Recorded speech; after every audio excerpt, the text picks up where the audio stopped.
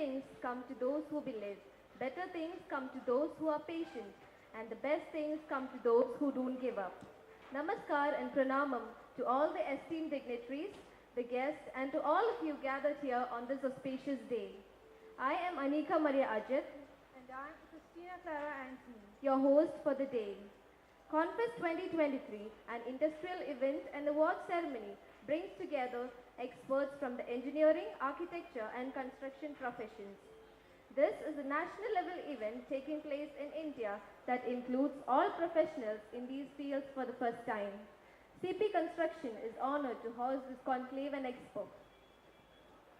Coming together is the beginning. Keeping together is progress, and working together is success. Now, I invite Mr. Gauri Dasan Nair, the editorial chief of Construction Philosophy magazine, for the welcome address.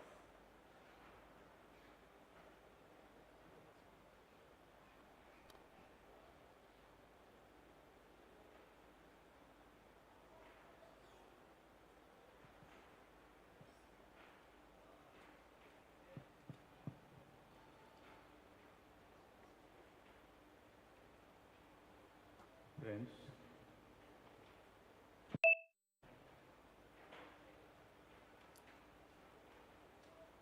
thank you very much for joining us on this day when we have tried to mount what we consider to be a rather ambitious initiative to bring together some of the finest minds on engineering to Kochi to interact with professionals, with students and aspiring engineers from different parts of Cochin and Kerala as part of this construction philosophy, construction conclave and expo. We are a 4-year-old organization and we have had a tough going, and that goes without saying because we have all had a tough going during the COVID times. But we have persisted. And we have tried to do many things, imagine new things, and we have tried to bring quality to the software of engineering per se. In the sense that we have been trying through our magazine to discuss issues connected with construction industry, and which in itself is not a monolith, which has different streams, different branches, different specializations, and also different value chains. So we've been trying to look at all that in a comprehensive manner through our magazine. And we are currently on a digital mode after the COVID setbacks, but we are bouncing back to a print mode once this program is over. But when we have been both on the digital and on the print, we have been trying to reach out to the really serious people among the engineering fraternity, and we are glad to say that we have been fortunate to interact with some of the best persons in the industry and people who have been very, very gracious to communicate with us and communicate with our readers through the columns of the magazine. So we have given a new twist to our name. We call it CP because it is easier for the younger generation to connect with us. But construction philosophy is the name to which we stick. You know, when I heard this name for the first time, I was a little amazed. I asked Nebu Abraham, the man behind this whole idea and this project, what do you mean? Is there a philosophy to construction? I don't see much philosophy in construction these days. But he said there has to be a philosophy. And when we interacted with our mentor, Dr. Ishidharan, he was very, very convinced that this is the best name for the magazine, where we need to bring together the entire idea of construction in its diverse forms with a kind of philosophical understanding about life, its sustenance, its sustainability, and its continuance in a changing world. So we have tried to stick to that idea. We have struggled to stick to that idea, but we are persistent and we wish to go ahead. And we are so grateful that, some of the finest exponents in different branches of engineering are here today to join us for the inauguration of this program. And I'm particularly grateful to the columnists, the writers, and the senior functionaries of major uh, industrial and construction engineering institutions and organizations in this country who have taken the time of their very busy schedule to be here with us in Kochi. And particularly so in the case of Sri Loknath Behra, an old friend, which I think our friendship started way back when he was the Commissioner of Police in Kochi in the early 1980s, and who rose to become the state police chief, and who actually, which is a very, very tough challenge, who left his post in a glorious manner to take up a new challenge, which is of closer to heart for the CP magazine. So I formally welcome Sri Loknath Behra to the midst of all this august audience to inaugurate this function. Thank you very much, sir. I must name a few. I may have to leave out a few people, but please bear with me. I have with me Sri A.N. Prakash, who has come all the way from Bangalore. I have Sri Ganesh Iyer, who has come from Bombay. I have Reddy Soman. I have Dr. Jimmy Thomas. I have Dr. Veerappan, then Dr. Verghese Johns, and Ankur Modi, and many others from many institutions joining us for this program. Pardon me if I have not listed all the names. We are grateful to the various organizations of various engineering organizations, Builders Association, and other organizations who have associated with us to make this program a reality. So may I now, with your permission, invite Sri Loknath Behra to formally inaugurate this conclave and expo. Please.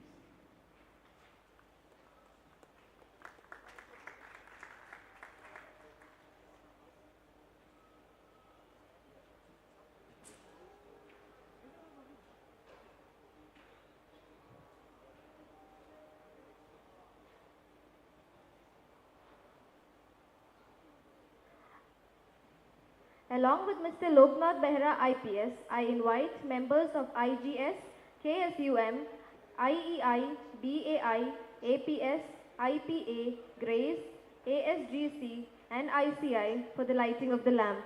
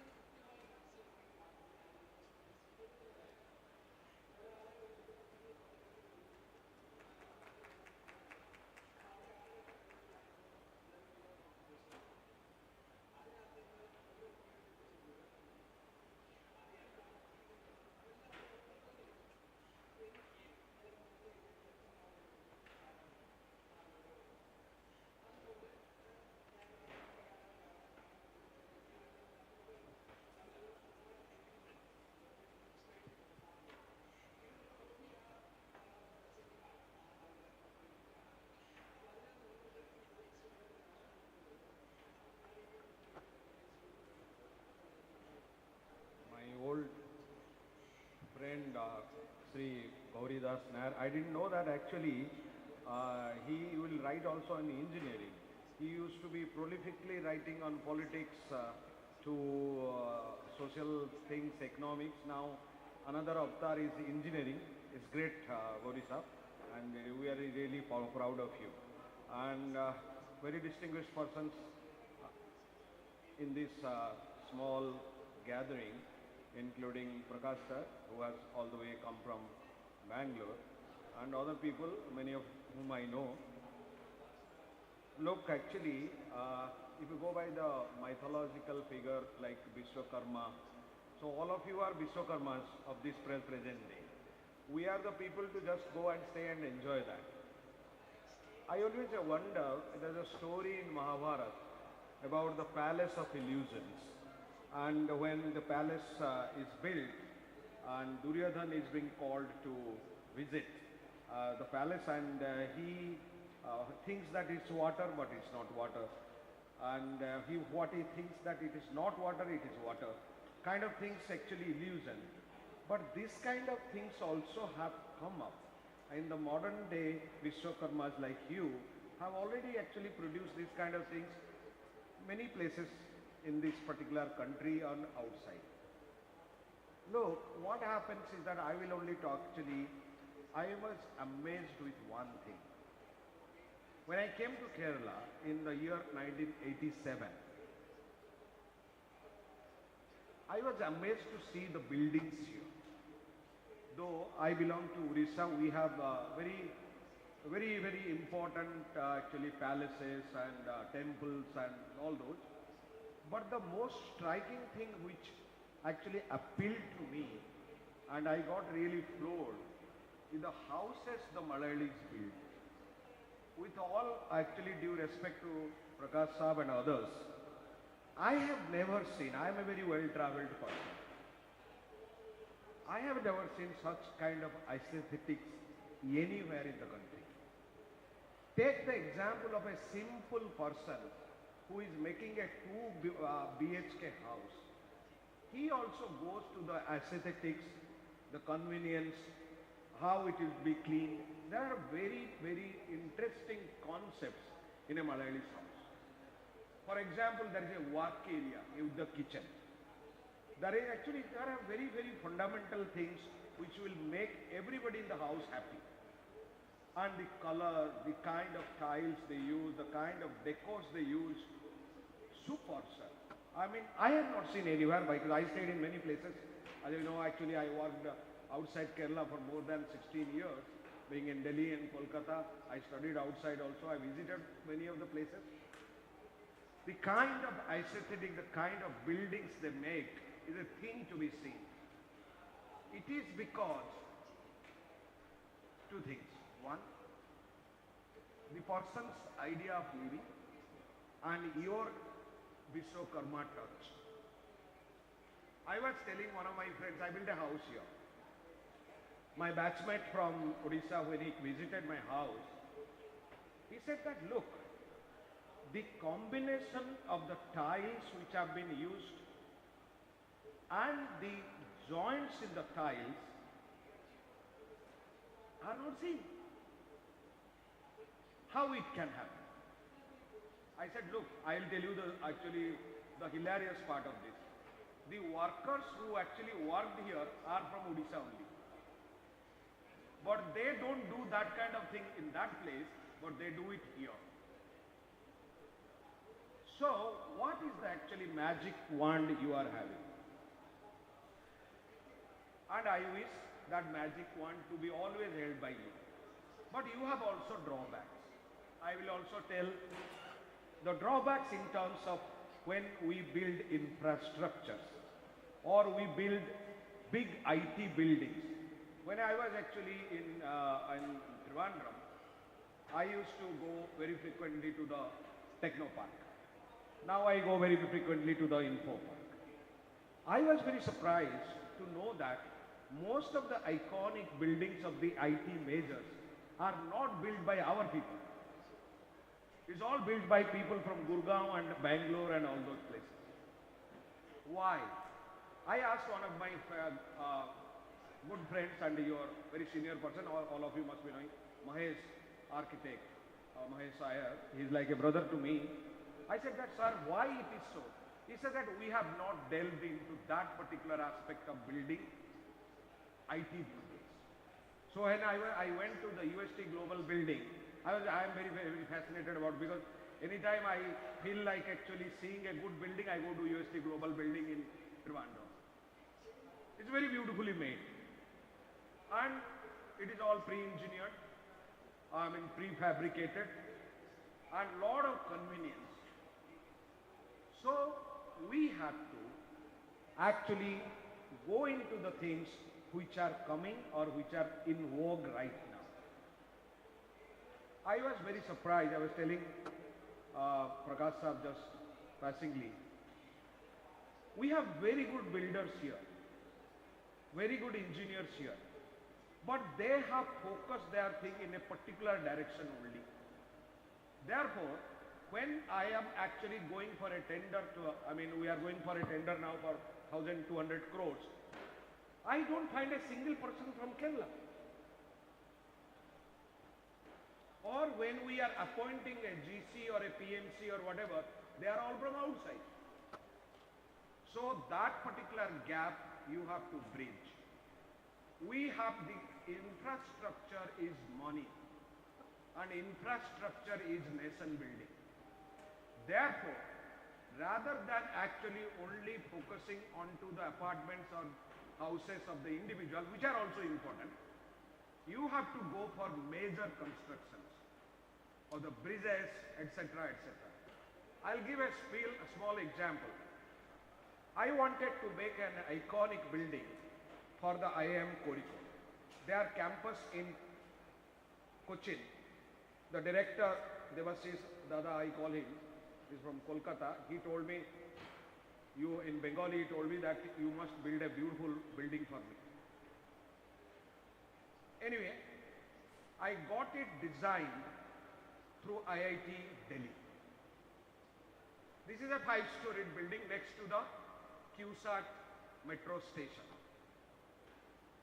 We had actually around 95 cents of land which has been given to build this. And that building, I wish I would have actually brought that particular engineering part to you. It is actually made 55,000 square feet only. 55,000 square feet to be constructed in 180 days. And that particular building, I assure you, it will be look-wise better than UST Global. It's a very unique kind of design done by some of the students and the teachers from IIT. But when I tendered, trust me, not a single person from Kerala was there. Now this has been taken by a person from Chennai.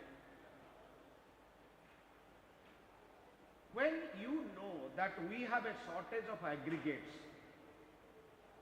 the boulders and other things, and you are increasingly becoming dependent on the pre-engineered and prefabricated structures,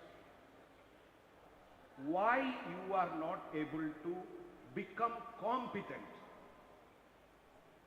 My 11 stations which I am going to make for the second phase are all pre-engineered.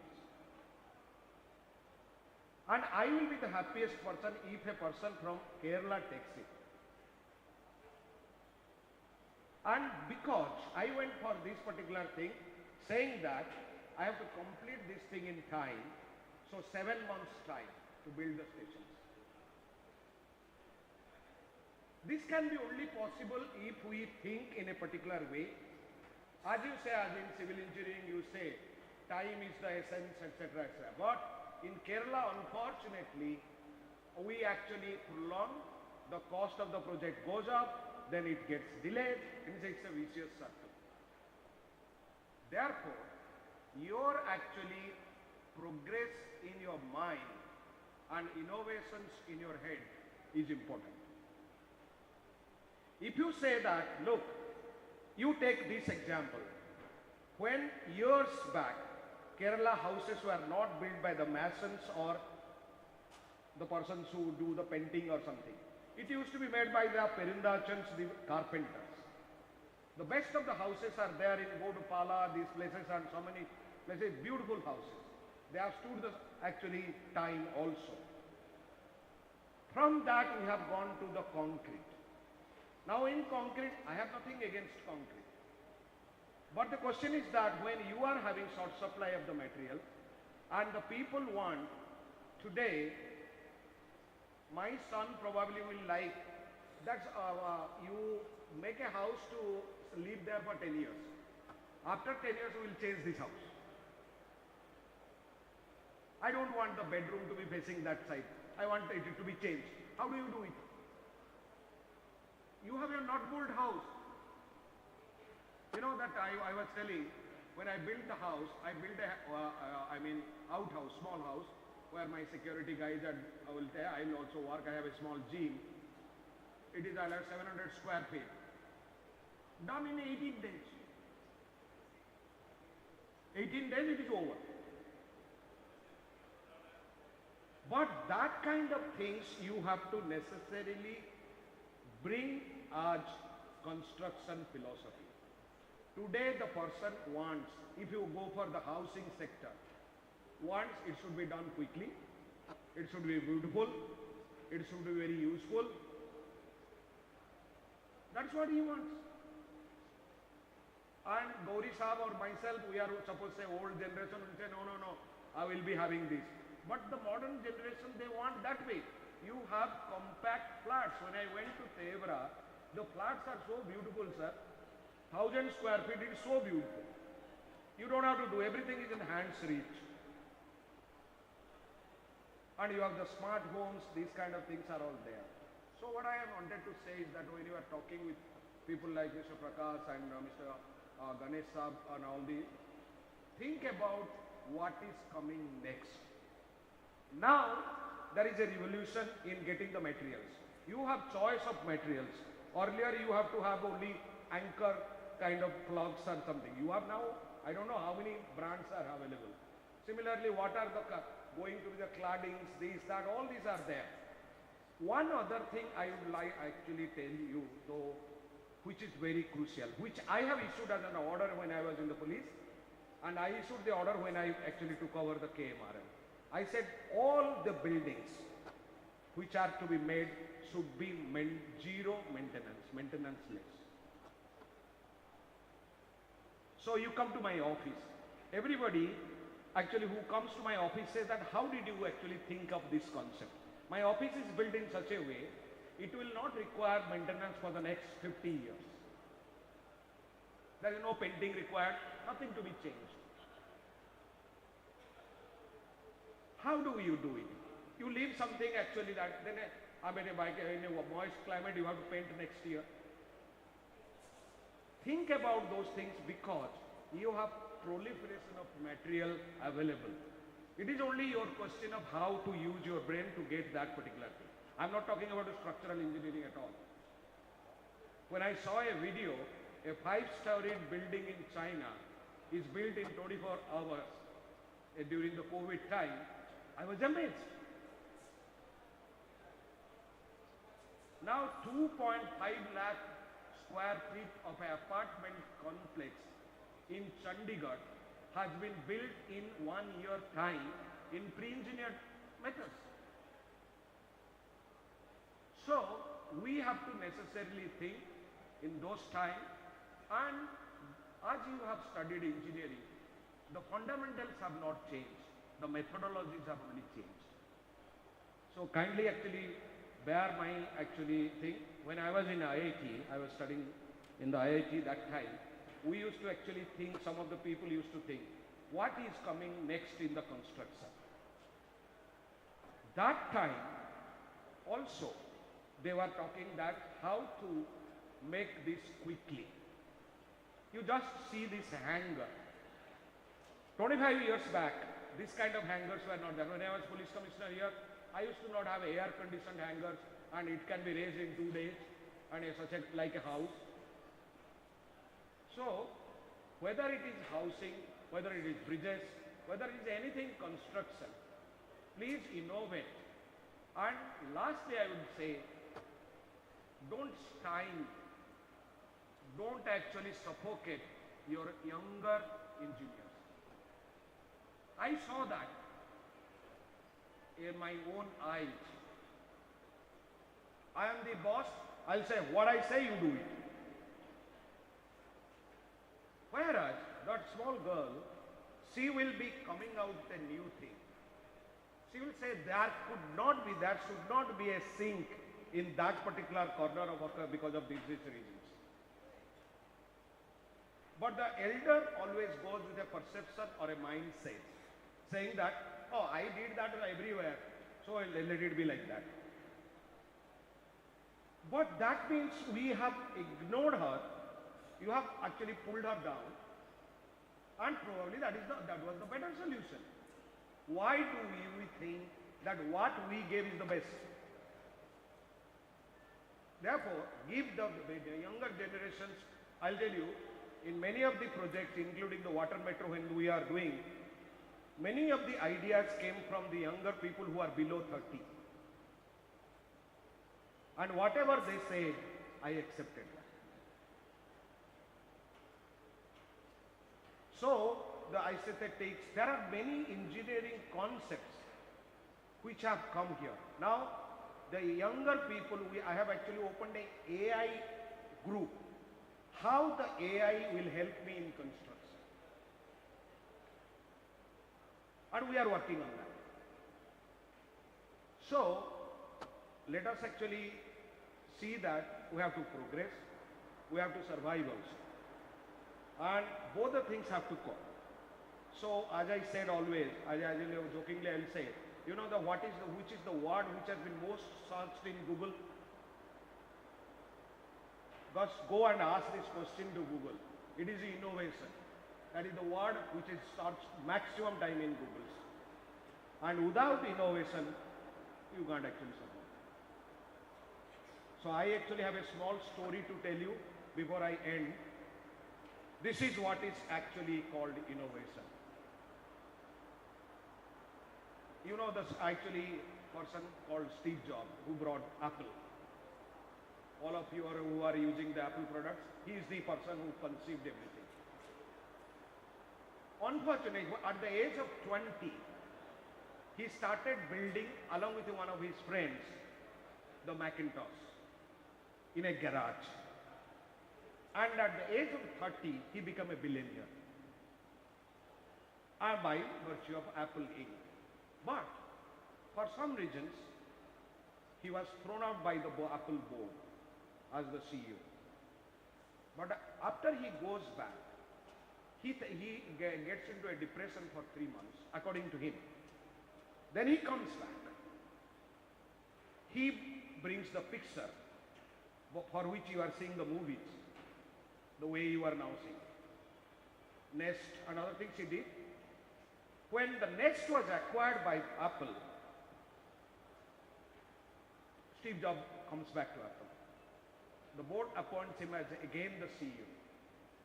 So as a nostalgic trip, he goes from one room to the other, seeing the headquarters which he built. When he goes to a room, then he finds a boy working on a table something. Then he goes, there's Steve Jobs, then they call, hi Steve, you are back. They don't call sir and other things, like us. He said, yes, I'm back. Then he asked, what are you doing? He said, I'm developing a music system. Ah, good, good. Then Steve goes towards the exit door. Then the boy asks, Steve, tell me where the speakers will be. Without a wink of eye, he says, keep it inside. And you got iPod. That is innovation. Thank you, gentlemen.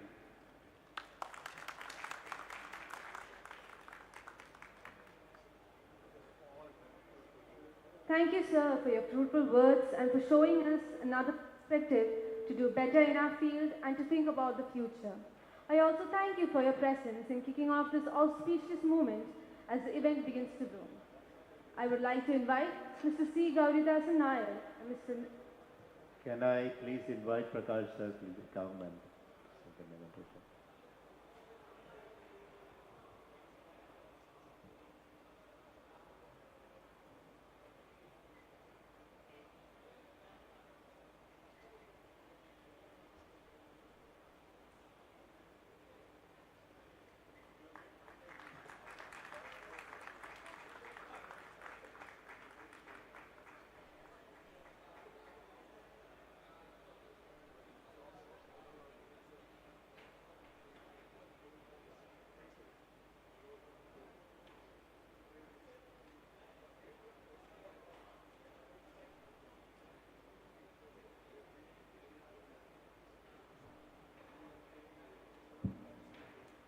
I now welcome Mr. Nebu Abraham for expressing his gratitude for Mr. Loknath Behra.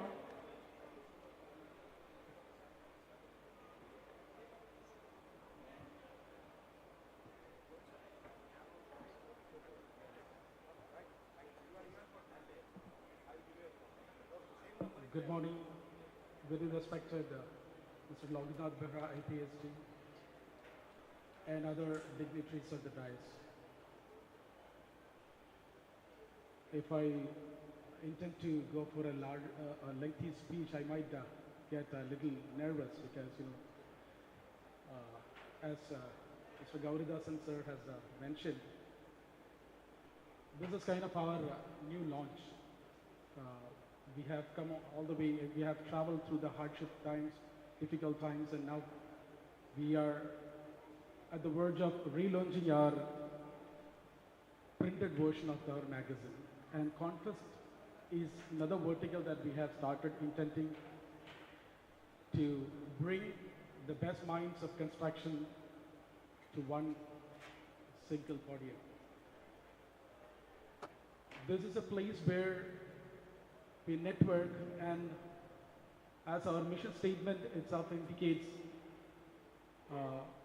we build communities to build our business. So we are trying our best to bring together communities, network, and gain some insights, and gain knowledge, and progress to a better future of construction. I would like to thank everyone who is here joining us for this auspicious day, especially the renowned speakers who have come all the way from different states, different cities to bless us with their presence. Thank you all, thank you one and all for joining us today. Thank you very much. Thank you, sir. I now welcome each and every one present here as we move on to the first talk session of Confest 2023. Mr. K. Ganesh Iyer manages the most complex engineering challenges in India today.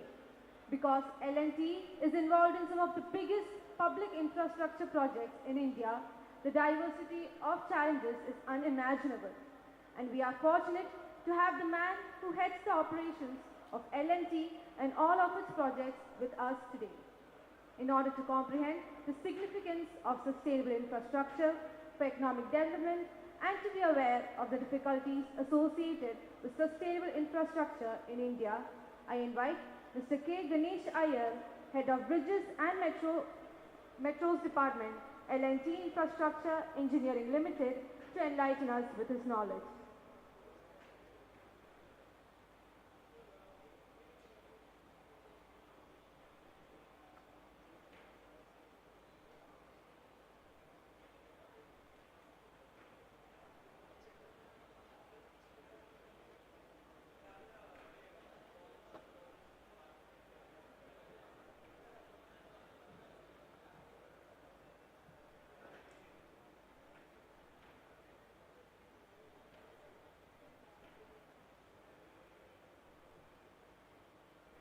Good morning, everybody. I am pleasantly delighted to be in front of you. Before I sincerely tell my thanks to the construction philosophy organizers and the organizers of Confest 2023, especially to Mr. Nebu Abraham, who had invited me to be in front of you and to share my thoughts about the sustainable infrastructure and its role in the economic development of India, particular to India. And as Nebu was telling, I had been here when the CP was launched at that time about 4-5 years back. Now again I am back and I am very much delighted to be part of that magazine. This sustainable infrastructure is a very wide and profound topic, as all of you know. There are various means to achieve this sustainability. In any of the projects which we see, the sustainability can be achieved in different means. Topic is very wide. But since my the relevance of that one is more towards the transportation infrastructure. I will confine myself within that area because it is close to me. And as Bhaira Sab was telling, this he was talking about, okay, in the general sense he was telling, he has set the context already for this sustainable infrastructure. He was talking about the availability of materials, different kind of materials, how it can be given back after 50 years of time. Everything comes under the large gamut of sustainability in whatever we are making. And see, across the globe, you see, across all the countries are very seriously looking forward and had implemented also. In a lot of places they have implemented sustainability in the infrastructure. And that the sustainability infrastructure also shows how responsible a country, because we are taking a lot of things from the nature, and how best we can give it back to the nature without altering its constituents. That is what it means. So I'll just go through a few slides which I thought that it is relevant to the topic. And since as I told you, the topic is very wide and profound, there can be a lot of other things, streams also will join in the course of the discussion. We will have a lot of things to join. So we'll just move forward. The agenda of this talk, I just wanted to take it like this, that first I will just introduce what is a infrastructure everybody knows, but what is a sustainable infrastructure, that we just consider what is sustainability in infrastructure, and what is the principle and elements of sustainability, mainly that we will see. Then what is the core elements, what it stands for, infrastructure, the sustainability, what it stands for we will just see. Then what is its relevance to the transportation infrastructure, how we can make it work, and what are all the pointers of economic development because of this. See, as all of you know, the infrastructure itself is a pointer to the economic development of the country. But what does it mean to have a sustainable infrastructure as a pointer to the economic development? That is what we will see.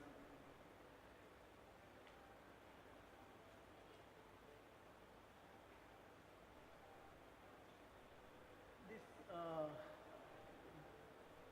UNEP, UN Environment Program, they have given a very apt and very concise definition for sustainable infrastructure. This is like this, it goes like this.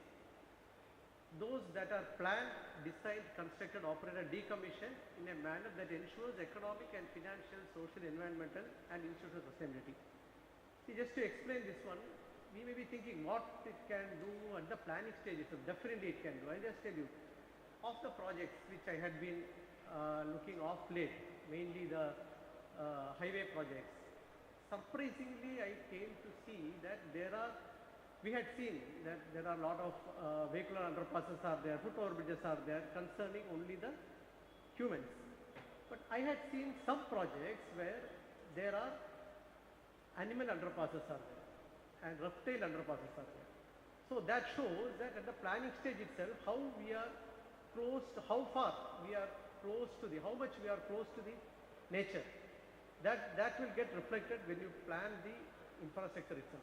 So that is one way of looking at things, that how sustainable that infrastructure is going to be. Design, then after the planning, the design stage comes. Design is mainly how well, like Bhaira Sab was telling, that how well it goes with the environment, how well it is absorbed in the environment itself. That is where the design comes into picture. And constructed, this is the place where we need to have some very rigorous trust is required at this construction aspect of infrastructure. Some 85% of the construction cost goes in the material itself. So how far we can optimize? One is the optimization of the material, that is commonly known to everybody, and how far we are taking those materials from the nature without disturbing the nature. That is what the construction materials is all about, and the methodology, how it is going to be constructed without affecting the normal life in a city. If it is a city, how it is being constructed without affecting the normal life in the city. That is the methodology of construction. So this construction encompasses the material as well as the methodology what is being adopted. Another very relevant point is how it is getting decommissioned. Once just assume that an infrastructure is built for 100 years and it is going to be lifeless, or it is going to finish its life after 100 years of service. How are we going to give back that one to the nature? Because we have taken a lot of things from nature. How best we are going to give back to the nature after the life of the structure without altering? We are taking like cement. If you see cement, we are taking a lot of materials, natural materials from the nature, and how best we can give back to the nature without altering the system. That is how it is a decommission is talked about. With all this facility of infrastructure which is built for the mankind, human mankind, how it is going to improve the economic and financial situation of one city where it is planned. That is very important. How it is going to give you a benefit, economic benefit, how it is going to give. The next one is that social, how it is going to impact the society as a whole. So that's why for there is a concept called a public hearing. As all of you know, before launching a big project, we will have a public hearing that you have to take along with the planners. We have to take the society as a whole. So how the facility, how far is the reach of this facility to the society is what the which makes it more sustainable. That is the thing. And environmental, as that is a thing which is now widely talked about, is about the environmental impact of whatever structure we are going to make. And all these things as a whole bundle is what UNEP is terming it as a sustainable. If you can follow all these things one by one in that order, then UNEP agrees that okay, that is a structure which is built as per the sustainable criteria.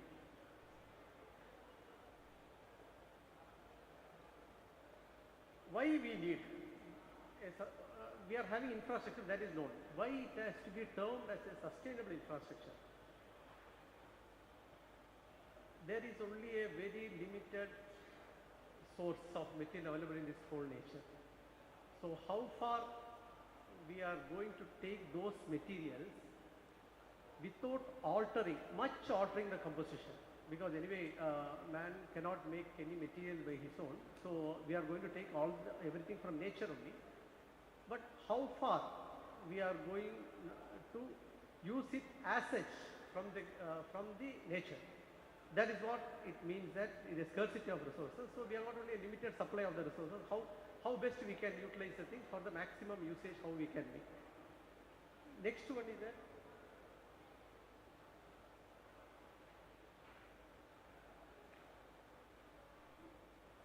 over-exploitation of nature. This indiscriminate usage of nature is what is all about regarding the sustainable infrastructure. We should be mindful of how we are going to use the nature as such. Are we over-exploiting? Are we going to indiscriminately use the environment? So that makes the sustainability very relevant for this present world. Finally, we have to see a balance between the nature and between what we are making. There should be some balance. We cannot over-exploit the nature. So that makes the sustainable infrastructure relevant. And then comes the climate change. The more you exploit, the nature will show its true color that we had seen in a lot of places, that how it is affecting even in the Himalayan ranges, where we see a lot of earthquakes and other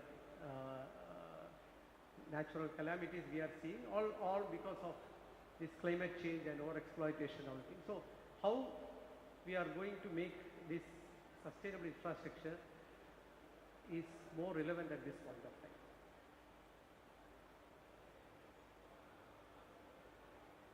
Finally, what are the benefits we will get from sustainable? There are 4-5 benefits which are as per the UNEP. There are so many benefits are there. I just These are all the 4 benefits which you will get from sustainable infrastructure. As I mentioned earlier, socio-economic benefits are there. In all these 4 benefits, what we are going to derive from sustainable infrastructure, few things which in fact the transportation infrastructure as a whole, fraternity of civil engineering as a whole, if you see economic benefits what we get, mainly this resource efficiency, energy efficiency, global energy issues, environmental protection, all these things comes under the umbrella of construction. And inclusive development of a society. The development of it should reach all the strata of the society. That's what it means, that inclusive development. And what is the financial benefits we are going to reap from this sustainable infrastructure? That also plays a major role. These are all the benefits we will get from the sustainable infrastructure, implementation of sustainable infrastructure development. Before implementing any infrastructure, sustainable infrastructure, there are few principles which all the countries are nowadays following. Mainly people, for all our infrastructure is aimed at people and of course the nature as a whole. So how people are going to get the benefited, how planet as a whole is going to get benefited, and what is the profit and what is the value it is going to create, that structure, what is the value it is going to create in this system. That is, these 3 encompasses the principle of sustainability.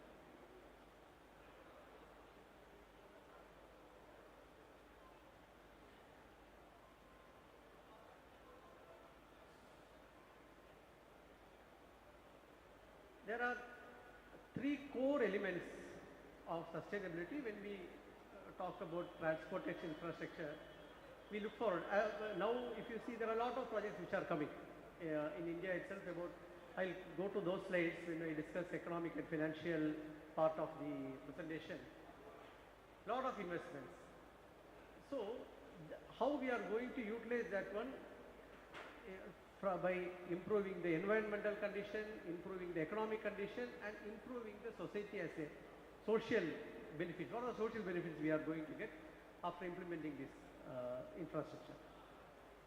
So, all these things, if we ensure that these elements are met, then we can tell that, okay, this is now going towards the sustainable infrastructure condition.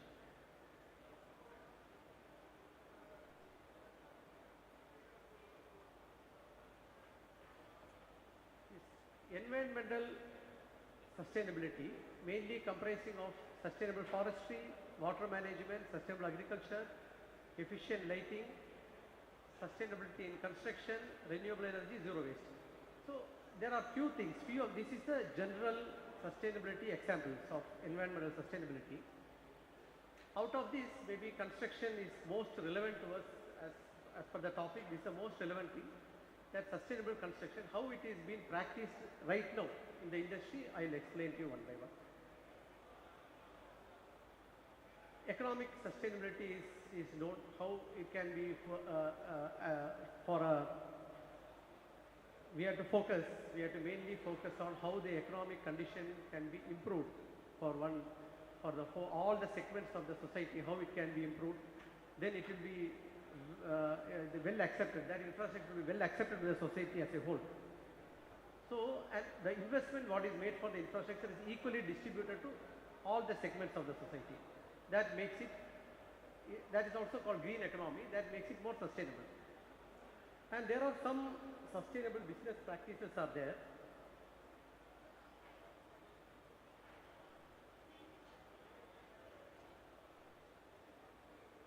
Each of these things, when it is practiced, this is given by UNEP, actually United Nations have given all these sustainable practices. If each one of these are practiced within our business, we can ensure that sustainability is achieved. Out of this, if you see transportation is energy use, greenhouse emission, waste reduction, and how the product is designed for life cycle, how it can be recycled, how it can be reused, whatever, and how to maximize the life cycle of a project for a bridge. For me, I'll tell us a bridge or whatever structure we are making, how to maximize the life cycle of it. All these things comprising of the sustainable practices in business.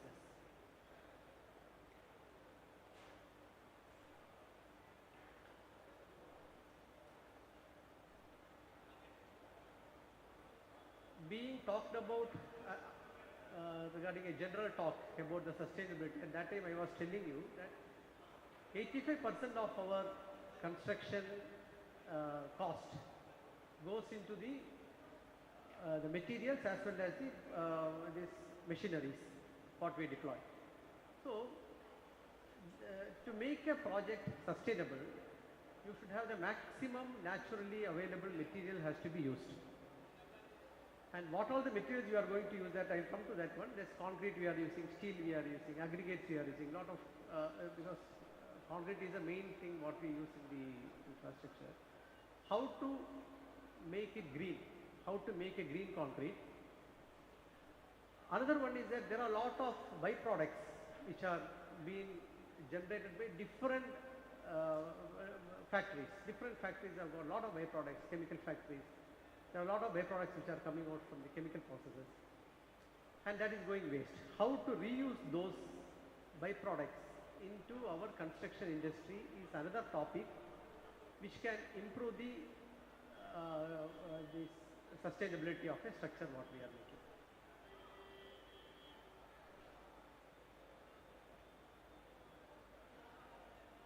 As I told you, the one biggest material what we use in the construction industry is concrete. If we can attend to the how to make that one green, then most of our problem is solved regarding the sustainability. And for the concrete, as you know, the cement is the main content, and 10% of, you will be surprised to know that 10% of the carbon dioxide emission is coming from the cement production itself, because of the burning of fossil fuel and thermal decomposition of the calcium carbonate. So this is the main this carbon dioxide emission for the concrete material, and that is a single one item. If you take it as cement production, that is ranking in the third for carbon dioxide emission. So once we start cutting down this carbon dioxide emission, then that makes it more sustainable. So how to make the concrete green?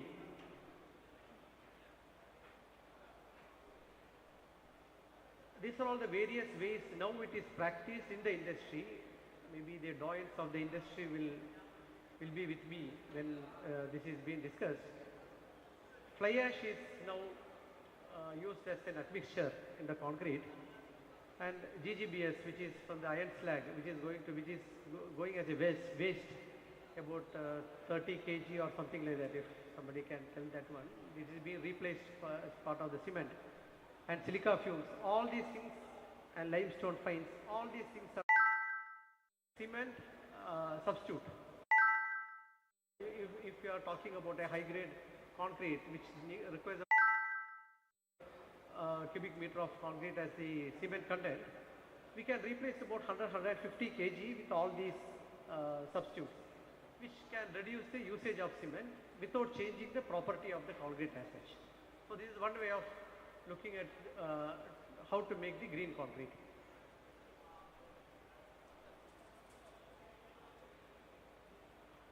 Next, natural resource what we are over exploiting, to say like that, is the aggregate.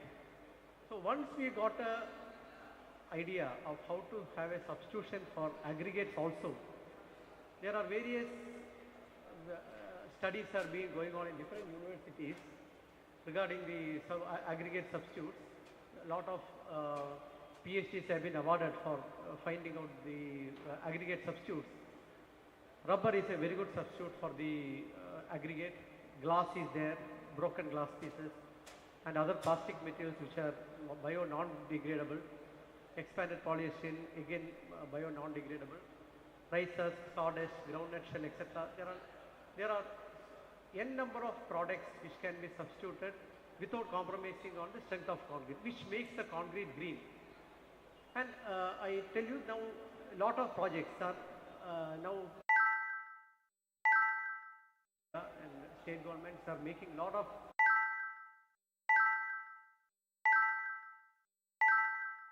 things are facilitated. All these.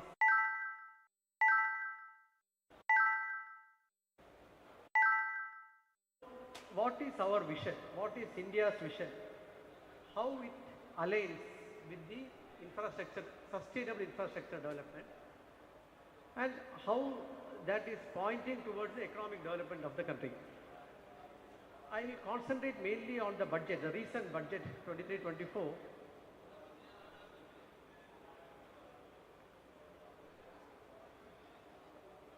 Very ambitious vision. India government has got a very ambitious vision of making a sustainable development. Mainly it is into four, it's a general vision statement only. It is governance and healthcare, education, built environment and resources, and transportation. See, if in that vision, if transportation is there in their vision, India government's vision, that you know that how much concentration, how much importance they are going to give for the transportation development. It is at par with the healthcare. So you can just assume that what is the development they are going to make in transport infrastructure. Mainly tier 2 and tier 3 cities, development is going to come. Everywhere the metros are coming up. So I'll just go one by one to see what is the development in transport infrastructure which is going to come. And once there is a development, then there we should look for how to make it more sustainable, more green, how to make it more adaptable. All these things are where we planners have to look into. With that vision statement, government has come out with the outcome, the benefits what we are going to get is that many cities will see improved quality of life. And delivery of integrated infrastructure, that I think you will appreciate the last mile connectivity. Now we have got lot of projects which are coming up, like bullet train which I am associated with right now, and there are a lot of metro works which are coming out. When the last mile connectivity is absent, then you will not get acceptability in the community. So the last mile connectivity is what they are talking about, integrated infrastructure development. Along with that, different modes, how to integrate different modes of transport. All these things are covered in the integrated structure. And for the smart cities, now that is the main impetus what government is having in front of them, that 16,000 crores of allocation for the new initiatives for sustainable cities for tomorrow. So that is all that smart city development what they are telling, self-sustained cities, which is self-sustained, that they are developing. And tier 2 and tier 3 cities are where the new development which can happen. So there are a lot of scope for making an environment friendly structure. And as I earlier I had mentioned, when the society at a large will get benefited, what I meant is of two things. One is the facility what is being given will be used to be all the stratum of the society. That is one thing. Second thing is that locally available products and the resources will be used to the maximum, so that the local people and the local community will get an employment. There is a way of employment generation, which is also termed as a sustainable development. Acceptability of the infrastructure will be there. So that is the Make in India program that government is now seriously pursuing that one.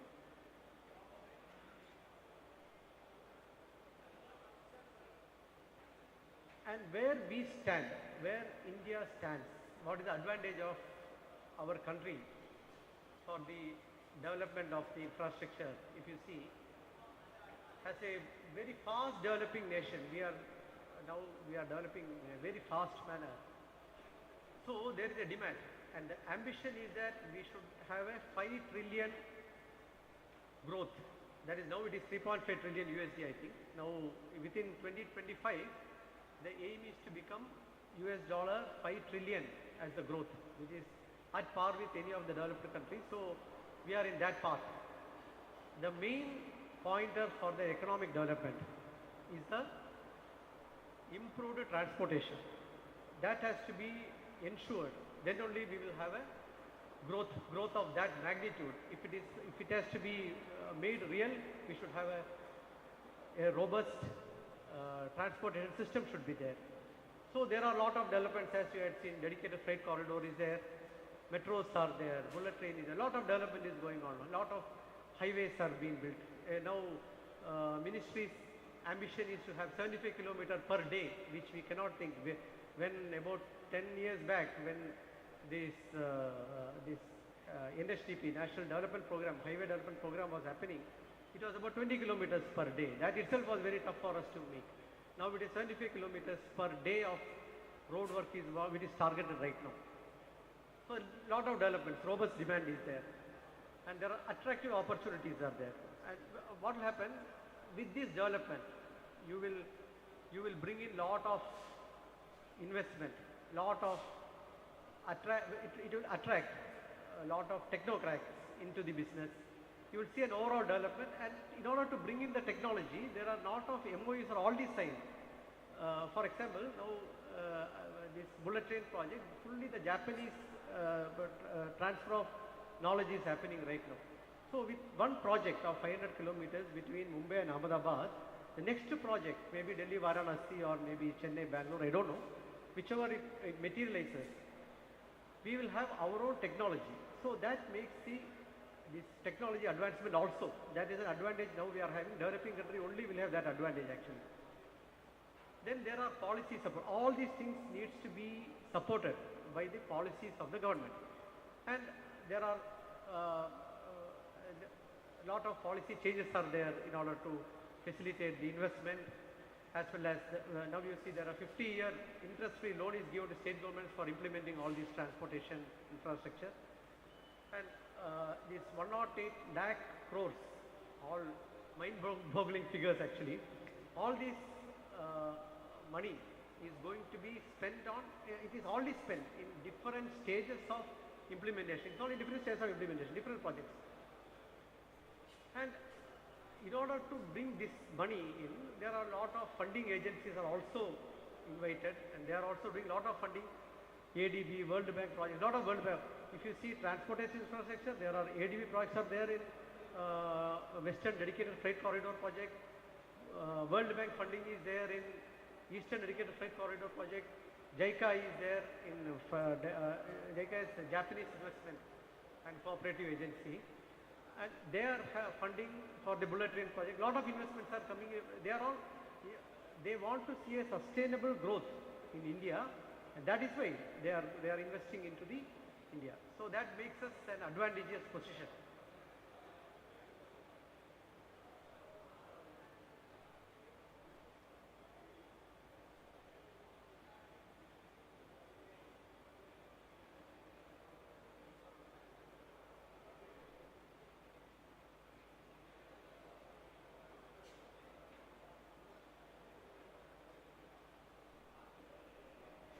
For the sustainable development of the infrastructure, there are budget allocation in this budget, the current budget. I just referring to this current budget only, just to, you may be knowing that I just brought it in front of you so it is concise and you can appreciate that one.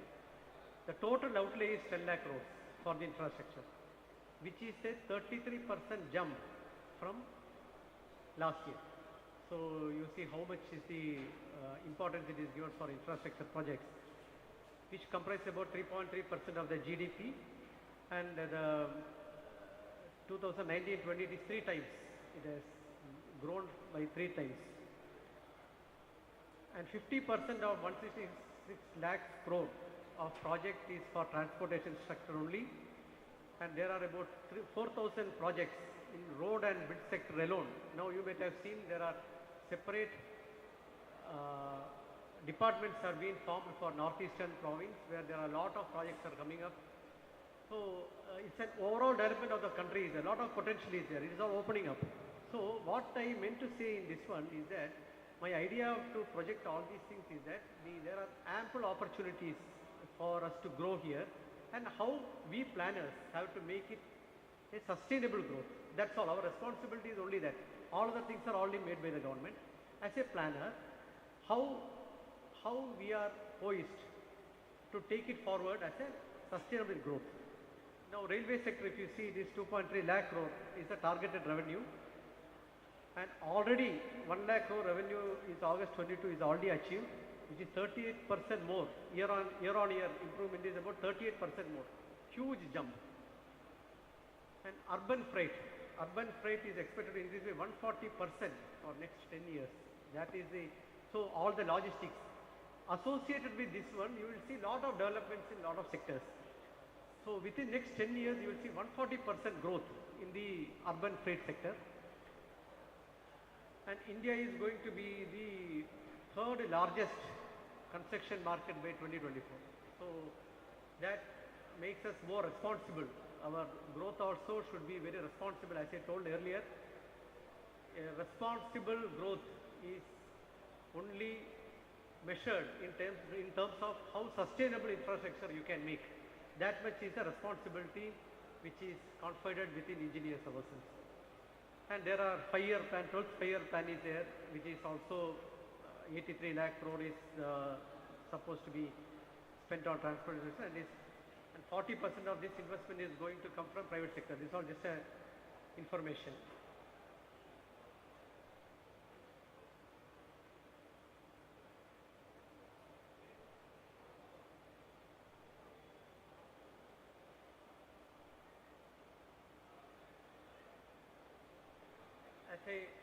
As I was mentioning, just for your appreciation, government is very committed to the investment in infrastructure. They are going to invest lot of money on the infrastructure.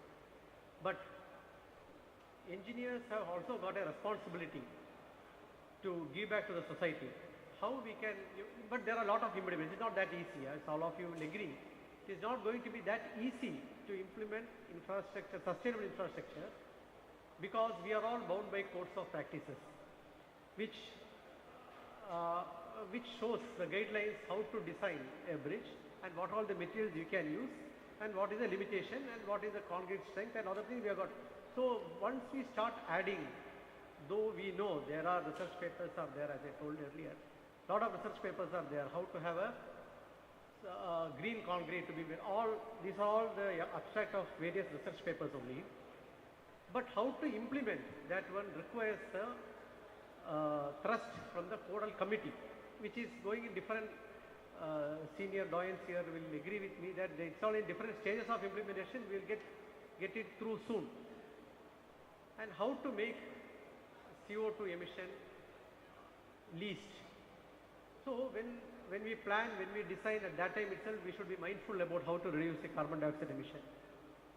And the infrastructure what is being developed, it should not be confined to a specific group of people, or it should not be confined to a particular stratum of society. It should be more uniform, equitable, what we call as equitable distribution of the asset and acceptability by the people.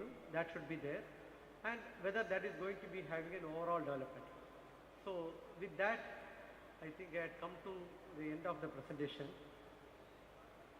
And thank you very much for listening to me, and I tried to cover up most of my thoughts into that, and you will have more inputs which I think we will be sharing it in the coming talks.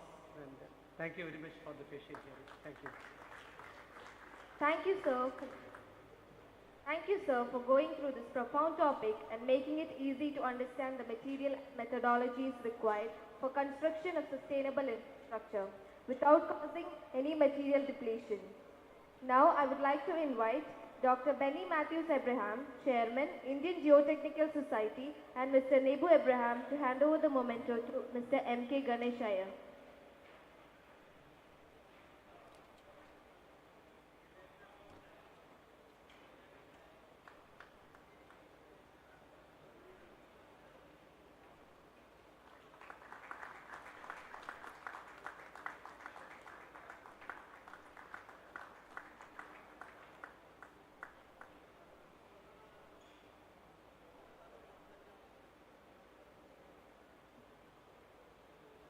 Thank you, sir.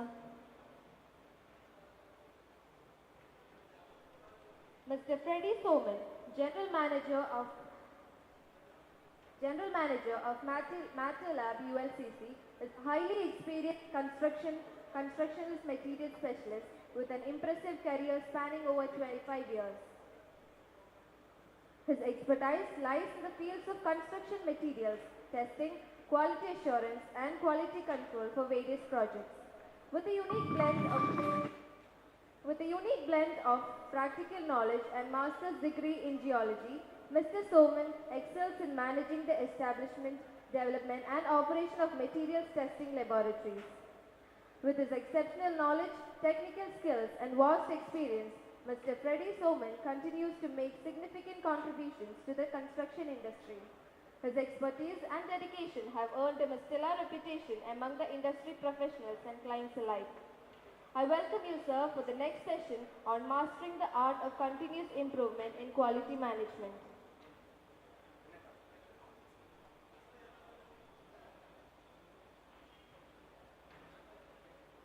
Good morning. Good morning.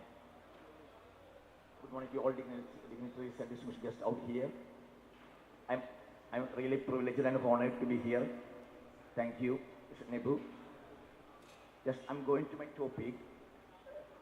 Actually, as previous Ganesh sir also mentioned, it's a vast topic actually. Trimming down to 30 minutes is a very difficult task, but I want to justifiable with the time, as I think it's going behind the schedule. I think I will try to trim short into 30 minutes.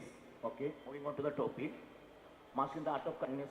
Actually, I'm coming to the importance of quality management system in the project, in the construction projects and everything. We'll go through the continuous improvement, that side and everything. When we come to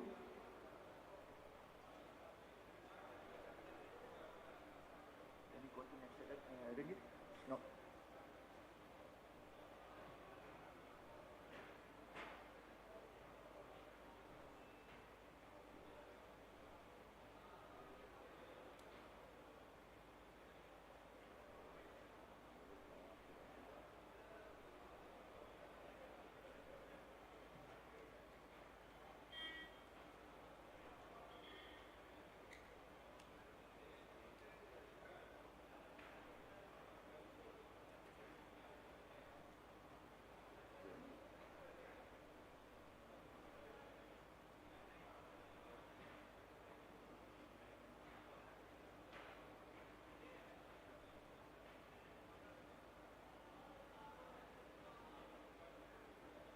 Some issues there with the pointer, sorry.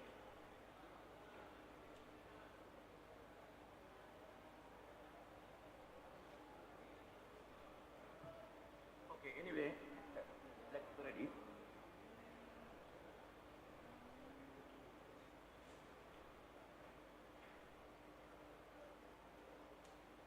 Okay. Whatever may be the type of organization, all organization in the construction sector should have a management system that can be based on, that can be any of these three, no, three or more, or it can be a combination of two or three. That's the first one, quality management system, then environmental management system, health and safety management system. And when a organization have a management system which is either based on two or more than three, it is normally termed as integrated management system. And even the organizations have the leverage to go for more than three management systems as well. Nowadays, sometimes some companies in Europe and everything, they are going for logistics management system, and that is that's a choice of the discretion of the organizations. I will go a little bit fast actually. If anybody wants to stop, you can. Then ISO. Then we come to first one, ISO 9001:2015. It is focusing on customer satisfaction by meeting their requirement. That is the main objective of ISO 9001:2015. When we come to ISO 14001:2015, that is focusing on minimizing the impacts to the environment due to our actions. Whatever may be the construction projects and everything, whatever activities we are doing, there would be some impacts to the environment, but our aim is to, that standard's aim is to minimize the impacts to the environment. Similarly, when we move on to ISO 45001:2018, it is providing safe working environment to the employees by minimizing occupational related injuries, and also making the project, making the public also risk free for that project actually, the access and everything, the people surrounding the project and people coming to the project and everything, making public also risk free. These are the three general standards being used for construction projects. But there can be other standards also, can be other management systems also could be used. Then we go to the quality management principles. There are normally 7 principles. The main, this thing is main of ISO 9001-2015 are based on these 5 principles mainly. That is, first is customer focus, second is leadership, third engagement of people, process approach, improvement, evidence-based decision making, and relationship management. I'm not going in detail in all these points, but some points are very important, like process approach, because when we talk about improvement, process approach is also very important. That's why I'm just sticking on to that one. What are the processes? As you all know, every system, there are some interrelated and interacting activities which converts, which transforms input to output with the use of support of resources and controls. That is called as processes. Many such processes together constitute a system. Whatever it may be, maybe a purchase management, purchase system, whatever it may be, many processes. There are several processes in a construction organization, like purchase process is there, like bidding processes are there, HR processes are there, then plant and transport processes are there. There are a lot of processes would be there, and each what a process is actually set of interacting and interrelated activities that transforms an input to output with the support of control and resources. Then whatever activity we are doing, that can be, there are 2 measures are there. It can be either effective, it should be effective and efficient. There are slight differences there between effectiveness and efficiency. Effectiveness is the extent to which our planned activities, whatever activities we plan, up to the extent to which the planned activities are realized and the planned results are achieved. That is the effectiveness. Whereas efficiency is the relationship between the result attained to the resources used. Maybe it is difficult to understand maybe, but if I tell an example, for example, we said we actually allocated, assigned 2 teams, actually team A and team B, to cast a culvert. And team A casted it very well in 20 days with some resources and everything. Team B also did the same job, but they used maybe more the resources, more than what actually required. Then it is not efficient, but the effectiveness is fine, because both the team complete the job in quality, on time, without any issues. Then effectiveness is perfect, but efficiency is under danger, because team B used more resources than required. That's why whatever activities, whatever processes we do, that's effectiveness and efficiency should be taken care of. Then we can see that processes. A good organization, normally how it happens actually, they have to understand, they have to determine what are the first, if I'm going to develop a management system, whatever it may be, first we want to understand what are the processes involved in the management system in an organization, then determining, understanding and managing the interacting and interrelated processes as a system contribute to that organization's effectiveness and efficiency. Otherwise, the efficiency and effectiveness cannot be attained. That's what actually, that's why process is very important for an organization. Effective management of the process. Understanding and managing. How that is the strength of an organization. That's why it is very important. That's why you can see here in that sketch, process A, B, C, D, there are a lot of interacting interrelated processes. Sometimes the output of process A could be the input of process B. And this way several processes, every organization would be having a lot of processes.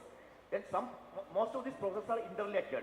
Sometimes HR process, without the HR process, sometimes the execution team cannot work. Similarly, bidding. When they go for bidding, sometimes the information they put it in may be tangible, may be intangible. That's why the processes, we should understand what are the all processes and manage it well. Then we move on to the continual improvement. Actually, the successful organization all should have a very good focus. Whichever organization is successful, they all should have a very good focus on ongoing that improvement should happen automatically. Ongoing and continuous improvement should be there. And in this session, we will discuss about various tools, how it can be, the methodology. Normally used methodology for continuous improvement is PDCA cycle. Every process, every activities, whatever we plan, this all should go through PDCA, plan, do, check, act. This PDCA cycle.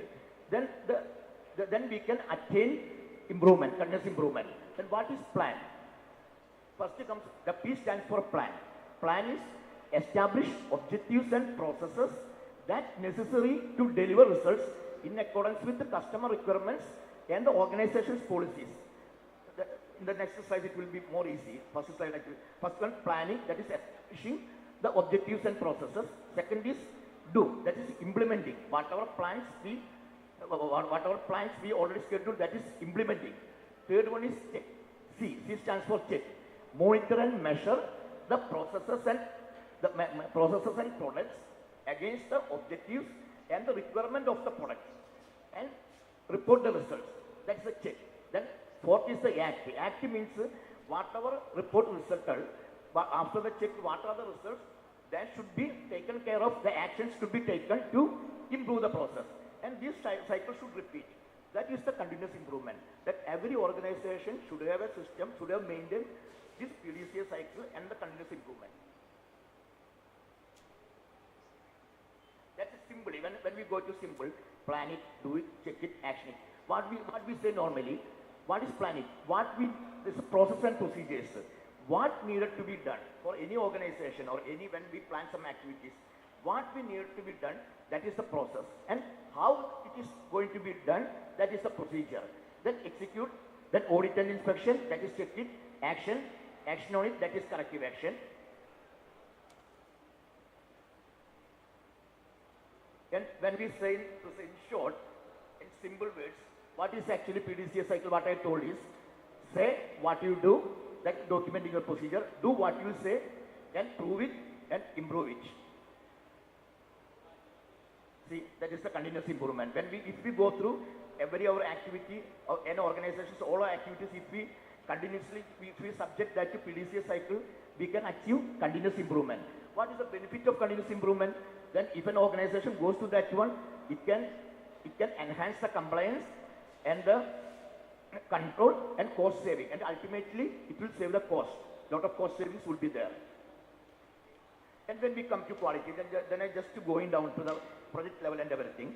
Now, when we come to the project level and everything, quality, when we speak about quality, the quality should come at the early stage itself.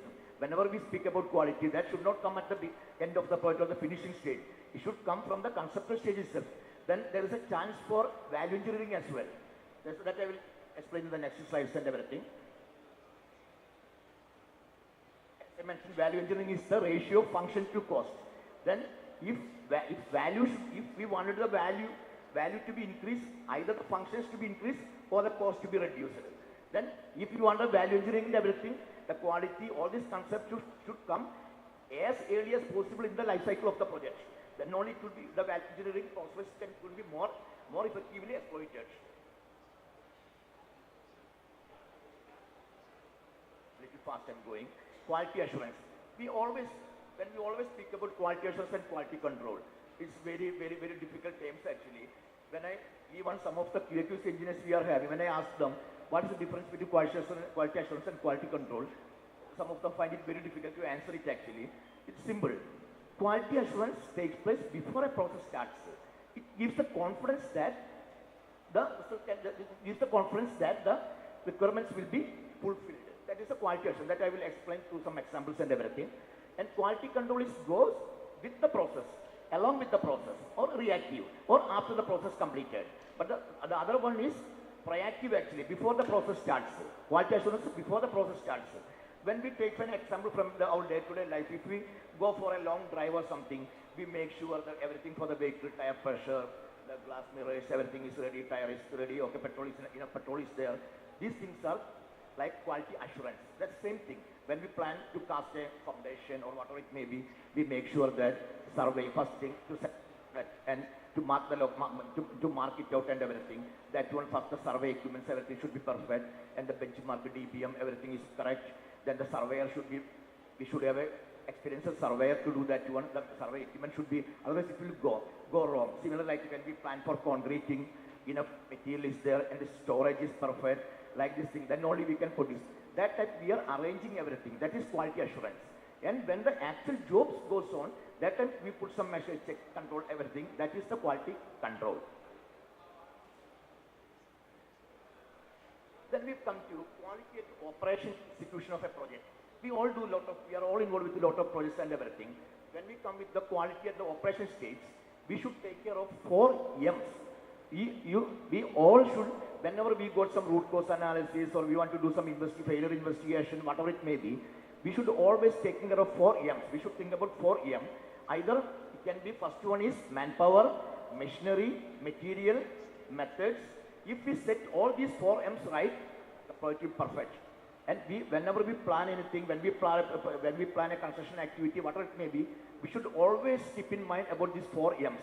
If we make sure these 4 M's are perfect, our project activity, everything will be perfect.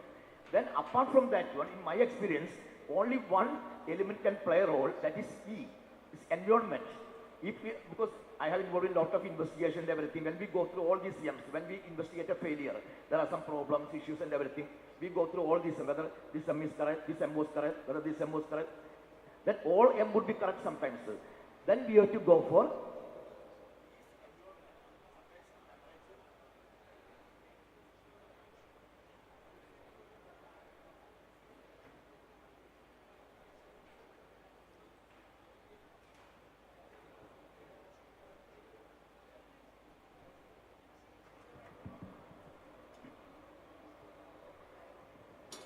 hello, or if all this M is perfect, then there would be chance that the E played a role.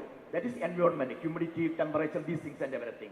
Because I had some example also in the past actually. Sometimes what happened actually, in one project actually, they put swimming pool tiles and everything. At end of the day, when they filled the water, all these tiles got lifted off. Then we checked everything, manpower. They used the right manpower, right people, trained tile fixers and everything, and they used the material was perfect. But finally, the problem was the temperature issue. That material was not compatible for that particular environment because there in Middle East it was actually, that temperature was, normal temperature was even 49 more than 50. But the product will not work for temperature more than, because we did a lot of pull-off test and everything. Then we proved that actually the material was very good, but it does not work if the temperature is more than 45 degrees. Similarly, if all the 4 M's are okay, there is a chance that only environment. When we come to the manpower, that means every project, every work, whatever work you involve, you want to set all these M right. Then I am just giving you some tools on how we can make all these M's are correct for your projects and everything. First we come to the manpower. First we have to identify the right competency for the manpower, for the people, for the work case and everything. What is the competency required?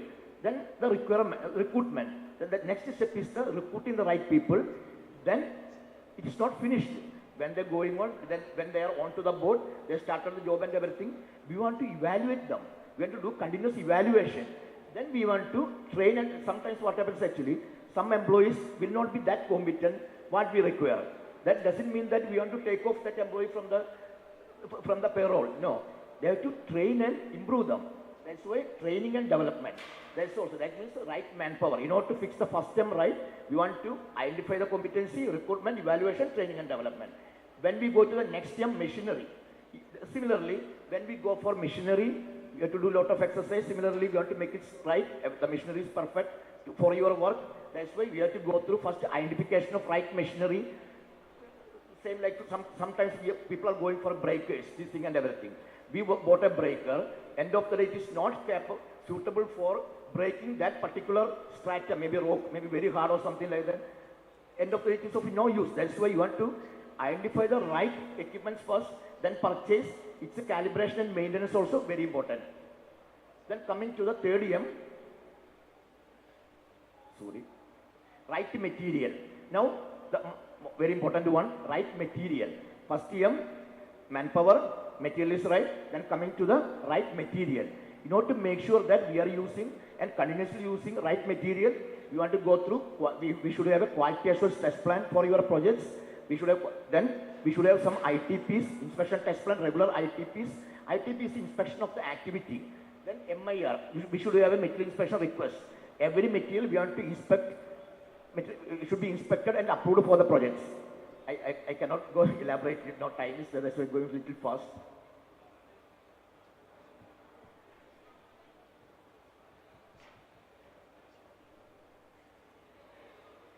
Okay. Now, right methods. Last EM is right methods. In order to make sure that is the last EM. If you set all these EM, the project will be perfect. The last EM is the methods. We want to make sure you are using right methods. That one, we are using some tools for our projects. One is project quality plan, then method statements, formats, checklists. These are the tools we are using to make sure that we are using not for one time. That is what actually continuous improvement. If we do something right, that doesn't mean that for that project. That means our across the board, our all activities, our future activities, everything should go in quality. Then we should have to make sure we have to go through all these procedures, process and everything.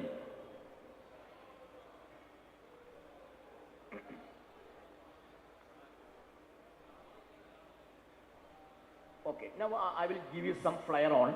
We will have a brainstorming on what is non-conflict. It's very important for every project. If a project is successful or a project is going very healthy, we can say how the project manages non-conformance well. Depends on that one. It's a successful project. We can say a project is successful or a project can be successful. Lot of learnings we could get from that if we are able to manage the non-conformities. That's why every company, if you are anybody in the construction, if you are all working maybe in the construction industries, we should be able to manage the non-conformance well. That's why when we come to the non-conformance, what is non-conformity? That is actually failure to meet the specified requirements or deviation from the requirements or the quality or the compliance. That is called as non-conformity. Then what is important is how there could be failures, there could be problems daily, maybe sometimes the paint failure, sometimes concrete cracks, sometimes concrete segregation, whatever, honeycombing, whatever it may be. There could be problems in the projects. But how a project is healthy, we should have to able to manage these failures. That means we have to manage this non-conformity well, then the project would be very successful. That's why you should be able to do this failure analysis. And that's first what you want to do. If there is a problem, one example I will tell you, there's a paint failure. When we apply a paint, that paint is peeling off firstly. Then first what we will do, we will repaint it. That is a correction only. It will not be permanent remedy. If it should be a permanent sustainable remedy, we wanted to find out what the root cause of it, and that root cause should be eliminated. Then only it can be there will be a permanent solution for that issue, for that failure. That means you should all have to learn how to find out a root cause analysis, and that root cause should be eliminated from that one. Then only the issue is completely sorted. Okay. And that is called corrective action. Correction and corrective action. There's a difference between that one. Correction is the immediate action taken to address the problem, address the issue. Corrective action is the root cause, eliminating the root cause, that is corrective action. In that paint case, one example I will tell you, then it will be more clear to you. There's a paint failure.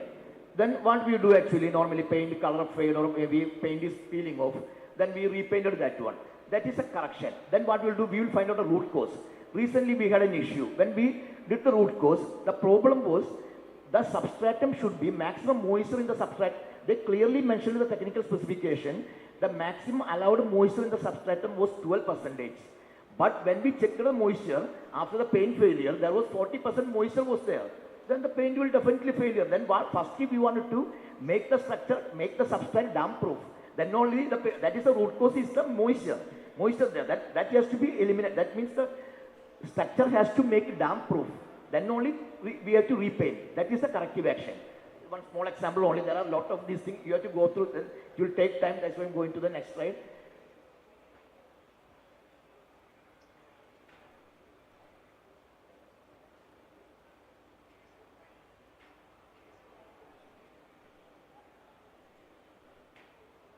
Okay, that's what actually, if we, without understanding the root causes, if we do something, that will be a superficial treatment of the problem only. That means, if you want to go down, drill down to deep, and take the eliminate this. That is the root cause analysis. That's why whenever there is a non-conformity, there is an issue, you want to drill it down, you have to go down, find out the root cause, then it has to be eliminated. Not the surface treatment. Surface treatment will not work. This is a bond diagram. Japan is mostly used for a Berger issue, similar thing. You can see that whenever there is an issue, you find out a root cause analysis.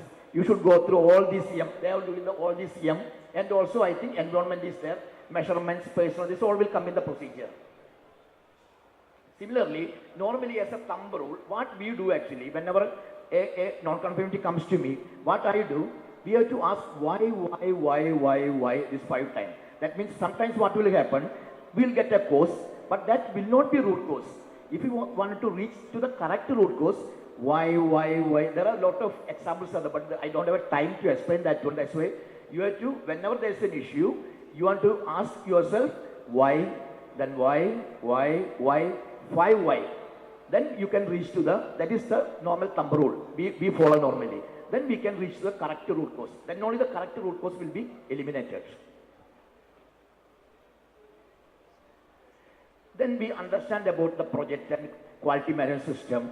Some important points are identifying the risks and opportunities. This is not a safety related risk and everything, quality related risk and opportunities. ISO 9000 standard is also specifying to identify some risks and opportunities. What is a risk? Just you want to understand. Risk is the effect of uncertainty. It's simple. If anything which is uncertain, we are not very clear about. That lot of things would be there, a lot of attributions, assumptions would be there in a project we are applying. From the building time to the handing over time, lot of assumptions, lot of uncertainties we are applying in the project. These type uncertainties are called as risk. Then identifying the risk and mitigating it is the professional way to manage the projects. That's why it's very important to identify the uncertainties. Then effect of uncertainty. One example if I tell you, the material shortage. I'm telling about that. Material shortage is an uncertainty. When the life of a project, when the life is going on, the project is going on, there are some chances that sometimes lorry strike, sometimes a trade union strike or whatever it may be. There may be chances that some strikes may occur, some strikes can occur. But that's not sure for that life of that particular project. But that is a uncertainty. Then the result of uncertainty, that is a risk. What is the risk in that one? The project time delay. If we don't get the material, one way the cost will increase, that's a risk. Second one is the project will be delayed. But that is a risk. That is the effect of uncertainty is called as risk. That's why if you are a good team member of a company or a good team member of a project, you should have to identify what are the risks associated with your project first. Then you should have a mitigation plan. How to eliminate, how to reduce the impacts of that risk. That's the mitigation. You should have a mitigation plan in place. Okay? Similarly, opportunity also there. That is not that I don't have time to explain much on that one. There's a positive thing to the other way. Some risk can be opportunities as well. Then the quality objectives. Every quality management system should have some quality objectives. The quality objective should be, we call it as SMART. It should be specific. S stands for, it should be specific, measurable, attainable, realistic, and time bound. That is SMART. Whichever objectives we should, we can also call it as KPIs, key performance indicators or objectives. We put it in, that should be measurable.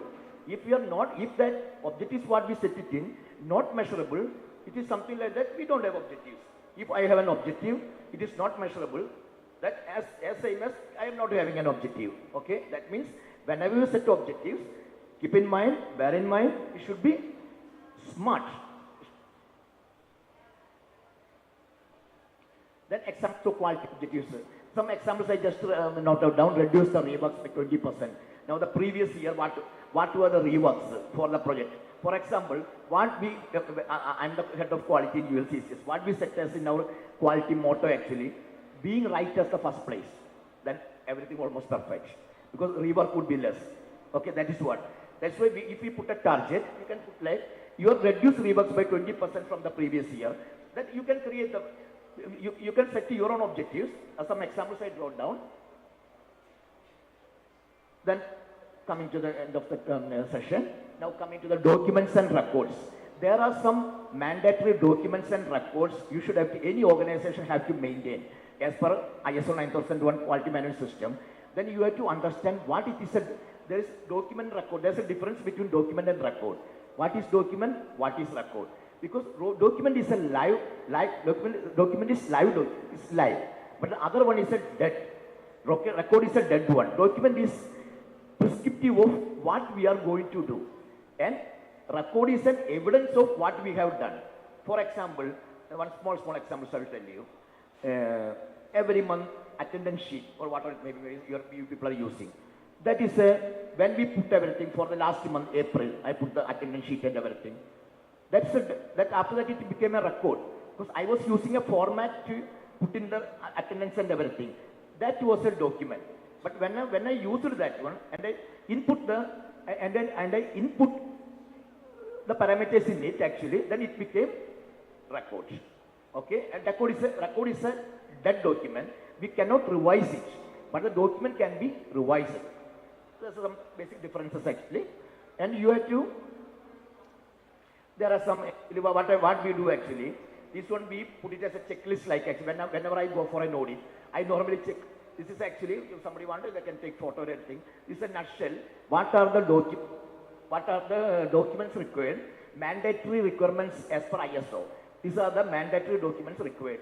I don't have time to explain each one by one.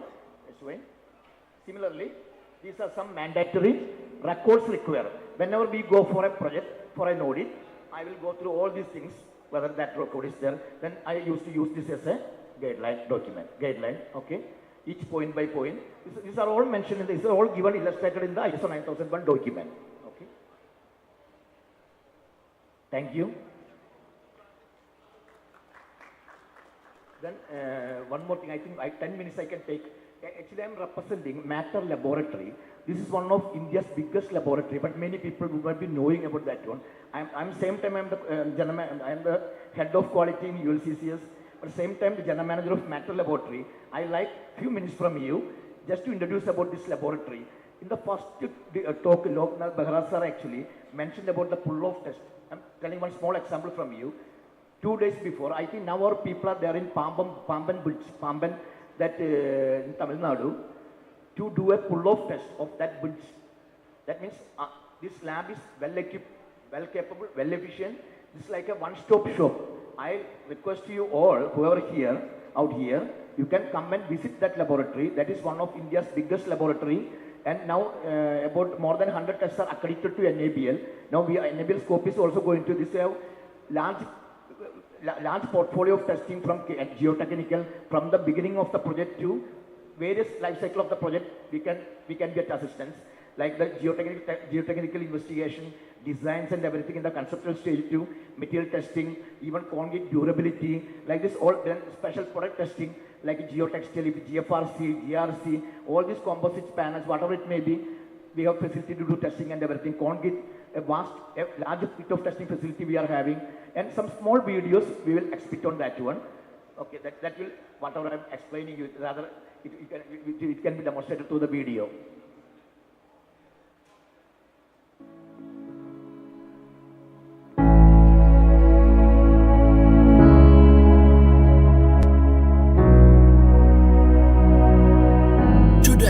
Organizations from various industries throughout the world seek for a multidisciplinary testing facility in alignment with global standards and technology advancements to meet the increasing demands of their customers for quality reassurance.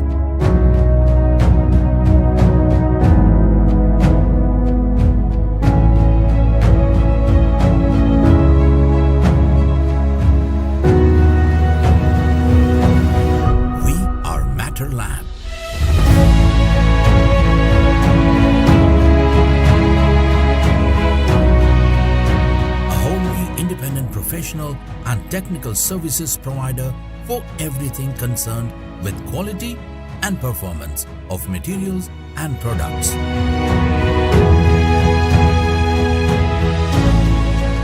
What we offer is a bold promise of certainty to those sectors where failure in service is simply not an option. Our exceptional testing facilities are a testament to our promise.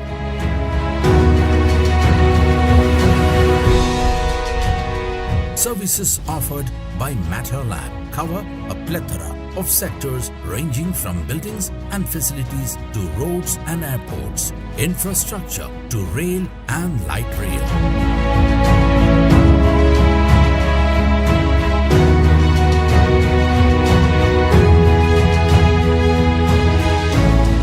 Our parent company has a very long history and heritage that spans over about 95 years, which we are justifiably proud. We are an amalgamation of its traditional values of top-notch quality, transparency, and engineering leadership.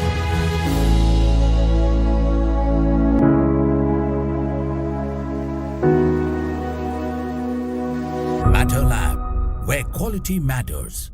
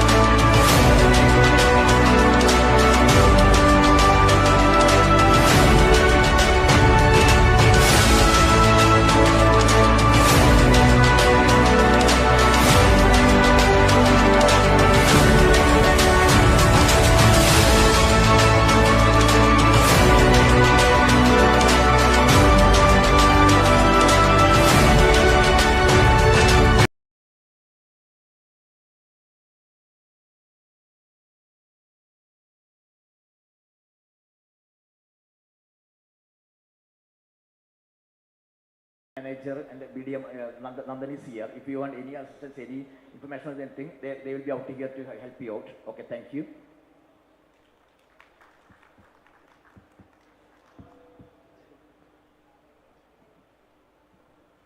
Thank you, sir, for giving us knowledge on the various standards, principles, and the process approaches in quality managing systems. Now, I would like to invite Dr. Reggie Zakaria, representing Indian Concrete Institute Coaching Center, and Mr. Nebu Abraham to hand over the memento to Mr. Ferry Soman.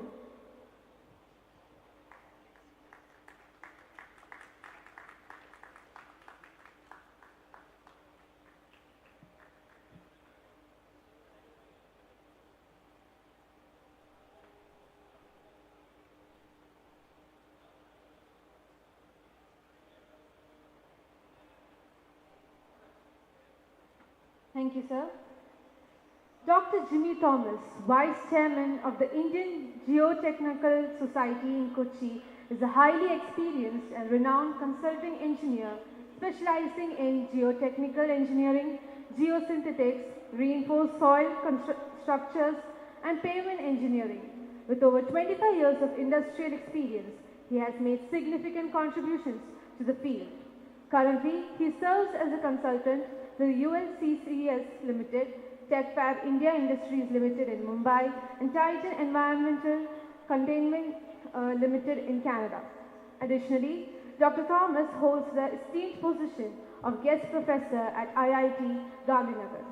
Throughout his career, Dr. Jimmy Thomas has focused extensively on geosynthetics and reinforced soil structures, playing a vital role as a geotechnical consultant in numerous major infrastructure projects. His expertise and knowledge have been sought after by industry-leading organizations and companies. Dr. Thomas served as the Vice President of the Indian chapter of the International Geosynthetics Society from 2020 to 2022. Currently, he holds the position of Vice Chairman of the Indian Geotechnical Society, Cochin chapter. I welcome you, sir, to share with us your knowledge of soil complexity and variability. Thank you for the introduction, and good afternoon to all the delegates and colleagues and friends who have assembled here. First of all, I would like to thank Mr. Nebu and the team of Construction Philosophy for inviting me to share some of my thoughts on this topic of geotechnical engineering. So, as noted in the topic, my main aim will be to highlight the variability and complexity of soil behavior and to bring out how it is slightly different from other materials, the man-made materials which we use in construction projects.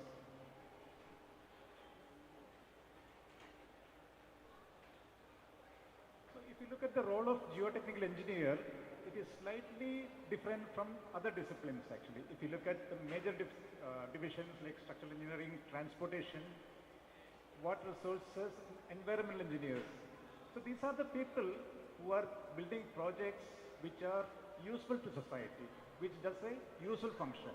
And our role is only just because all these projects has to be constructed on the surface of earth. So like it may cause some issues. So our role is mainly to support our colleagues in that actually. So the good thing is like we will be associated with all disciplines, but the bad thing is we can get an entry into the project only if others allow us actually. So my role, one of the main objectives of my presentation is to plead for the case of geotechnical engineering.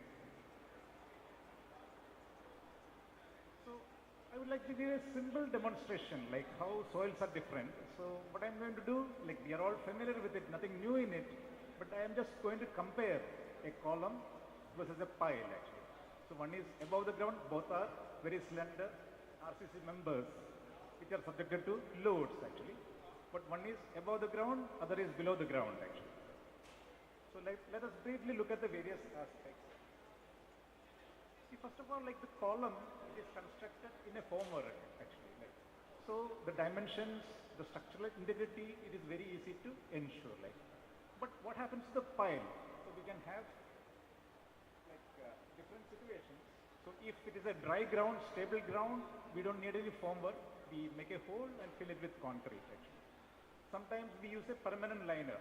So it gives a very good formwork, so we don't have to worry about the shape or like that. Sometimes we use a temporary liner, say up to 4 meters, 5 meters, 6 meters. We cast the concrete, then we extract the liner. This can cause problems because if the concrete sets and the liner tends to pull the concrete, we'll end up with problems. And most commonly, we use either bentonite or like the polymer slurry. That gives the formwork actually, which can have problems. There can be cavings, a lot of issues can come. So we end up with a lot of problems actually, like that. Another is the column of course, above the ground, it is visible and it is dry. Whereas the pile, most of the time it is below the ground, we cannot see what is happening. and most of the time the concreting is below water, which causes many problems.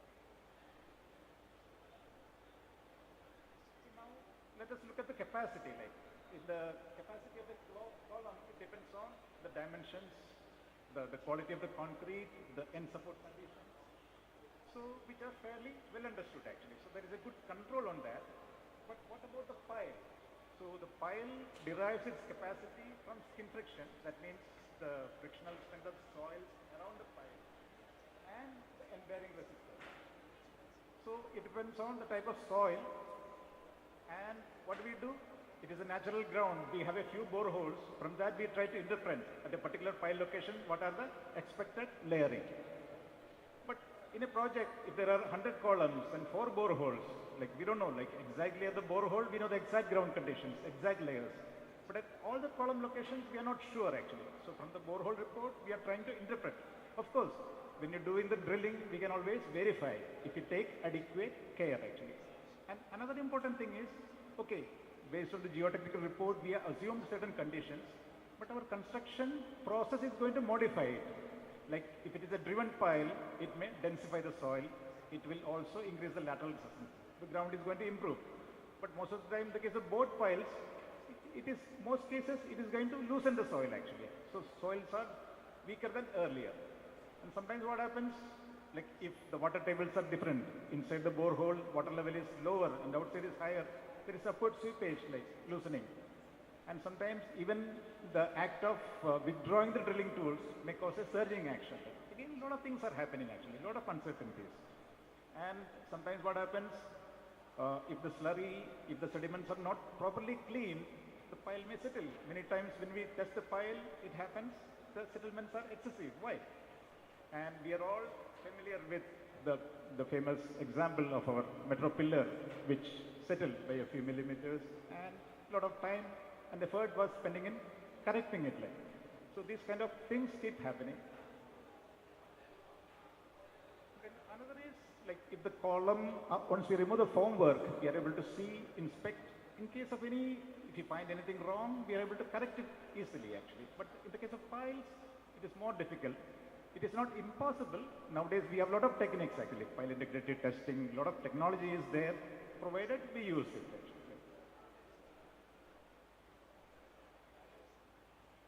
See now, I would like to compare concrete with soil actually. So, the concrete, we add the materials like coarse aggregate, fine aggregate, cement, admixture, water to a mixer, then you mix it. So out comes a more homogeneous product actually. There will be variability, but the variability is sort of random actually. So with a proper statistical approach, we can get a reasonable, like we work on the basis of characteristic strength or 95% confidence limits, things are in control actually. But how the soil is formed? It can be either sedimentary soil, which means the original rock was there, it gets weathered, it gets transported, and it gets deposited elsewhere like that.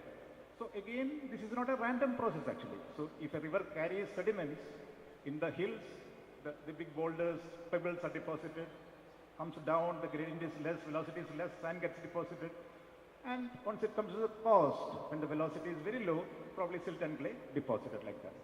So the variation is not random, it is accordance with the natural laws actually. The other possibilities, residual soils. That means soil gets weathered and formed in situ. So here it could be like wherever you see a profile, like we see soil, then completely weathered rock, then different grades of rock actually like that. And there could be abrupt variations laterally and vertically. Sometimes what happens, for example, a bridge pier has a large pile group. So within the groups itself, the pile lengths may vary drastically. And sometimes the bore log, we should get at 10 meter, we should get hard rock, but sometimes we may get at 6 meter or 15 meter like that, depending on the. So all this kind of variations, these are inherent actually, and we have to deal with.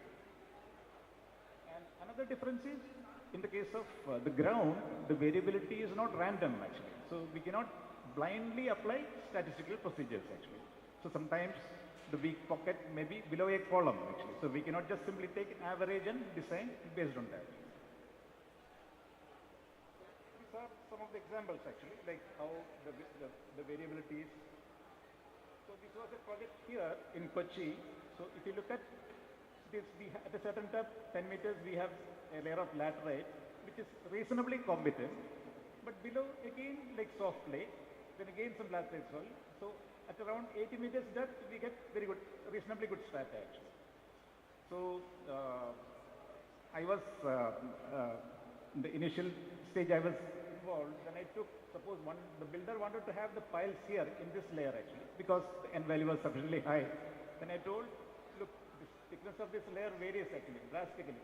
So if you look at here, it's very thin, below it's very soft clay. So if you put the pile here, there is a possibility that it may get punctured actually. So let us go to this 80-meter depth. So he was okay, like initially he had planned something like a 6-floor building, so he could consider this.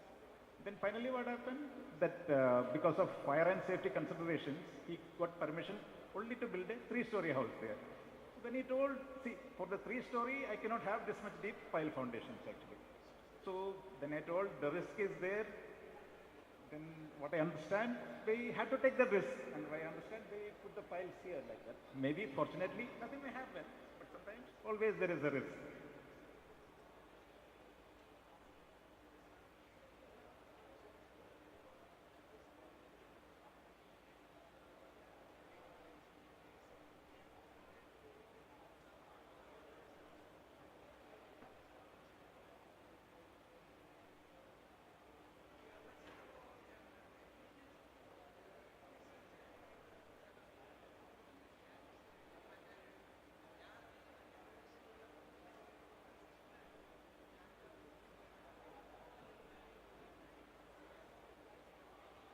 Another case is sort of a project in Mangalore. They had to build a large diameter storage tank. So a number of boreholes were taken.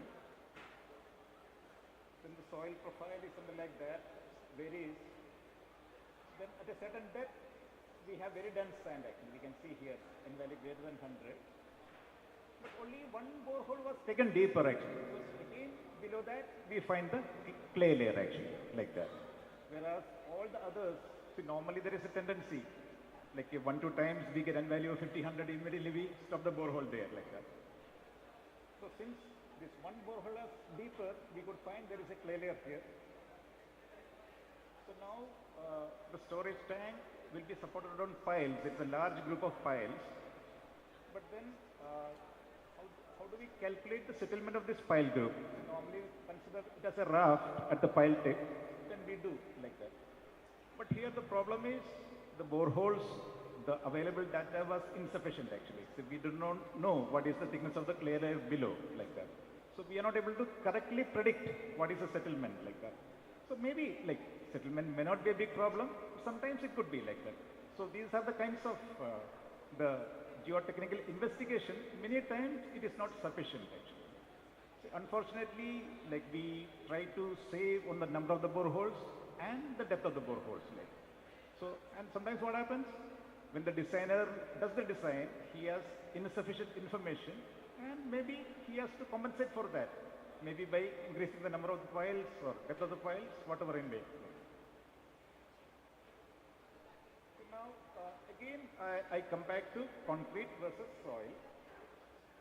The case of concrete, one beauty is that like once we have the compressive strength, all other properties can be derived from that. Normally there is a way we work actually, whether it is tensile strength, shear strength, bond strength, even modulus, we derive it from the cube strength.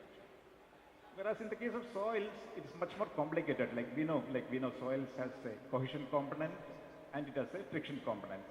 And the strength is dependent on the stress actually, confining stress.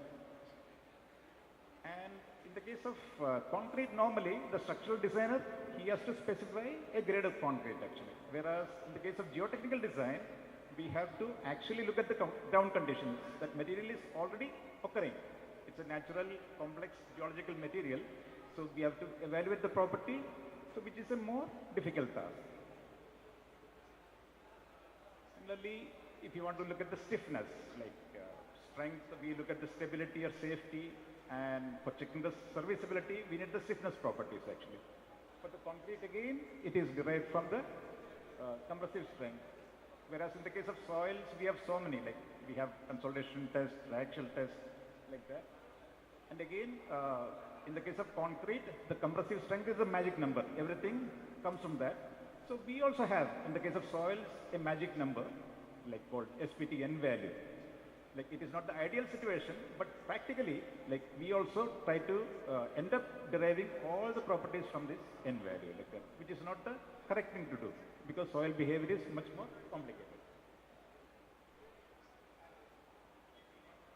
Now, if you look at the behavior of the soil, there are so many factors influencing the particles, the properties of the grains themselves, and how the grains are arranged like that. See now, like something like if you take a SPT sample, it is only a representative sample. So we can only get these parameters. But if you want like the shear strength, stiffness, permeability, the real engineering characteristics, we have to get an undisturbed sample with all these properties intact. And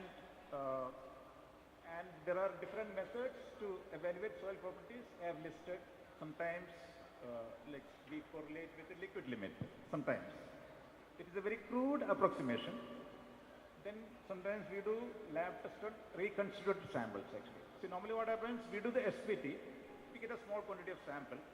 Sometimes nowadays an increasing trend is people put that in direct shear, then try to do a direct shear test, report a C5 value. But we know the C5 depends on the density of the soil, the relative density of the soil. So what is the relative density of soil in situ? How do we know that? So that we can prepare in the direct shear box at the same density. It's a big question actually. See, normally what people want numbers actually. So once we see a geotechnical report with so many columns of data, C5, everything, generally people are very happy. But whether that properties has any relation to what the actual conditions in the ground, nobody knows actually. But unfortunately, many people are encouraging it actually. Because I also find, because I have been working for so many years, when I talk to consultants, clients, people want a good report with numbers, that's all. Whether it is true or not, like, this is not a good situation actually. It's not a good situation.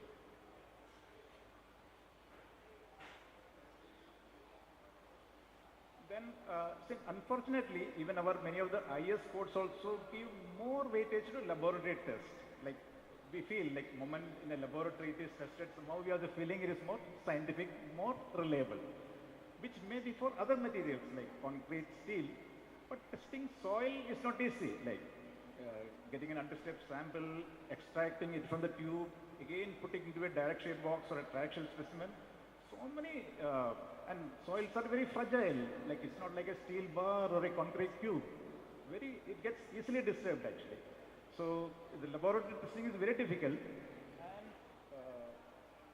normally we have to test undisturbed samples, and undisturbed samples are possible only in a very, very few cases actually. I have listed sands, we cannot take undisturbed samples. In Kerala, most of the places we have residual soils, lateritic soils. Nobody will get an undisturbed sample from that actually. Then very soft clays, it is very difficult to retrieve the samples, like it will fall out. Very hard clays, it is very difficult to push the sampler. So only in a very like a medium stiff to stiff clays we can get undisturbed samples. What do we do in the other cases? Of course, we have a lot of in situ tests actually like that. So we have to depend more and more on in situ tests. And nowadays we have these highly sophisticated tests are also, which are fairly expensive actually.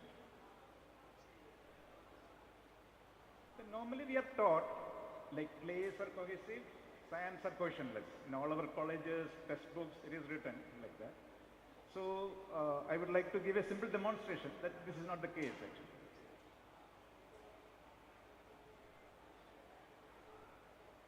So I given a, like suppose we have at a certain depth, there is an element of soil. We can calculate what is the total stress, then total stress minus pore pressure, that is the effective stress.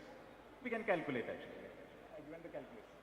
So now if I drill a borehole, take a sample and bring that sample to the surface.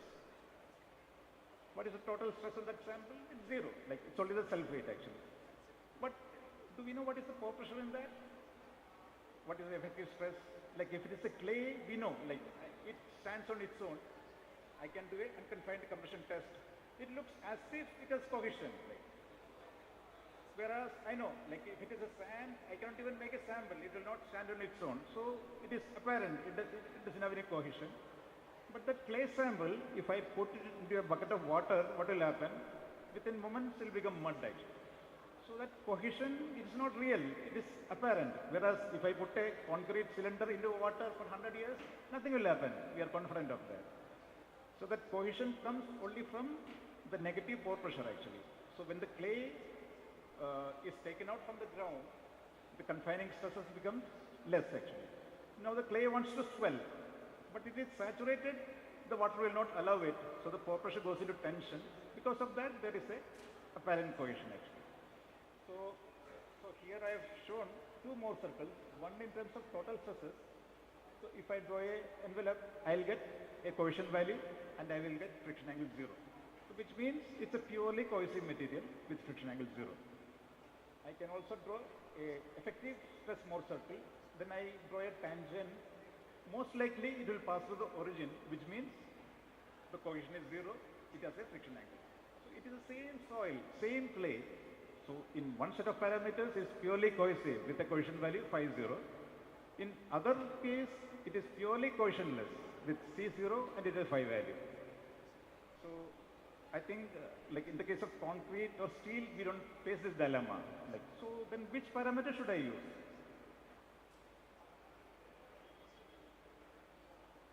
So as I mentioned, a clay can be seen as a purely cohesive material in terms of the total stresses, or we can see a purely frictional material in terms of effective stresses. So if I am building a foundation, so I am applying load on the ground actually. What will happen to the soil? It tries to consolidate. The voids tend to reduce. So when you put a load on a saturated clay, initially the pore pressure increases, soil consolidates, pore pressure decreases, which means effective stress increases, which means shear strength increases actually. So when is my shear strength minimum? So that is at the end of the construction actually. So when the load is applied, my full shear stress has been applied actually. So after that, it will try to consolidate actually. So which means the factor of safety will increase with time. So I can calculate my ultimate bearing capacity considering it's a purely cohesive material, which we call the undrained actually. So the undrained will give you the lowest bearing capacity, and I know with the time it is going to improve only. So I can use this parameter. But if I make an excavation, what happens? So here I am reducing the stress. The soil wants to swell actually. So which means with the time what happens? When the soil wants to swell, the pore pressure is negative, so which will dissipate with the time, which means effective stress will reduce with time, which means shear strength will reduce with time. So which means the critical condition will be long term. So we are familiar with this. We make an excavation, it remains stable, 3 days, 1 week, 2 weeks, nothing happens. Then there is a heavy rainfall and we find the excavation has collapsed. What happens? When the heavy rainfall comes, the soil gets saturated because actually that soil was thirsty for water, it wants to swell.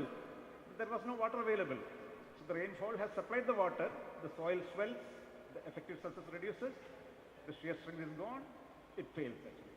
So in this type of cases, we have to use the other approach, that C dash, phi dash. So choosing which value to use where, so that is very, very critical in the case of geotechnical engineering. Now, if I have embankment on a soft clay, so when I construct the embankment, the soft clay, it wants to consolidate actually. So the clay will gain strength with the time. So there I can use this untrained analysis. It's okay, it's safe. But what about the embankment itself? We know the compacted soils, it will have some apparent cohesion actually. So initially it looks very strong. Sometimes even it may stand even vertically, possible. But with time, once it experiences a few monsoons, when it becomes completely saturated, it loses its apparent cohesion. Then problem starts, small slides, a lot of issues happen. So there we have to use this effective stress analysis. Then another example is the rate of loading actually. So if I do here I have a comparison, like if I do a routine pile load test, so within a day I apply the full load actually. Whereas in the actual structure, maybe it may take something like 1 year for the full load to be applied. So in the load test, the rate of loading is something like 1,000 times than in the real structure. So whether the soil will get drained depends on the rate of loading also actually. Because once I was doing a project in Srinagar, so when the contractor, he did the pile load test, so there are, Srinagar we have a lot of silts actually, very fine grained soil. So the geotechnical report recommended C0 with a 5 value, something like 28 degrees. So the pile capacity was calculated based on that. But unfortunately, when they tested, it failed actually. It did not achieve the required capacity. So when I checked, because the silt is a very fine-grained soil, then I checked with undrained parameters. Because from the N value, we can get a CU value, and 5 is equal to 0. I got almost same as the pile load test results actually. So a lot of things we have to consider, like the rate of loading.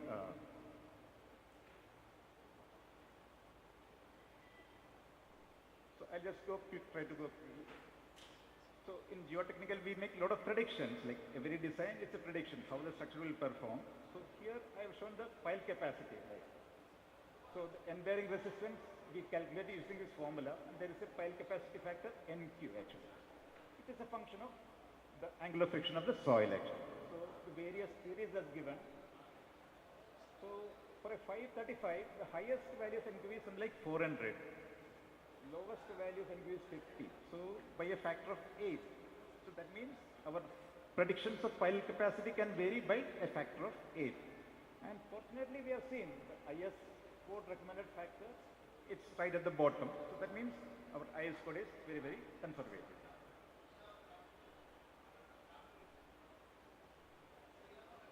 Similarly, we can see like sometimes people conduct this prediction contest actually. People are given the data and asked to predict. Then they conduct the load test and verify the prediction versus the actual load test. So here we can see the huge scatter actually. So some of the dilemma we face as geotechnical designers, sometimes we have different geomaterials, like we have a rock, we have soils, then something in between. So sometimes it's obvious, okay, this is rock, this is soil, I can say. But sometimes it's not that obvious actually, difference. Whether something should be a rock or soil, it's very difficult. Another is, we get a soil. Is it a sand or clay? And sometimes, if it is a pure sand, pure clay, the difference is very easy to make. But suppose it is like 55% sand and 45% clay. As per IS classification, we classify it as a sand. But what will be its behavior? Will it behave as a sand or will it behave as a clay? So all this, so in geotechnical engineering, this is the kind of things we have to spend more time. Because see, normally what happens, the calculations, the bearing capacity formulas, the earth pressure formulas, they look very simple. Like anybody can do it. But the getting the parameters right, whether to use total stress or whether to use effective stress, whether it will be drained, undrained, this kind of judgment has to be made by a geotechnical engineer and is very, very important.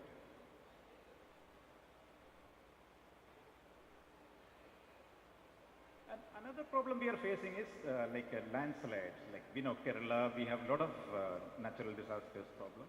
And this is one of the very, very difficult problems to analyze actually. Because most of this happens in residual soils, and residual soils have some cohesion actually, which may be small, but the impact on stability is very, very high. So we cannot totally ignore it. Then our design becomes very, very conservative actually. But today, to determine that cohesion reliably, we do not have any method, because we cannot take an undisturbed sample from there. It's very difficult. And if you do SPT from that, it's not possible to get that C dash value. So this is a very challenging problem. So how do we solve this issue? Mainly by going to the field, like observing the actual structures, actual slopes, retaining walls, in case any failure occurs, by back analyze. But unfortunately, this is the area we are very, very behind. We do not do any attempt at all. Like we do like so many structures, the kind of projects we do in India is mind-boggling actually. But we sometimes do some investigations, use the IS code, IRC code, make a design, we construct it, that's all. Like how the structure performs, what is the settlement, how much it has moved, very, very little we are doing. But if geotechnical engineering, because subject is inherently so complex actually, so if you want to solve it, this is the only way. Like we have to do more field monitoring like that.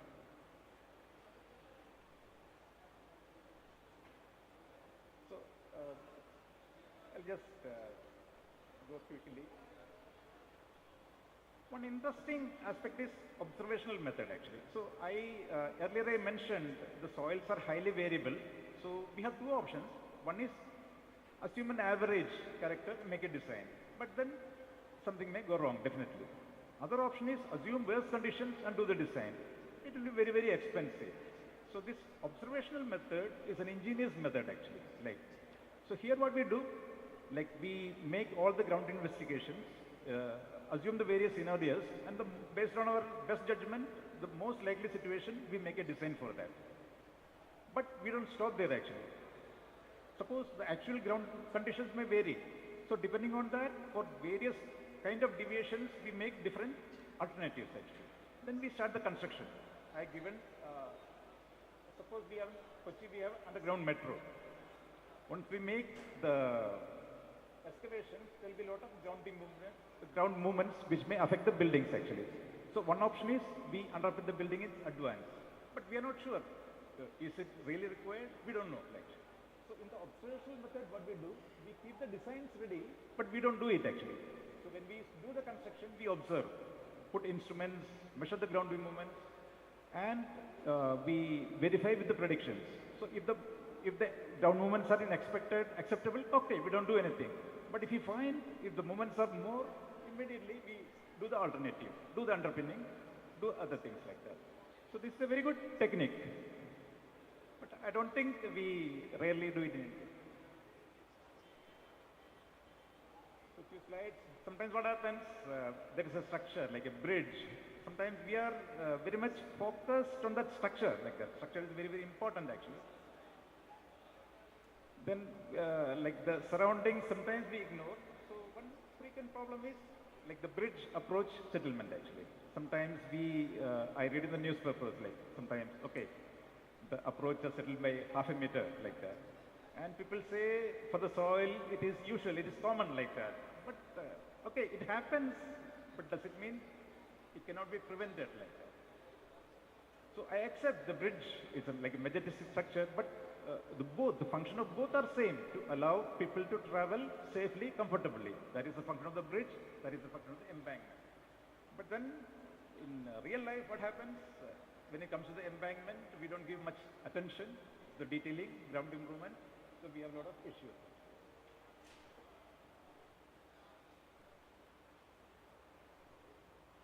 Another case, like we have a retaining wall which is on soft clay, so we build it on pile foundations. So when we design the piles, normally what we consider only the earth pressure acting on the retaining wall and the weight of the retaining wall actually, like that. But there is another phenomenon here. When we build the filling, it applies a lot of pressure on this lateral soft clay, and which causes the clay to squeeze out laterally. So it will apply additional lateral loads on the piles actually. Sometimes this aspect is ignored actually.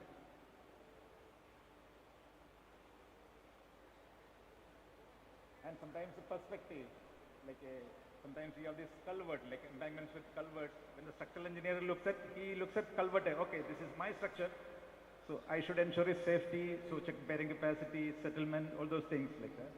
But if a geotechnical engineer look at it, it's just an embankment with an opening like that. So what is the big fuss about the culvert? We would ask. So I've already explained the difference between structural design and geotechnical design. So the major difference I would like to emphasize again, in the case of structural design, structural designer does not have to worry much about the properties because he is going to specify like which concrete grade, which steel, whereas, and he can focus more on the analysis calculations. Whereas with geotechnical, it is reverse actually. Our calculations are simple, but we have to spend a lot of time in understanding the actual properties of the material. So the major, probably 2/3 of the work is there, understanding the material, and just 1/3 in calculations. Whereas in the structural design, it may be reversed.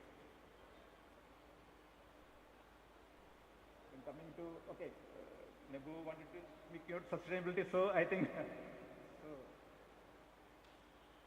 first what I feel like we have to ensure safety, serviceability, durability. So when I come to geotechnical engineering, I feel still we are struggling to ensure safety and serviceability. So that part is yet to be addressed, I would say. And again, we have a big role to play in sustainability. I have listed few topics there, like using waste materials, and we have new materials like geosynthetics, which are very useful. Then subgrade stabilization, all those things are there, mainly to conserve the use of aggregates and earth. Actually. Then other areas, emerging areas are very important actually, like all this are related to sustainability. So, since time is already up, I will like to conclude. Like once again, what I would like to emphasize is the geotechnical engineering, we have to deal with natural geological materials which are highly variable and complex actually. So these are already existing, so we have to deal with that.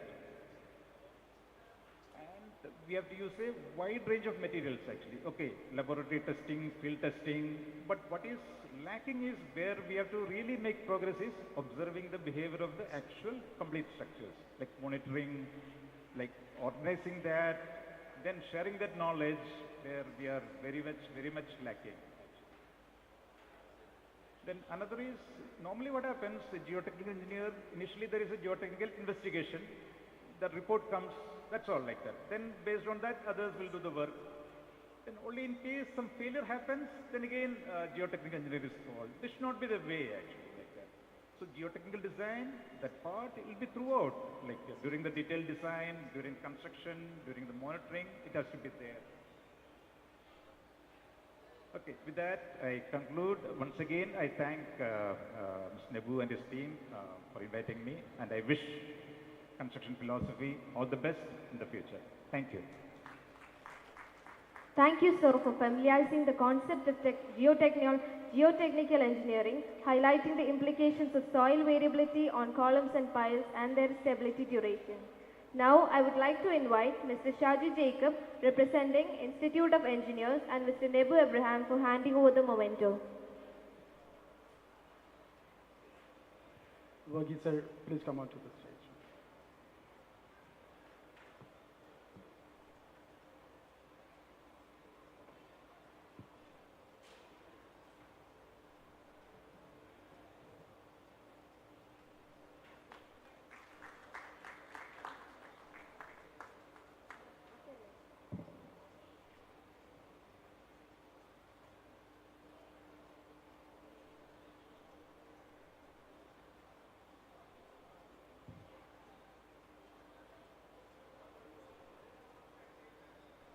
Mr. A.N. Prakash, a highly accomplished professional, holds a bachelor's degree in civil engineering from the esteemed National Institute of Engineering, Mysore in 1969.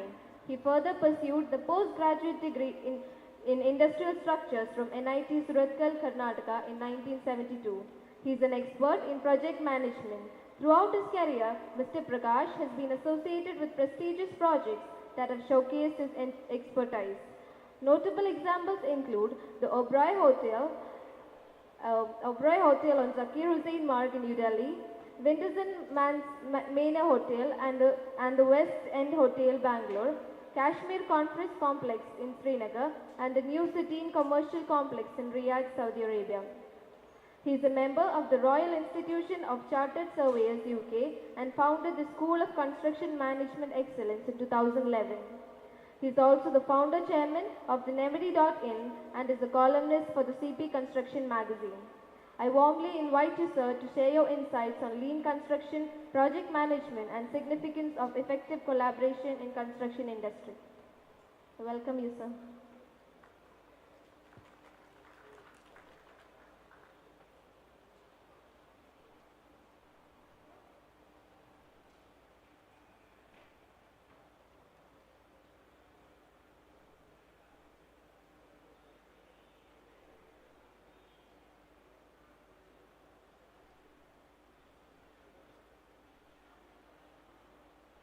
didn't put my photograph. Thank God he didn't put my photograph. I don't look the way that photograph is. I'm pretty old now. Okay. Can we have the slide? I'm between the lunch and you. I'm sure you will pardon me for that. And the topic of my today's talk is also called lean construction. I'm sure by holding you for that lunch, all of you will remain lean. Okay.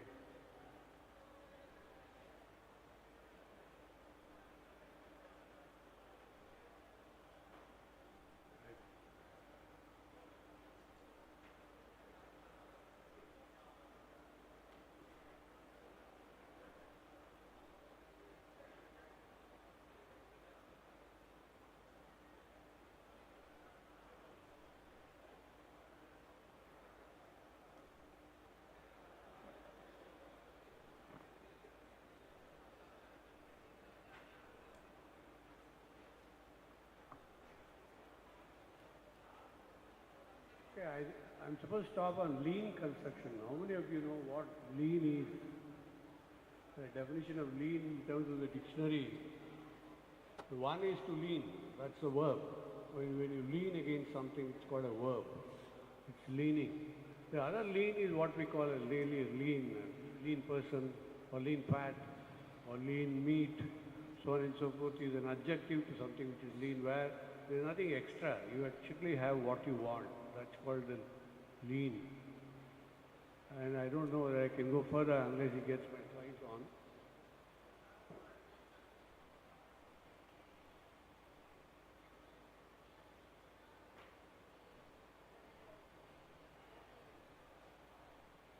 I think all of you, I'm very grateful to Jimmy Thomas. I learnt a lot from you today, and also the earlier speakers. I mean, my knowledge of geotechnical engineering is enhanced manyfold listening to you. And about Mr. Iyer talking about sustainability in the bridges, which is completely out of my domain. I don't know anything about infrastructures. We don't even touch with a barge pole because I don't have any. Next comes the quality assurance and quality control. Quite a lot of it is, of course, known, but very well explained. But coming to my topic of lean, one of the things that I want to talk about, lean means, there are a lot of associations now. As a matter of fact, there is Lean Concrete Institute, which is in USA. There is also an institute in India. It's called the Institute of Lean Construction Excellence, in which one of the top bodies, construction industries like the Shapojis and the Godrej, etc., they are all in the board. It's a very active body which has started very late. As a matter of fact, lean construction concept itself came from the manufacturing industry called lean production. Yeah, exactly, he got it.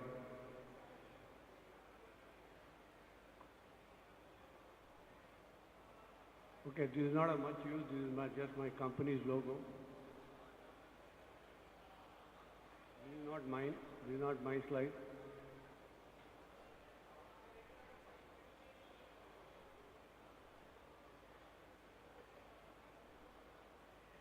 I hope you're not angry with me.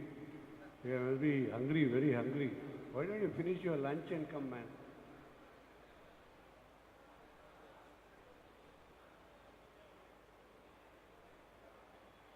Should I give you my pen drive? You have downloaded it. Yeah. Yeah, that's the topic. Can you hear me? I'm in the angle. Lean construction and construction project management, we are putting it out. Can I have the hand mic?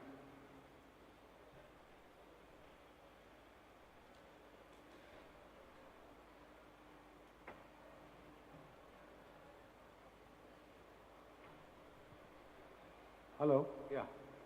That's it. But the overview is this. I'm going fast because I'm sure all of you are hungry. Mine is not so theoretical as the others are. So I just want to go, this is the overview of the topics. And as I mentioned to you, dictionary meaning of lean is, one is verb, and that is the slope or the tilt or in one direction. The other is the adjective, which is thin and healthy. Who doesn't want? Who doesn't want to be thin and healthy? Everyone, each one of us want to be thin and healthy. So as an individual, you just want to exercise. As a matter of fact, that's my son who is in the gym. And then, of course, this is a policeman. And nobody wants to be seen like that. That's exactly what we are talking about is in the projects also, that we want to be really lean and thin. So one of the cartoons, quite obvious. We do a lot of meetings. We are fond of meetings. I think it's because of the good coffee that we get. In my office, I say we get filtered coffee. So most of them come to my office because of meetings. But this is the absolutely waste of time. So lean, we are talking about how do we reduce waste in all directions. So the origin of lean, as a matter of fact, is lean project delivery system came from Taichi Ono. It's a very interesting no. I mean, fortunately it is a Japanese name. Otherwise, it says Ono. His name is Ono. It has nothing to do with English. Anyway, it was a manufacturing approach of Toyota car where he said, we can't have any wastage. I mean, if you find anything defective, you should stop it. That's where it came from, and then we realized that in factories can adopt lean production management, why can't construction go lean? So that's how the concept of lean came in and saying that, well, let's just start looking at the lean also. So it is nothing but eliminating waste in all phases of project. Those of you who are in the construction field know that a project goes through a project life cycle from the concept to the completion stage. So every aspect of it you can do it. So this is what defined by the Lean Construction Institute. Lean construction is a project delivery system that uses lean methods of maximizing stakeholder value while reducing waste by emphasizing collaboration between team as a project. The goal of lean construction is to increase productivity, profits, and innovative in the industry. I don't think I'm talking anything different from all of us have been doing. And that's why Mr. Iyer started saying that if you have to talk and find out from the users as to what they want. That is done because you want to make sure that you don't end up something that's not done. I don't know how many of you know, in UK they built up a slum, not a slum, the economic housing, which was not occupied at all because the users didn't want to go in there. So you didn't consult the users as to what they want. This is one of the things that what are the goals, tenets, or principles of lean construction? So it's the respect for people. It's a very interesting one. When you say respect for people, what they mean is, it is not just the stakeholders, what we consider as the stakeholders, not involving the end user. End user is one of the things that has been forgotten in most of the cases. The end user is one. I'll just give you a few examples where end users, there are a lot of papers published in it. Those people who are interested in lean construction should read papers published on that. So which is focused on value, reduce, eliminate waste, continuous improvement, flow of work, enhance quality, improve collaboration, and foster change. I mean, everybody wants it. Nobody. So how can we achieve lean in construction project management process? It involves a large number of products. One thing that all of us accept is initially we involve large number of participants, architects, design engineers, PMCs, service engineers. Many decision-making process extends over a long period of time. It's endless. Every time an architect starts with it and you have a client who keeps on talking about, here comes my friend, Prakash. Satyavani, Satyaprakash has come. How did you know I have started talking? Hard to evaluate and control against project schedule. Feedback from the users and their requirement is often delayed. This is one of the things that delays. And what we are talking about is lean in terms of not wasting time too. Time is the focus on this, and also that's why we are coming from the production, that you don't waste time between one activity to another activity. Is the voice of the customer. This is something that I want to stress on. Voice of the customer is something that is lost.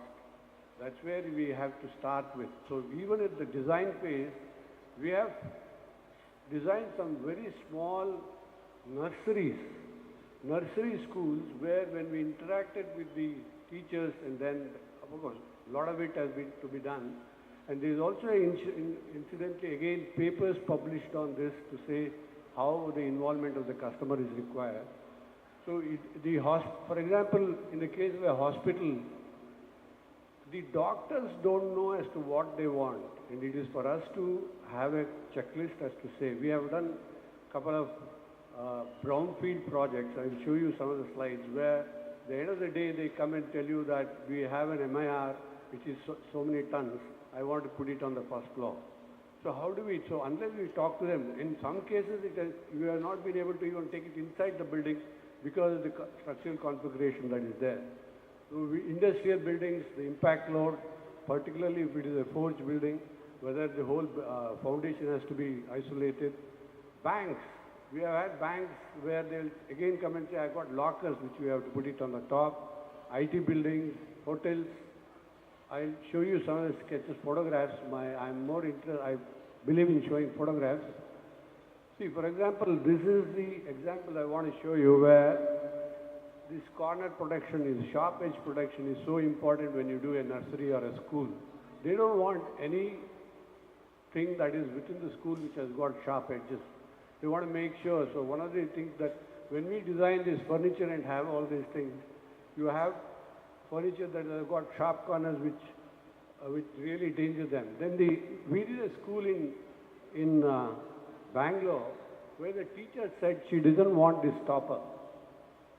She said that when you open the door and put this stopper, it is very dangerous because the young ones, they just rush into the classroom. They don't walk, they're all full of energy. So when they rush in, they trip and fall down. Then I suggested, why don't we have this as a stopper? She said, that's also dangerous because when you close the door, the children are again moving about and they will again kick and falling down. So they wanted a stopper that could be put at a higher level. So we have to think of something that you could put it at a level where you can really use it because you have to keep the door open when the class starts. It cannot be closed because they come running. This is a chair. I am giving you this example because I have the first-hand experience of my son when he was falling on a chair which didn't have a cap like this. So his whole lip is punctured. Even today he has got that. It is punctured because this particular thing didn't have a stopper at the top. So some of these people, when they talk about this, this is the voice of the customer I am talking about.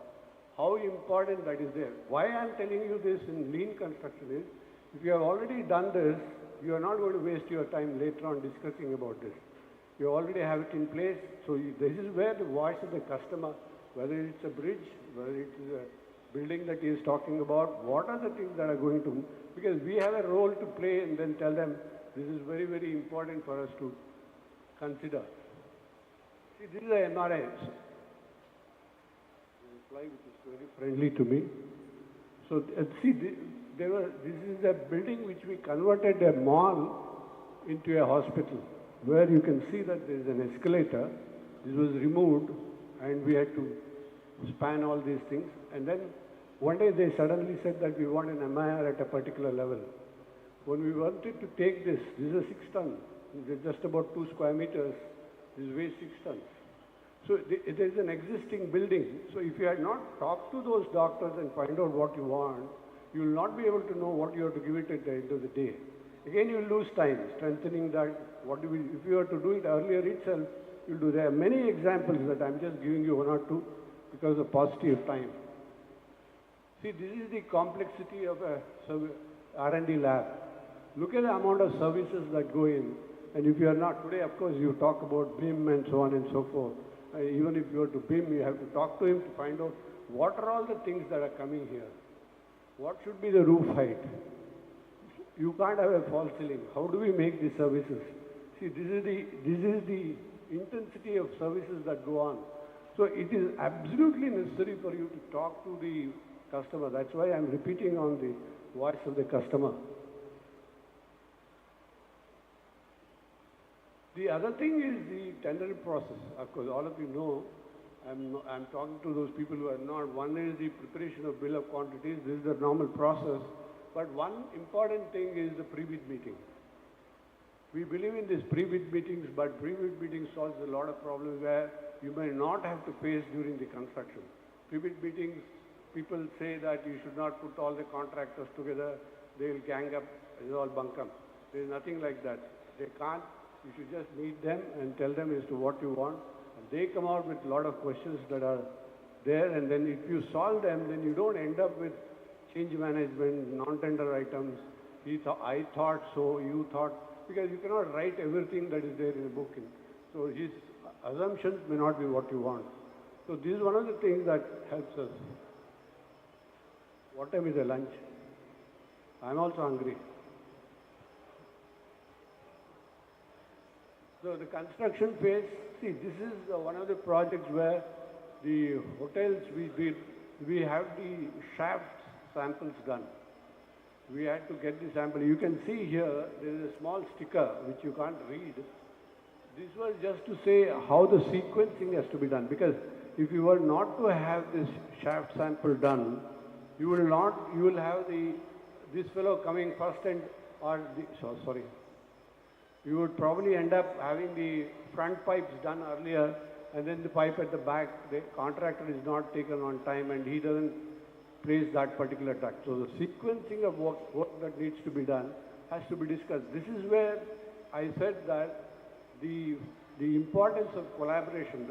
What we do in such projects is we involve the project operations, hotel operations guys, the plumber, the electricians, we get them because they want to maintain it at the later stage.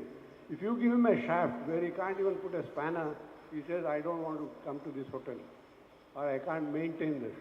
So one of the things that we do is I have to involve the lowest level of the people to say, is this all fine? That was the purpose of making this and showing to them, this is what we do, and the sequence also written. So it was left there for nearly a week for everybody to look at it and comment. This is another shaft, intensity of the services. See, this is a project, it is a textile mill project. I'll show you the mill itself next. This has got underground ducts. These are all ventilation ducts. If these ventilation ducts are nearly 1.5 meters, so should it be precast, should it be cast in situ, how do we do it, where do we do it? This is such an important thing to get involved with the production guys. The production guys have to become part of the design process that we have. You have to invite them. Normally what happens, there is some facilities guy who is there in the factory, he comes and sits, he doesn't know anything about the production. This is the completed project. This is nearly 1.5 kilometers long. See, these are the ducts. And there are also ducts there. So if this is the end of the day is what you're going to get. If you're not going to discuss with them, and then you're into deep trouble. Another thing is this is a project still in progress. This probably would end up as one of the biggest projects in terms of a hyperbolic paraboloid shell. This is a 75 meters by 75 meter hyperbolic paraboloid shell, and then it also has a dome here, which is still, the shuttering is in progress, the dome is also in progress. Now, why I am showing you this is, none of us have experienced as to how do we do the concreting for this. This need a double shutter because of the slope, very steep slopes. Then what should be the aggregate size? Will the aggregate really flow? I will show you also. So this is the dome from the other side, and that's this is again another formwork in progress. See, we really got samples done. You can see here there is a double shuttering. There is a shutter and there is a double shutter. We are trying to see what is the rate of flow of concrete for 1 meter depth. If you don't know that, you are unable to plan your date of concreting, how much time it will take to complete the concreting, what would be a de-shuttering time. Because we don't know even how long it will take for it to flow. So we have to literally go through, earlier it had a 6 millimeter mesh. You will not believe, the whole slab thickness is only 50 millimeters. The mesh was 6 millimeters, it was changed to 5 millimeter to accommodate. Here again, why I am saying this, why I am talking to you about lean construction and why am I talking about this is, we got the foremen and the concrete and the people who are involved in doing the shuttering involved in it. To say what happens, can we really do this? Is it absolute theory? Can we really have that done on the site? So this is how a lot of experiment took place. We are still doing mock-ups for various shuttering, various angles. Not one angle, as I told you, it's an hyperbolic paraboloid. This is where you can see that it is de-shuttered and they are still going on. These are the 7 ways. This is theory. Inventory waste, weighting, defects, overproduction, motion, transportation, and overprocessing. So these are 7. I have written in bracket 8 because 7 is what the Lean Concrete Institutes talk about. But the 8th one is the skills, which is normally not mentioned. Muda in Japanese means wasteful activities. That's why it's called 7 mudas. So transportation, there is wastage in unnecessary movement you have seen.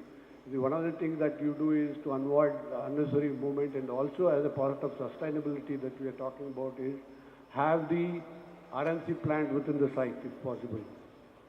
So the movement is reduced in terms of that, because even though it says there is a green thing, particular radius you can have it, but then we have seen ways where we can put it in the site. Storing just in case, because I think we were talking about, I think earlier they were talking about getting certain things, thinking that there will be a strike, something will happen, we may not be able to get it. But then that is another way of wastage of storage space, and all of us know about just-in-time storage that Japanese talk about, so that they don't even store anything in their factory, they get it everything from outside. Motion. And we had a case where in one of the earlier days, I'm pretty old, so I can talk about my earlier days. So nearly 30 years back, there was a case where the masons used to go up the floor to the 10th floor and wait till about 11:30 for the blocks to come up. Because those days were not much of cranes, we only had those, what you call lifts, which were done by motorized lifts that used to go. So the contractor was worried that the masons, then we had to tell him, look at mason's time of 3 hours is more important than engaging a labor previous day to take these blocks and keep it in place so that he starts the work immediately. That calculation had to be done. So that's one case of time and motion study, has to make sure that what you do. So these are all various things that are there. Overproduction, waste, overprocessing, defects. Defects, I think we already talked, but there is also a very interesting thing, cost of poor quality. Cost of poor quality, I published a paper in LinkedIn also. What is cost of poor quality? You are expected to do a quality work. That is absolutely so. There is a known, there is an unknown. The cost of poor quality could be your reputation. It is not known. How do you evaluate that? Cost of poor quality is a waste of time. How do you evaluate that? So cost of poor quality also has to be evaluated in terms of things that are nebulous. Use of improper skills. Because Mason has not come, you ask his assistant to do it. It's like asking the compounder to give you medicine because the doctor is not there. So that's something that's not to be done. So there is a paper published by a professor from the Indian Institute of Technology, Madras. So he has calculated what is the cost of waste in materials. It's a very interesting paper. I've taken it from there. He has elaborated. It's quite an interesting one. See, he has calculated in one of the tables that he has said wastage in percentage.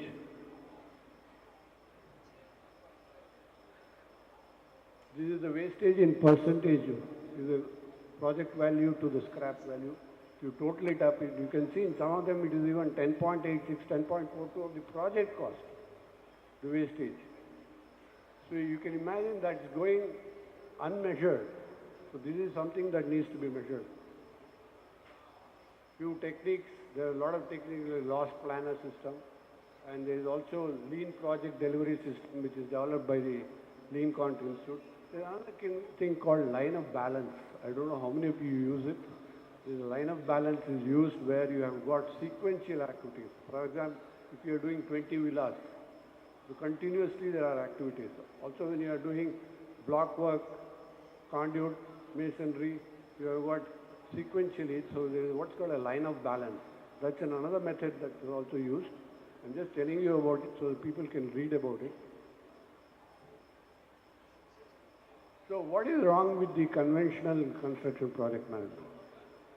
The only thing that's wrong is that we don't go into the nitty-gritties to make sure we don't get involved with the lowest of the fellows to see whether all the activities that we are doing is getting ready to do the next step. We have got people wasting time saying that I have not got this, I have not received this, so on and so forth. So that's one thing that's majorly done. So controls output measures, this is management of workflow creation and delivery of output value. Schedules portray a series of activities, ignores flow of work between them.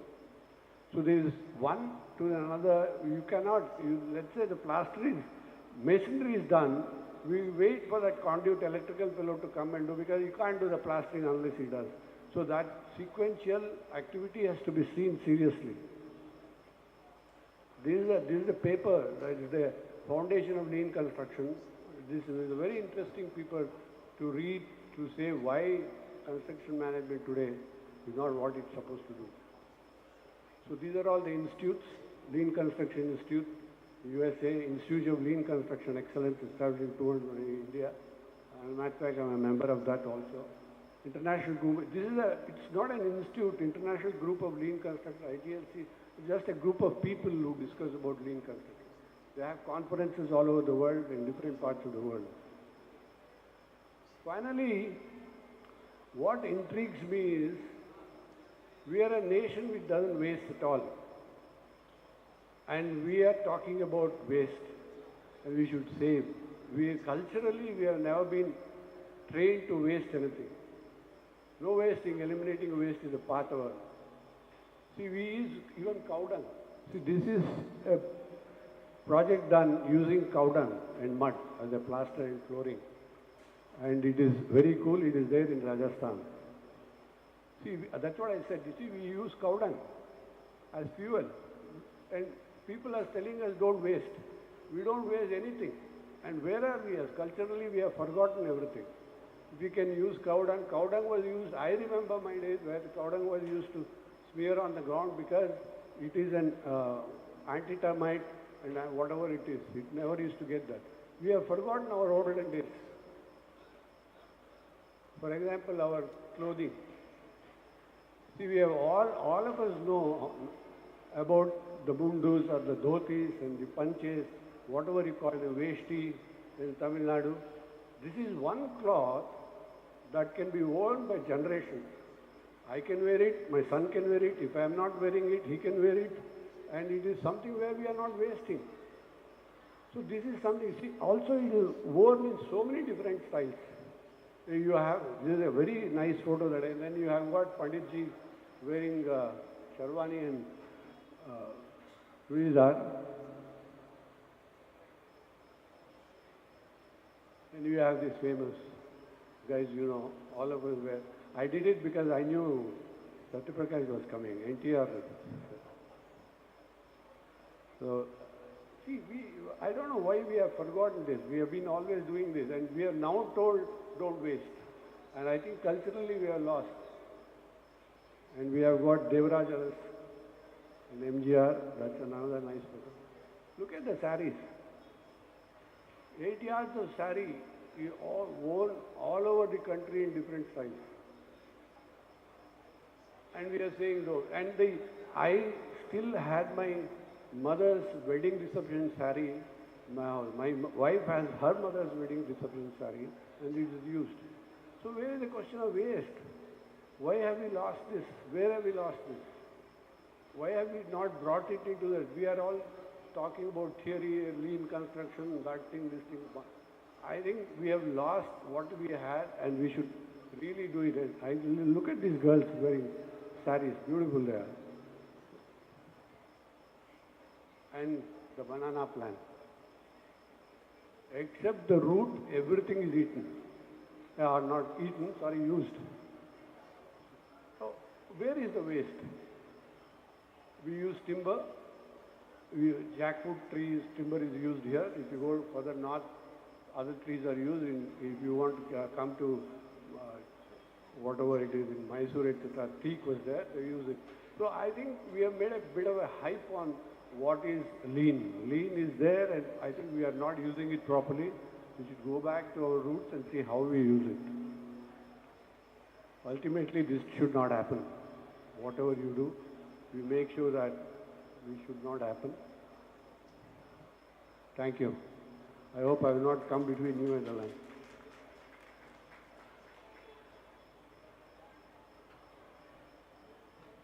I'm handing back to you. Thank you, sir. Thank you so much for this enlightened session. Now, I would request all the members of all the associations to please come forward onto the stage. So please, thank you, sir. Sorry, Prakash, sir.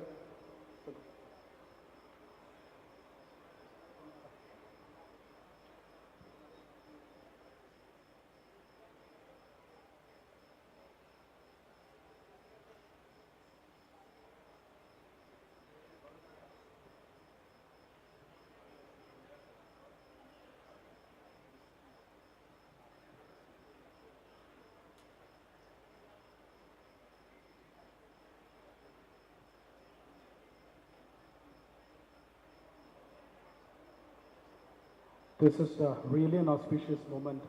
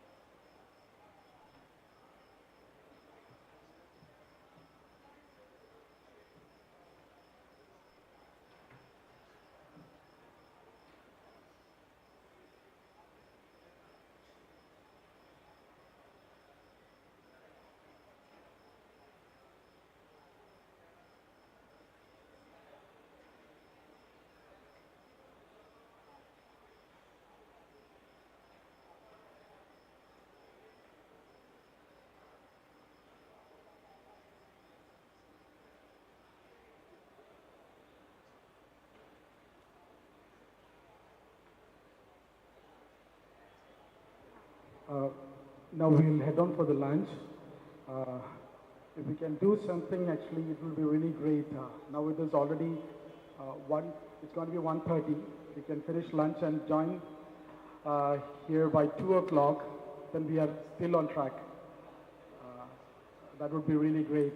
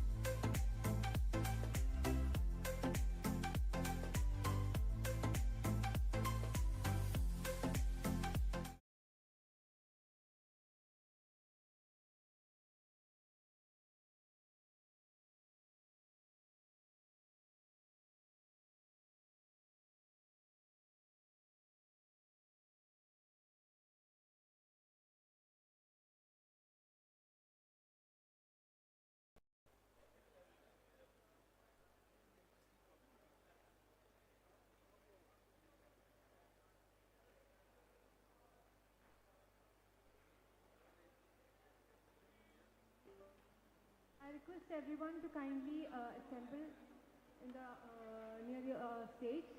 We'll be beginning the next session shortly.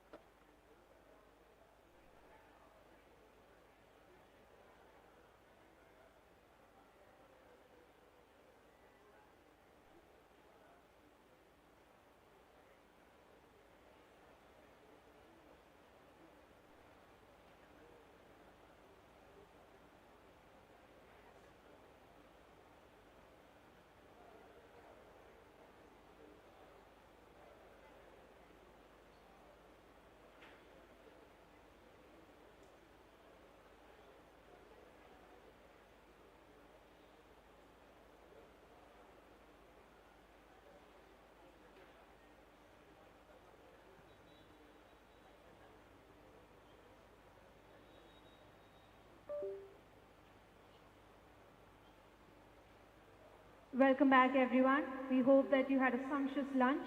Now please sit back and make yourself comfortable. Let us be all ears and cooperative as we move on to the next session.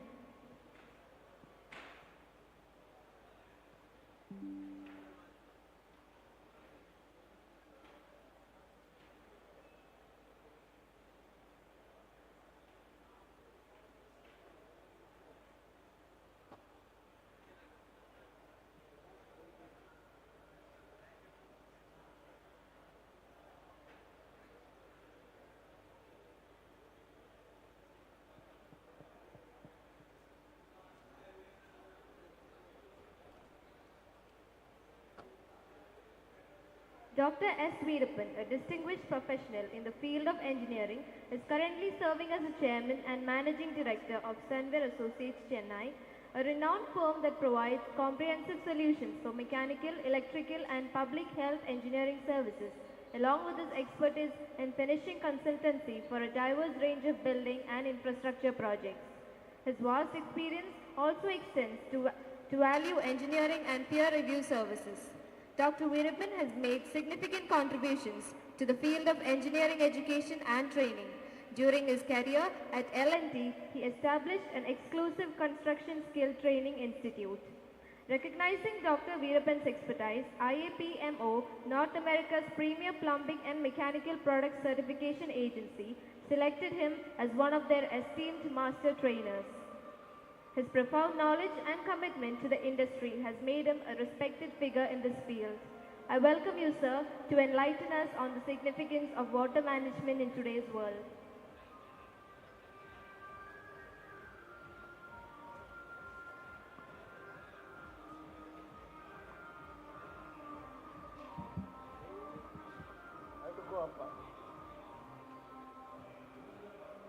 Good afternoon to everyone. Sir, good afternoon to everyone. I am not going to do any presentation here and all. Maybe formal presentation it will be there, but I am going to take you through a case study, 2-3 case studies and even practical examples. Unless I hear from you that good afternoon to everyone, not good afternoon to everyone. Why I am saying this, all the people have to come inside the hall. Okay. See, my topic is being selected as this, smart dive into smart water management, maximize the potential of water resources. I am not going to talk to you anything new. Okay, before getting into the topic, just carefully watch this video clip, which I am going to show it to you. Varghese sir, just can you, just see this clip and then we'll move on to that, our presentation.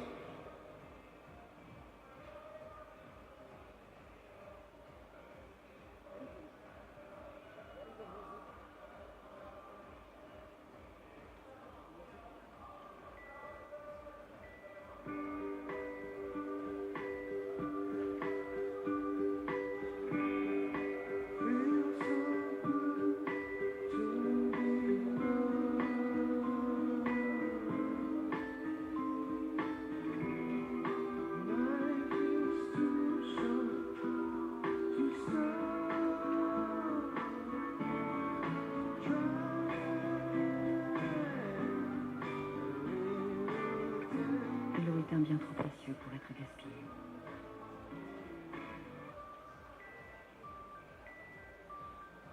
So let's have that, attitude now to move on to our slide. When a small child, able to contain water, why not we? See, I will not tell you that awareness is not there. I think I'll come front because too much sound is happening below, okay? Is it comfortable, sir? Is it comfortable? Because too much the noise in the backside. So, awareness are there. Everywhere awareness are there now. Government of India has come forward to take this initiative as water conservation or, finding out the alternate water resources from various angles. So,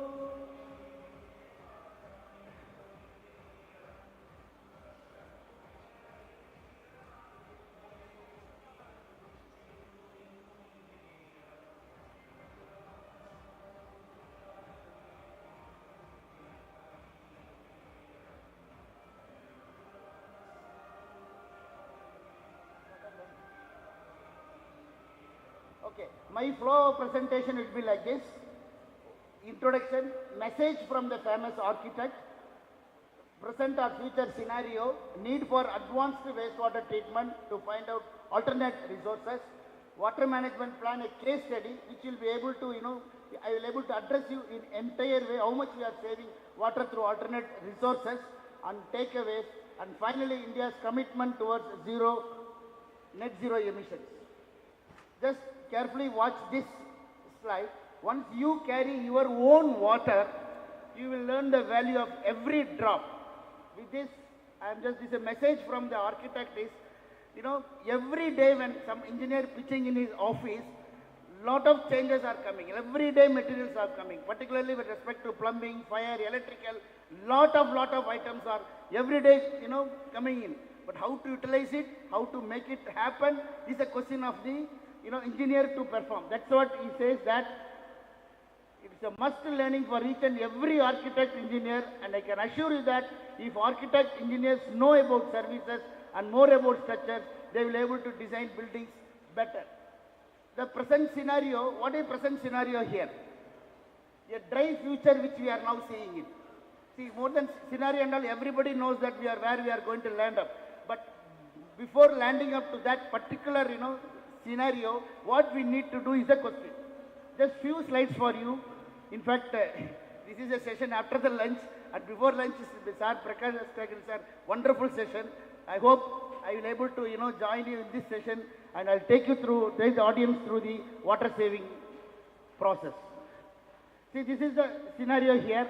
There is going to be a fight between man to man, city to city, state to state, country to country, in fact, maybe third world war. You just see here today and before how people are enjoying it, and future it is going to be like this. Another slide for you, today and before, and by 2025 what is going to happen. See this is again another slide which depicts the 2025 and beyond. And also you have seen a lot of papers that so many scarcity run out of water after 17 years, dam levels decrease rapidly, city bracing for day zero, and you can see that water scarcity is one of the serious concern in the country now. And you can see the last slide, a report by Niti Aayog government think tank said that if methods for water conservation in India were not adopted, another 20 cities including Bangalore, Delhi, Hyderabad would run out of groundwater in the next 5 years. So what's the solution? We need to find out alternate water resources. Is it rocket science? Audience has to respond. Today we had a meal. How much water it is being consumed? Can anyone tell me? Let us have an interaction session. How much water is being consumed during the lunch? Anyone can tell me? Sir? Half liter. Sir says half liter. I am giving one small tip to you. See, again, water is not the consumption of water, what you are doing it. There is another form of water. That's a virtual form of water. For the entire meal, roughly I can say 3,000 to 4,000 liters of water has gone into the meal now today, whatever you have, each person. If you go, if you take the chicken, if you take the rice, if you take the ice cream, everything is, bound to have a water consumption. That is true in the manufacturing stage or whatever it is. Madam, can you come forward, madam? Can you show your mobile? Show the mobile. Show the mobile to the audience. How much water this is being consumed? How much water? 14,000 to 15,000 liters of water is being spent for producing one mobile phone. Are you aware of it? So that is the virtual consumption of water every day. You take a shirt, 4,000 liters of water. If you take anything you take, water is being consumed. That is what Government of India, thank you madam.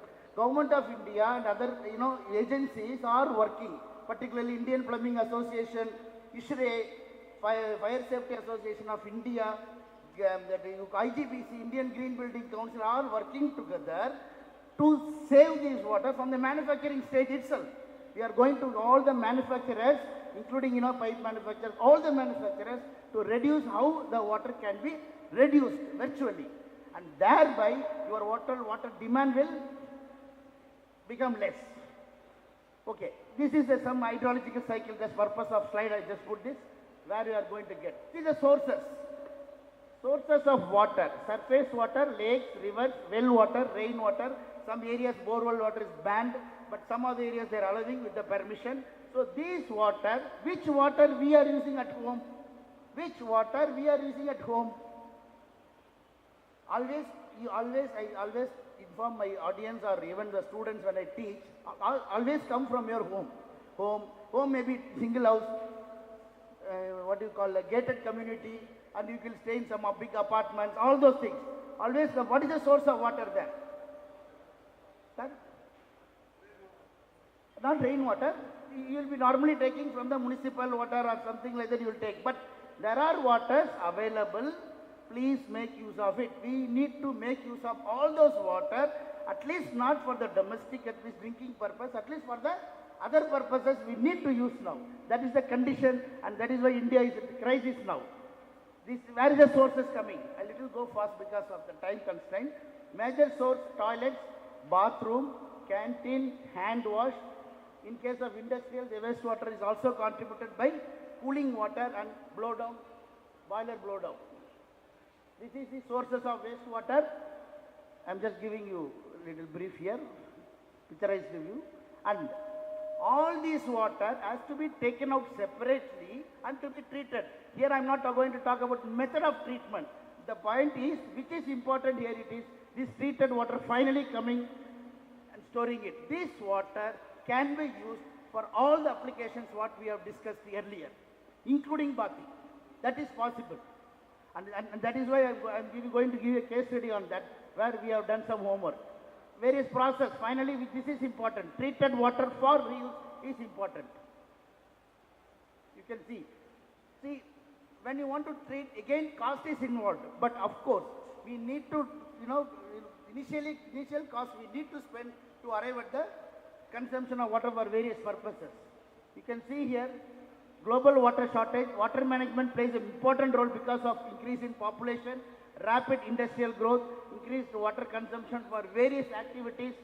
So adopt better water management practices, that is water conservation, recycling, reuse, using advanced wastewater recycle methodologies. And thanks to one Mr. Ramesh, who has given 3 slides for me, who is expert in sewer treatment plant, he is in Bangalore. And thanks to him at this point of time. And you see this slide, the main point is fresh water available for use is less than 0.3%. And again, grey water purification.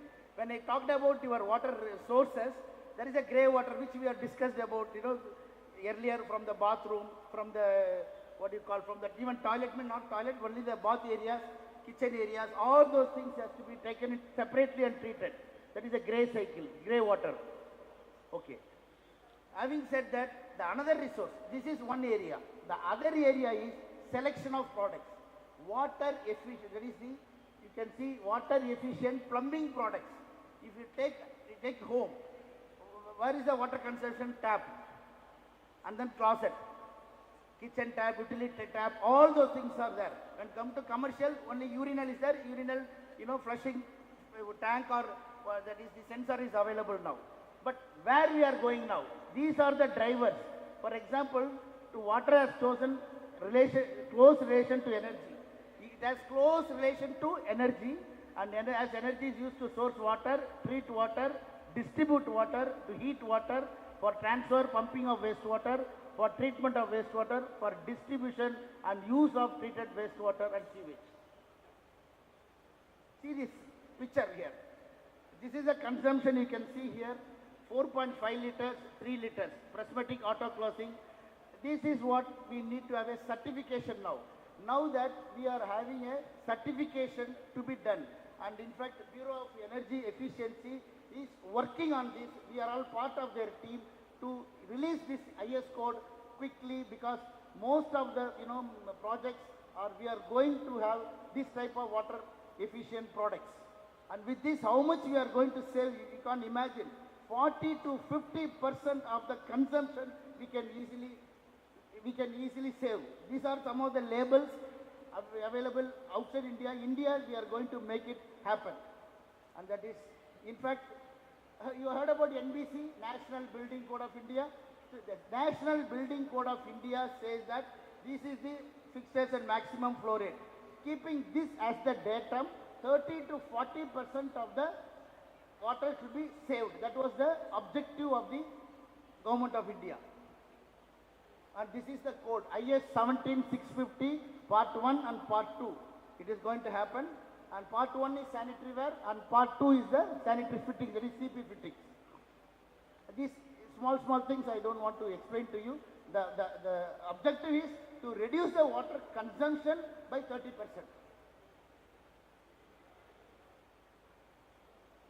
This is the labeling. They are designed now. They are not released. It will be coming in the market as 1-star, 2-star and 3-star rated items. It will come as that. So what is the takeaway is, as NBC recommends 135 liters per day for residential areas, we need to save or restrict 30 to 40%. That is the takeaway. Second takeaway is treated water to be used for washing the car, vehicles, flush the toilets, fill ornamental ponds, water bodies, gardening and to grow plants, fight fires, wash laundry in washing machines, wash outside pavements, hard surfaces, and cooling applications, cooling tower, and then chillers. And some of the projects where we installed maybe some portion, maybe 25% of the fittings we already installed, but not having that much idea, but that's the project where we have installed, which I am just showing to you. Terminal building, Mumbai International Airport, and even residential apartments in DLF Chennai, and even in this area also a lot of Statue of Unity also. We have been, when we are in L&T, I was in L&T, we have proposed that to save water. Accordingly, lot of fittings has been chosen.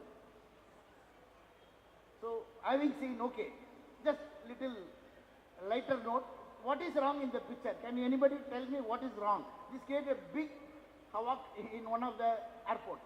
What is wrong in this picture?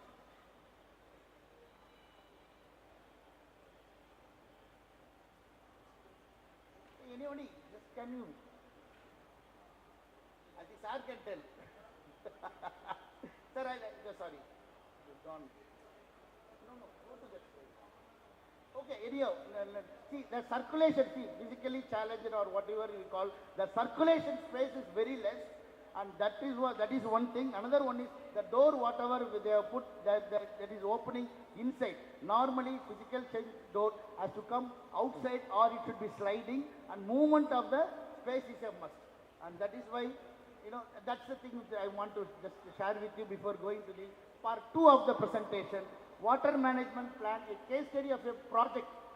I'll tell you, case study of a project that is of 9 acres land, okay. And first, before you proceed, step number 1, form a team. Number 2, analyze. Number 3, test. 4th is a correct reaction accordingly. Quickly, I will tell you what is a water management plan and what we did in that project. That is a project combining of Market of India, residential as well as the shopping complex. This is the plan. Post completion requirement, existing source of water in the campus, meeting the water demand, how to reduce the water demand. In fact, water for construction I am not going to touch here. What is the post completion? See, for this 49 acres of land, domestic freshwater requirement has come to 2,400 KLD, flushing water 1,800, total demand is 4,200 KLD. Just carefully watch the figure here. Residential 855, you can see here. All these things comes here, total demand is 4,100. STP 3,800 I am going to get. STP 3,800 KLD I am going to get 95%. See, figure you forget about it. 100% I am getting 95%. Okay. In that, what's the water balance? Water balance. Domestic is 2,400. The balance water, which is taken from STP, where I am trying to use, find out, flushing, HVAC, landscape, groundwater recharge also planned, disposable to Nalla for surface water.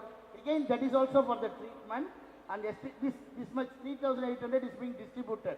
Even here, I am not showing here, even domestic also, out of 2,400 KLD, 25%, 20 to 25% from the rainwater, direct rainwater we have planned. So that means where is the question of demand here? Straight away, I am just reducing my demand. This is going to be the future. This is what I am trying to convey to all of you here. And in fact, if it reaches the students, various colleges, that will be very much useful for them so that they will be able to work on it. Work on it because youngsters always have a lot of innovative ideas. They will come up with a lot of solutions. This is the balance. Again, I am just picturizing it here. So see, that water level study we did it. This is not meeting the water demand. You can see here, yield from open well 1,000, from metro 1,400, total demand 2,400. To reduce 40%, this is the 900 KLD, we reduced it only by selection of water efficient fixtures. Only by selection of water efficient fixtures. This is self-sustainable. Again, rainwater collection to groundwater recharge, installing water efficiency products, zoning the water meter. We are now going to the smart system, artificial intelligence, all these things. That is only for monitoring. We need to do monitoring. See, one point which I want to share here, where I am staying in hotel, I think Sir Prakash sir can tell me. Even in the hotel nowadays, that awareness have come now. Even they have put one label. Water has to be used efficiently, only one flash. All those things have been now picturized now. So that means only implementation is a question. Awareness is there. If I don't know, in kitchen and all, ladies la irukanga. Anybody can tell me while watching the food utensils, water off பண்ணிட்டு off பண்ணி clean பண்ணிருக்கீங்களான்னு சொல்லுங்க. மனசை தொட்டு சொல்லுங்க. Anybody can tell me, I am talking in Tamil, but anybody can tell me, இன்னும் தண்ணியை திறந்து விட்டு தான் வாஷ் பண்ணுவாங்க. But they know that they are wasting water, but still they wash like that. So that is the awareness. And அதை கொஞ்சம் நம்ம control பண்ணாலே it will lead to a big savings.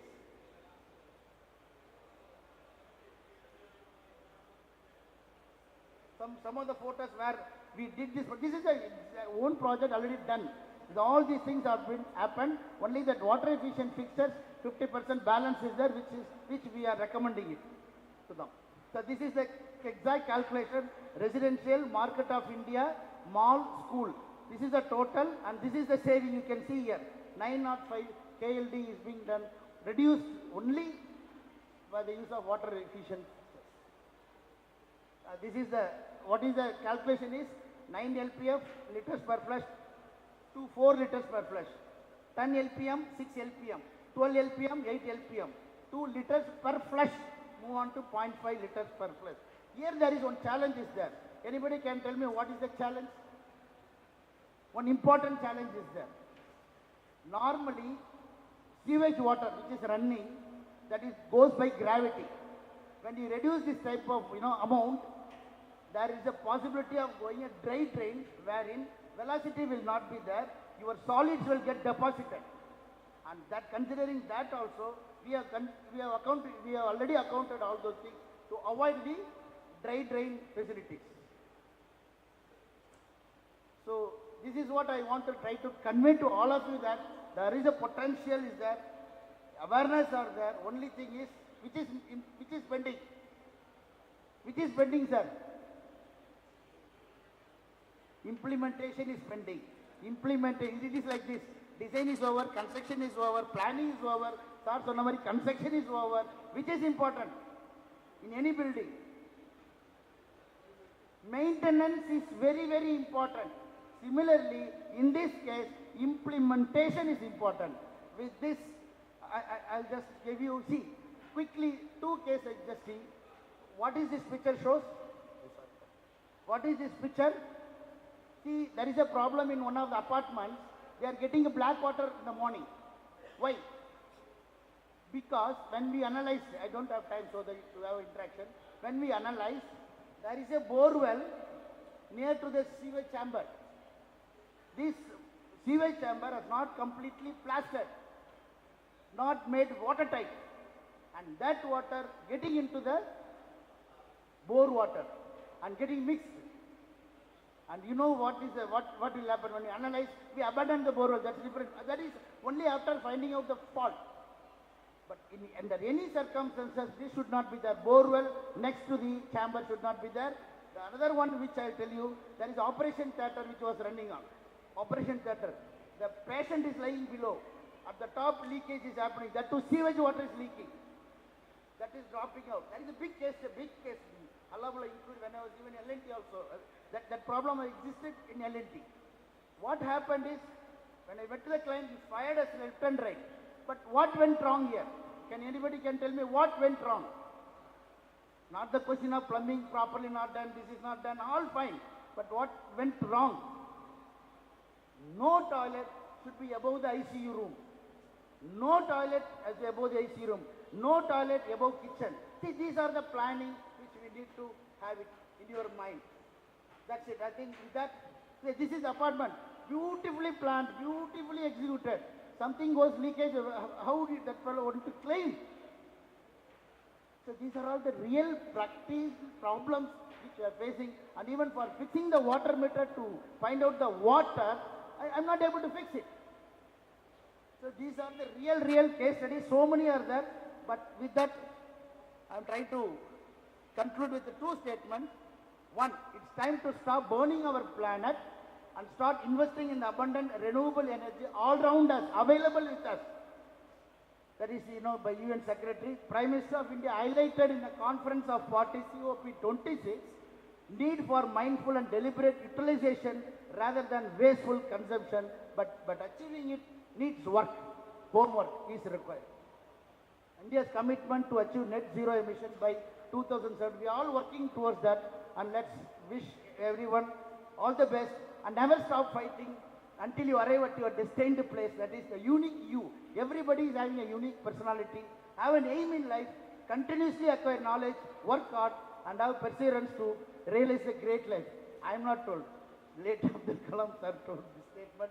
And wishing you all the best. And remember ORA. Anything you do. Sir, I think give a good round of applause for the entire management team. The organizing team. Because they have taken this ORA into their hand. ORA is nothing but ownership with the responsibility and accountability. When you take any work with ownership, responsibility, accountability, you will succeed in your life. And thank you very much for your patient listening. I hope I have contained my time. Thank you, sir. Thank you very much. Thank you, sir, for your valuable session on the importance of water management in today's world, and also for giving us realizations of what the world soon would become if we don't start now. Now, I would like to invite Mr. Shaji Jacob, representative from Institute of Engineering, India, and Mr. Nebu Abraham to present the memento to Dr. Veerapan.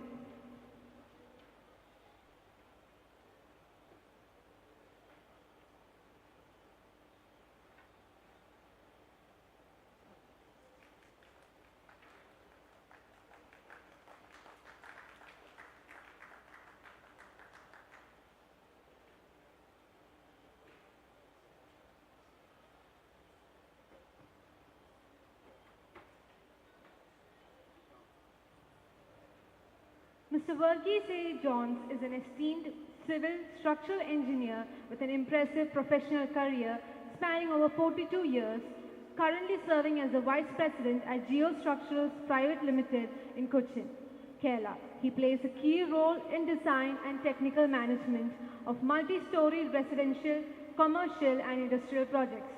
Mr. Johns embarked on his career as civil engineer with HCC Limited in Bombay.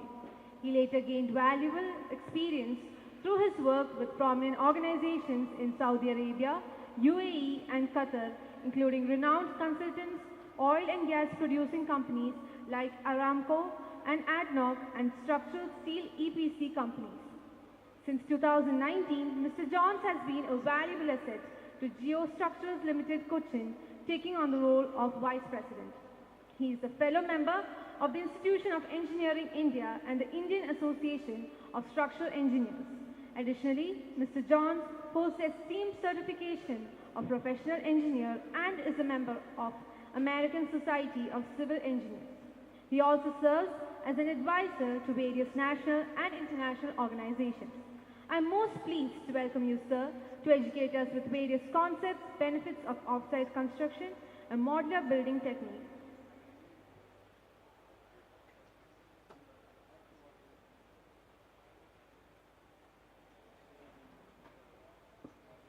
Hello. Thank you for this wonderful introduction. Today I am really happy that to be here and then part of this presentation, this event. And the topic was I am going to present is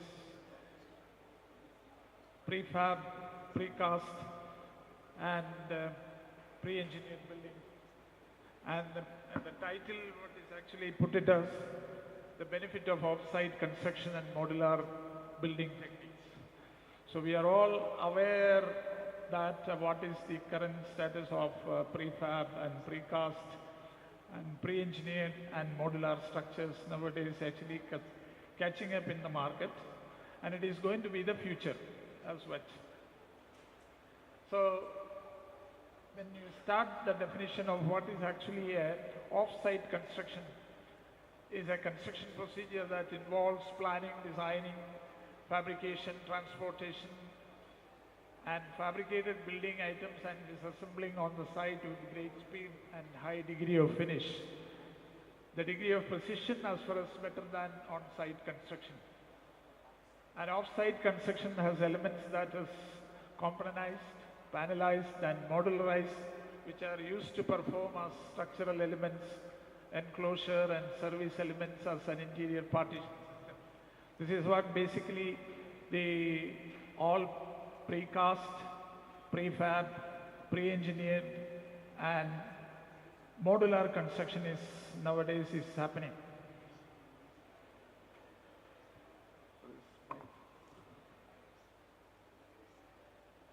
So the most important component of this off-site construction is precast concrete.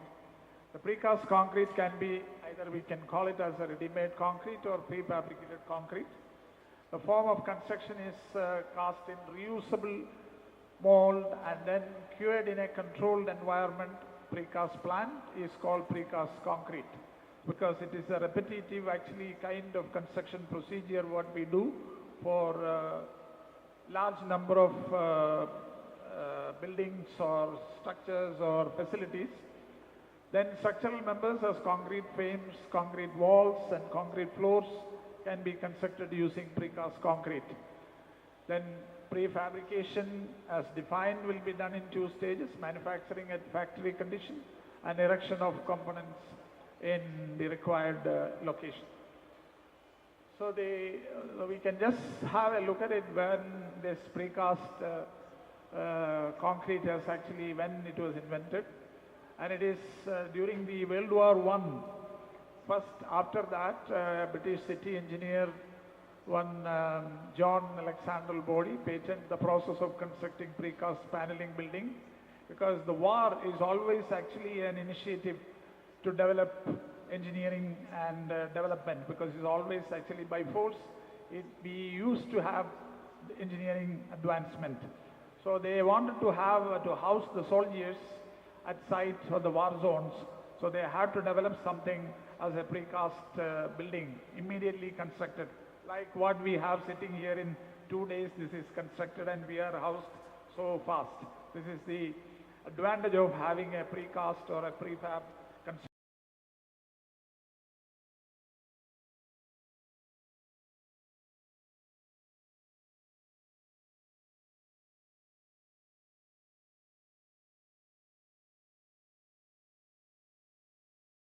Recorded pile foundation with precast in India. During the time of British, they actually did this Madras port using precast piles. Then they actually formulated Precast Concrete Institute, PCI UK, and over a period of time that we also have developed the precast, not that early, but still recently we have established the precast and prestressed the codes and standards also for design and implementation. That is, you can see that IS 15916, 15917, 11447 and National Building Code of India. That also explains and gives the requirements for precast construction and design. See, we can say what are the applications of precast and prefabricated system today. It is being used in most of the projects nowadays, partially or fully.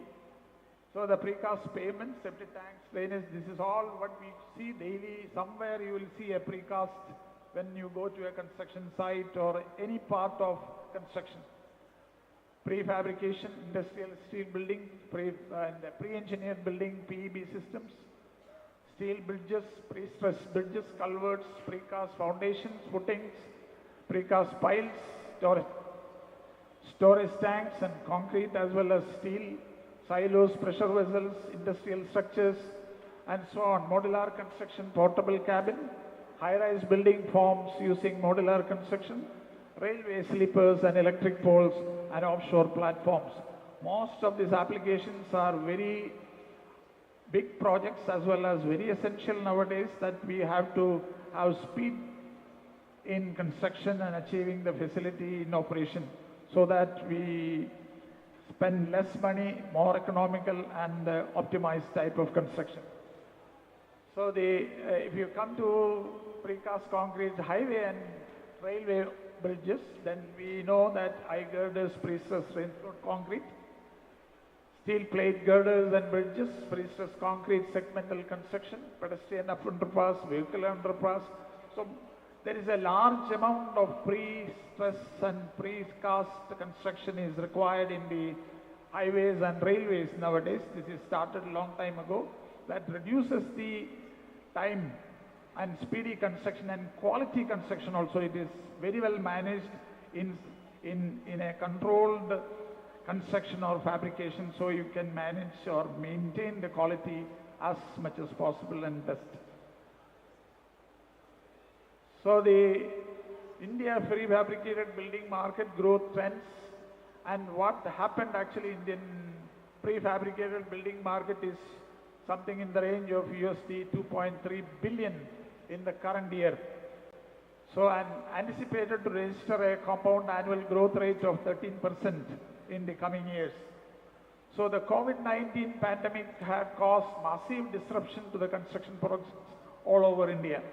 So most of the construction is actually in the very high pace, picking up to compensate what is actually lost and to catch up with the market share they lost. So the importance of precast and prefab is actually also becoming more prominent in doing that. So a big opportunity for prefab companies in India, and the hundreds of thousands of plants are expected to require in the future coming there.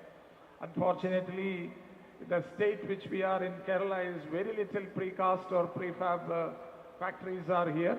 So, but it is, I think it is going to happen in the coming years, or maybe it is going to, the need will force them to have something like that. And India is expected to become the third largest construction market in the world by 2025.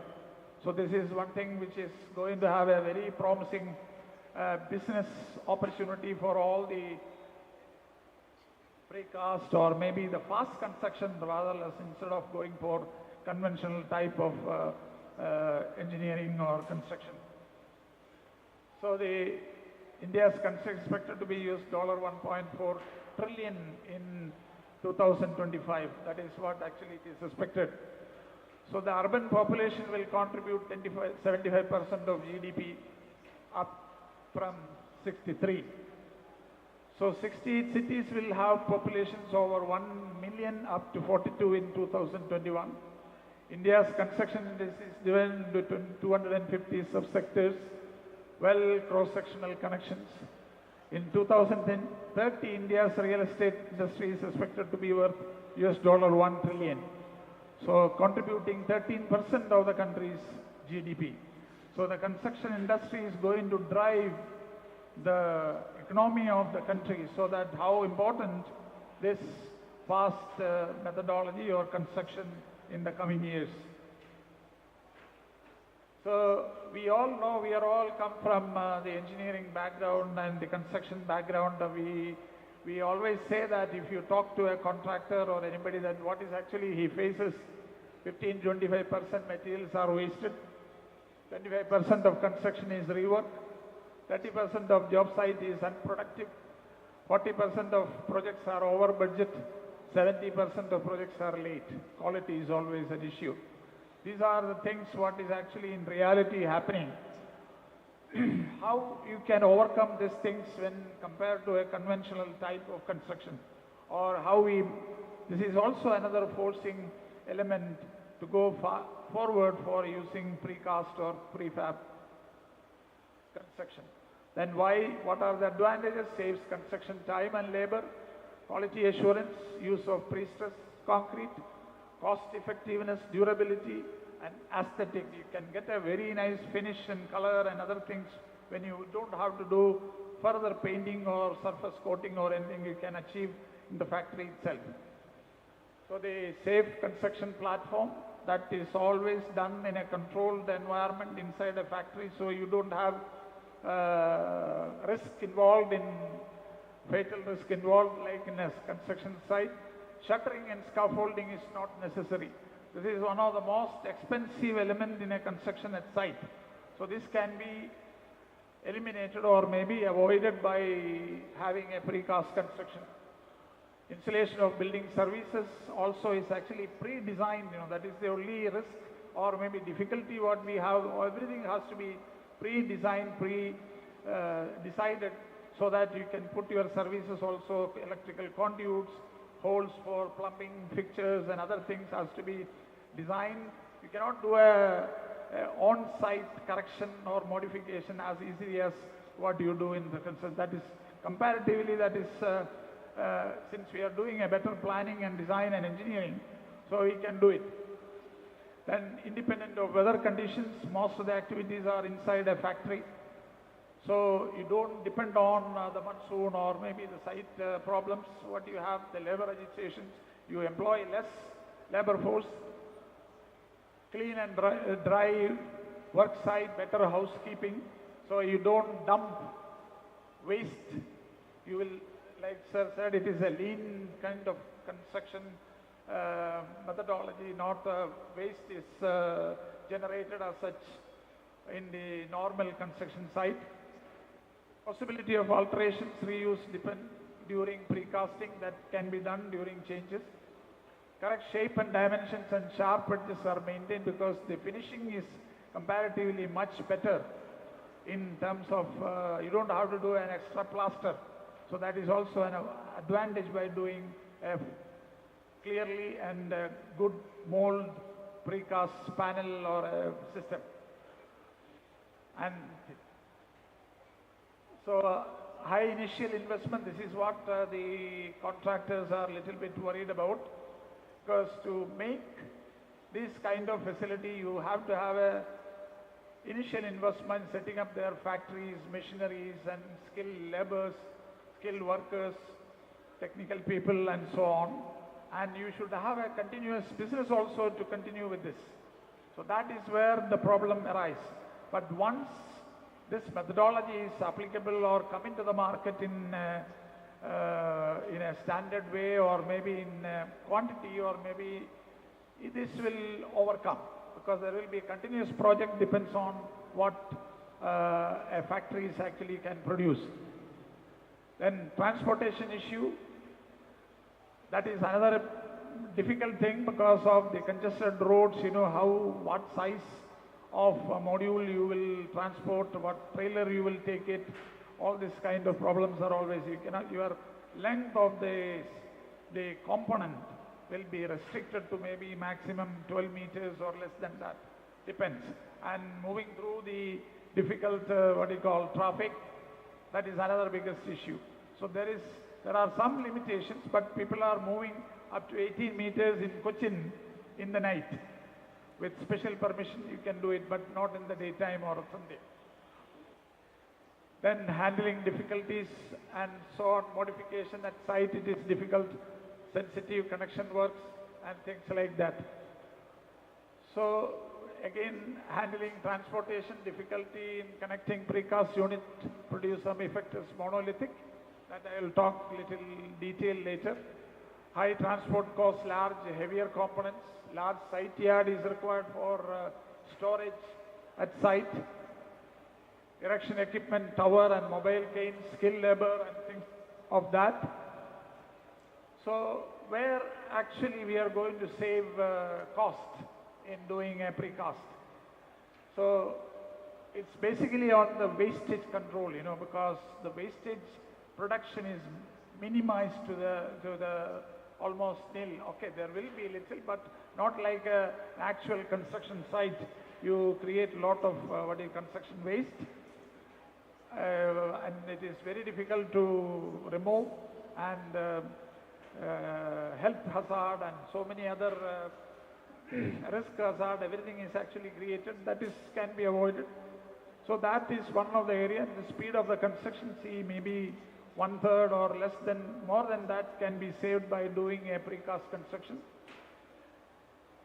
Quality is good, precast enhances safety, and virtually no repair or reworking cost, like what we have seen is more than 30% is rework at site.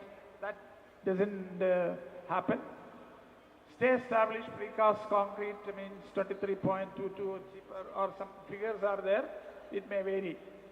So these are some of the cost saving points, and this is a graph showing that material saved against in concrete and steel and manpower and wastage also, which is actually a tower graph which is showing something like that. And when you want to have a precast construction or a precast project, there are some barriers to precast concrete construction. Cost issues, and then project delivery and supply chain, how you get your materials on, what are the requirements of, how sequentially, like said, just in time. Also all these things we have to apply and get the materials on site for a fast kind of construction as the sequence of construction. And then design issues, awareness and knowledge, policies and regulation, and social climate and market demand. So these are some of I'm not going very detailed into it because of the time constraint. So the applications of pre-stressed precast concrete. This is one of the main advantages. Mostly that the L&T and all is doing a lot of pre-stressed girders. This is the advantage. You do it in a yard and then bring it to the site and install it. So there is a lot of advantages by doing building structures there, load balancing and all. You come with a very smaller sections if you do a pre-stressing and things like that. So larger spans and then reduce structural thickness, faster stripping time, reduce material cost, things of this kind. So now look at that, where are the applications of most of the precast, like culverts, building slabs, reservoirs or swimming pools, and retaining structures and bridges, box culverts and things like that, fencing. So this normally now we can see in most of the cities, the metro projects are actually, most of them are box girders. These are all precast things. How fast we are constructing these metros because of these facilities are available. Using this heavy cranes and everything is actually being done in no time. Kilometers, you do it in one day. So this is the concrete girder beam system that we have in KMRL, this system here, not the box girders. So like this precast segmental construction, this is just a picture of that. And then precast or prefabricated steel trusses with, these are all fast constructions. You know how long it will take to build a bridge like this in a normal way. So you do fabricate all these things at the yard with the design fast and then fabricate it and bring and install it. It is become operational within no time. So this is what basically the public's projects or maybe the services what people can enjoy. Not like earlier days we take months and years to build a bridge. That time is over because of the precast and prefabrication system is available in there. So this is again like precasting of pre-stressed concrete girders also the road project. This is, everything is actually precast here. So I just bring it and then construct and do it. And this is another thing which we are in the oil and gas energy. Most of the structure, what is seen, the jacket as well as the top side, everything is precast or prefabricated in a yard and then bring it to the offshore and then put it together and build it. So this is huge construction that is actually happening in precast or this is prefabrication like. So then we come to prefabricated steel structural building system. Now there is a lot of buildings, high-rise buildings are being constructed using steel structures, which is slowly picking up, but elsewhere outside India, mostly if you go to Middle East and all, the composite structures are in place maximum. So it reduces the space, faster construction, and then prefabrication is actually being done. Also the composite floor systems, steel building solution and things like this is actually Central Building Research Association actually preparing all this kind of innovative studies as well as recommending. Even the Transport Ministry also is actually been encouraging by issuing advices or orders to use more than 40% of precast element in their construction sequence. So these are all, government is actually encouraging this. And we also have to do it in private sector as well, so that fast construction can be done.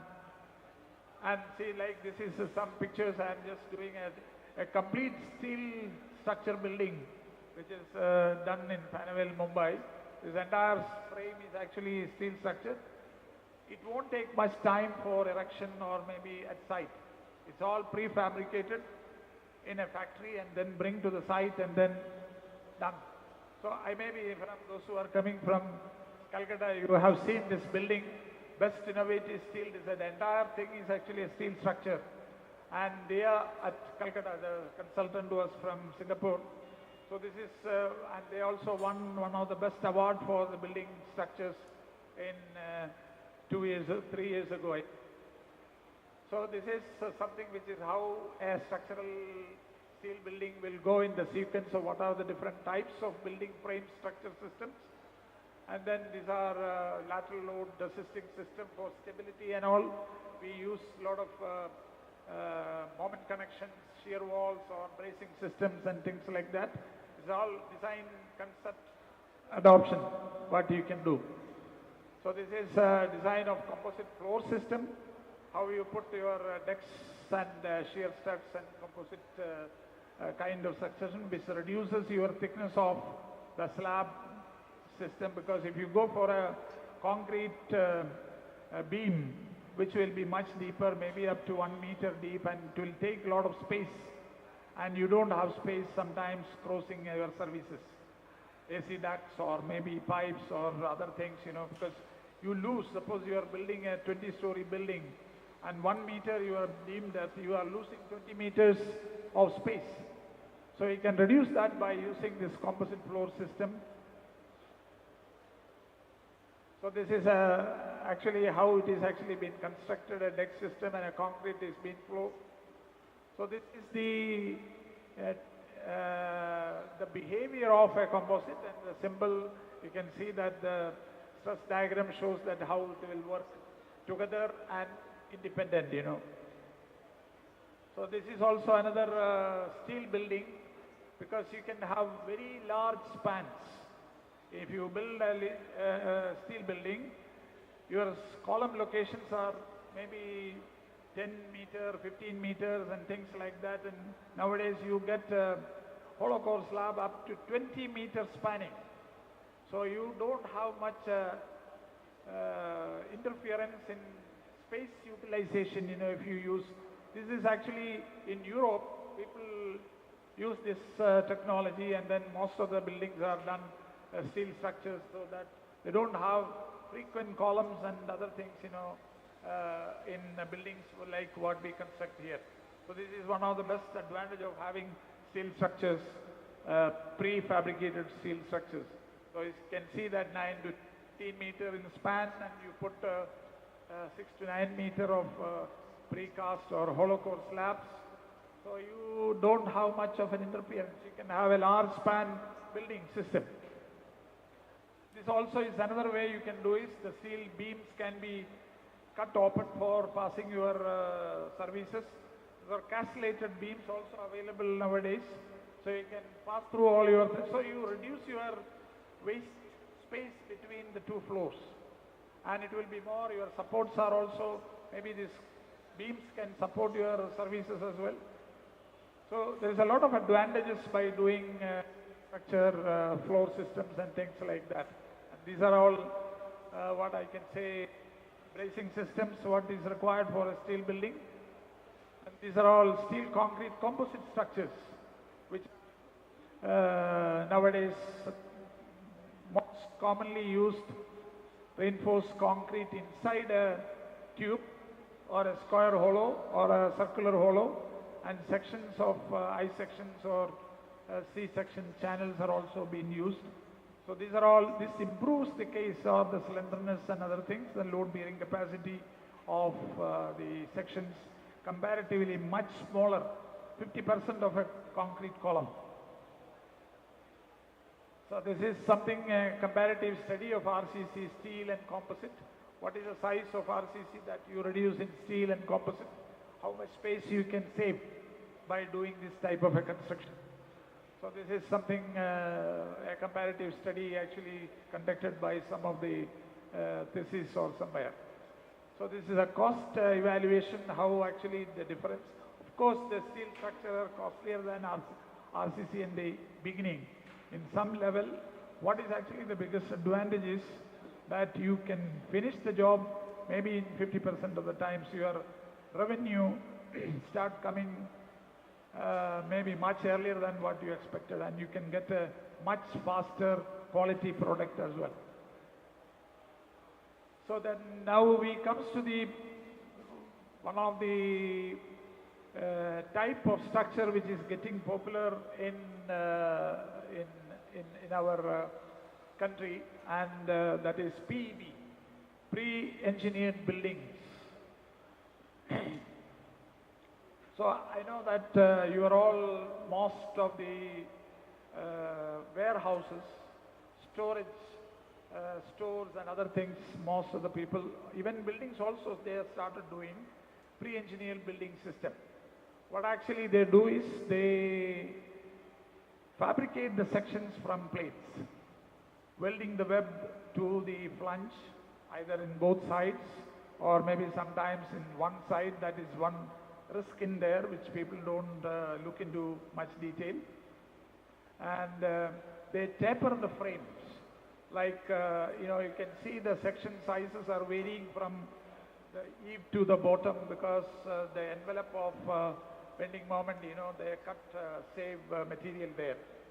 That is how they do it. So this is various components of a pre-engineered building system. So you can see that this can be done, the erection can be done, or all the items are pre-fabricated from a factory and then bring to, say, within a month, or maybe the foundations are ready within a month, they can finish the warehouse or a storage yard. So this is the approach of pre-engineered building, how it is actually the stability approach, how it is actually being taken care of with the vertical as well as lateral and longitudinal directions. And this is the design criteria. I'm not going to explain in detail now, but this is the standard methodology what we apply for doing or designing a building. So these are the codes, the American, most of the PEB companies are using American code here. And they use something called a manual called MBMA, that is Metal Building Manufacturers. So that is not a code. It's only a small guideline manual. And the loads, live loads and other things are recommended by IS 875 is not in line with this. They use a very low live load, undead load and things like that. Is sometimes it's not acceptable to match with the Indian standard. That's why in PEB we don't have a code yet in IS.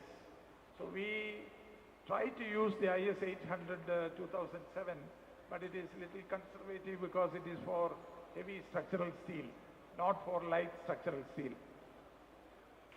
So you can see that Zamil Steel is one of the PEB builder. They have done a high-rise building, G+11 commercial complex in New Delhi. So they do, see, these are the application: industrial building, indoor stadiums, parking lots, railway station, and so many places they use aircraft hammers. So they can do very large span buildings up to 40 meters, 50 meters and things like that. So it's all then metro stations, warehouse, high-rise buildings. So this is actually the way they fabricate pre-engineered building, the tapered sections based on the bending moment envelope. You know, they cut and save a lot of material. So this is how it is actually differentiated between pre-engineered building versus conventional building. So this is actually the bending moment diagram which I am showing to show that how they arrive at this kind of a shaping. So it is a pin base and then a fixed base both. This is also another weight calculation for standard conventional steel and PEB as per 800 and as per MBA, how much difference it is actually coming in the steel weight. But I won't say it is it's a much saving, but we have to make sure that it is safely designed, because the safety is one of the important things which we have to make sure that any code what we use, the designer has to be sure about what they are designing is safe. So this is the cost weight comparison of the steel. This is again cost. Okay, now let us talk about prefab and precast technology when it comes to concrete. So prefab technology is actually wise, eco-friendly, sustainable, time and cost saving, better quality control and proper strength. These are the elements which actually governing the prefab technology is catching up. So the technologies are formwork system, precast sandwich panel system, light gauge steel structural system, steel structural system, precast concrete construction system. So this is different type of refabrication technologies implemented in there. And the formwork system, there are different type of formworks, which is monolithic concrete construction system, aluminum formwork, modular, caissons and sys-mobbing technology. So these are all recommended by CSIR. So they recommend this kind of systems which can implement in the precast or prefabrication. And this is precast sandwich panel system. And then now this is also catching up very much light gauge steel frame structures. These are also another type of prefabricated, okay, this is fabricated and executed at site.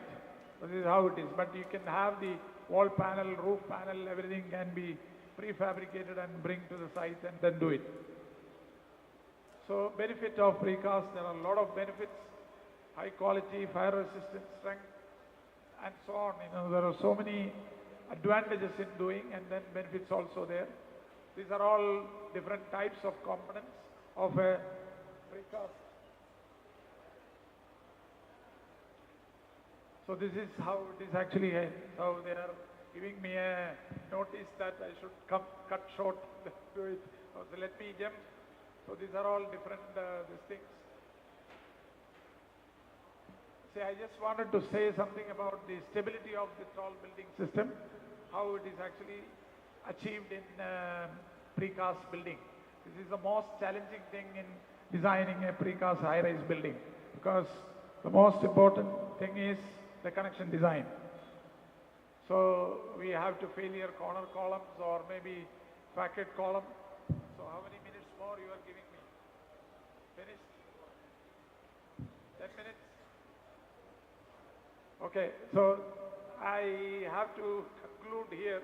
These are all different types of this thing. I will just pass through all the, because the subject topic is so big. You cannot just come touch the entire thing. People are building all this type of, these are all precast, prefab building systems. And this is one of the building, Instacon, Mohali, they have erected in 48 hours, precast building. Now, the recent development that we actually become one of the most populated country in the world.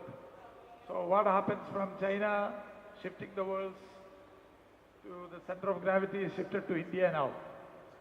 So this is the price, roti kapda or makan. You can see that what is the amount of money you need for housing purpose.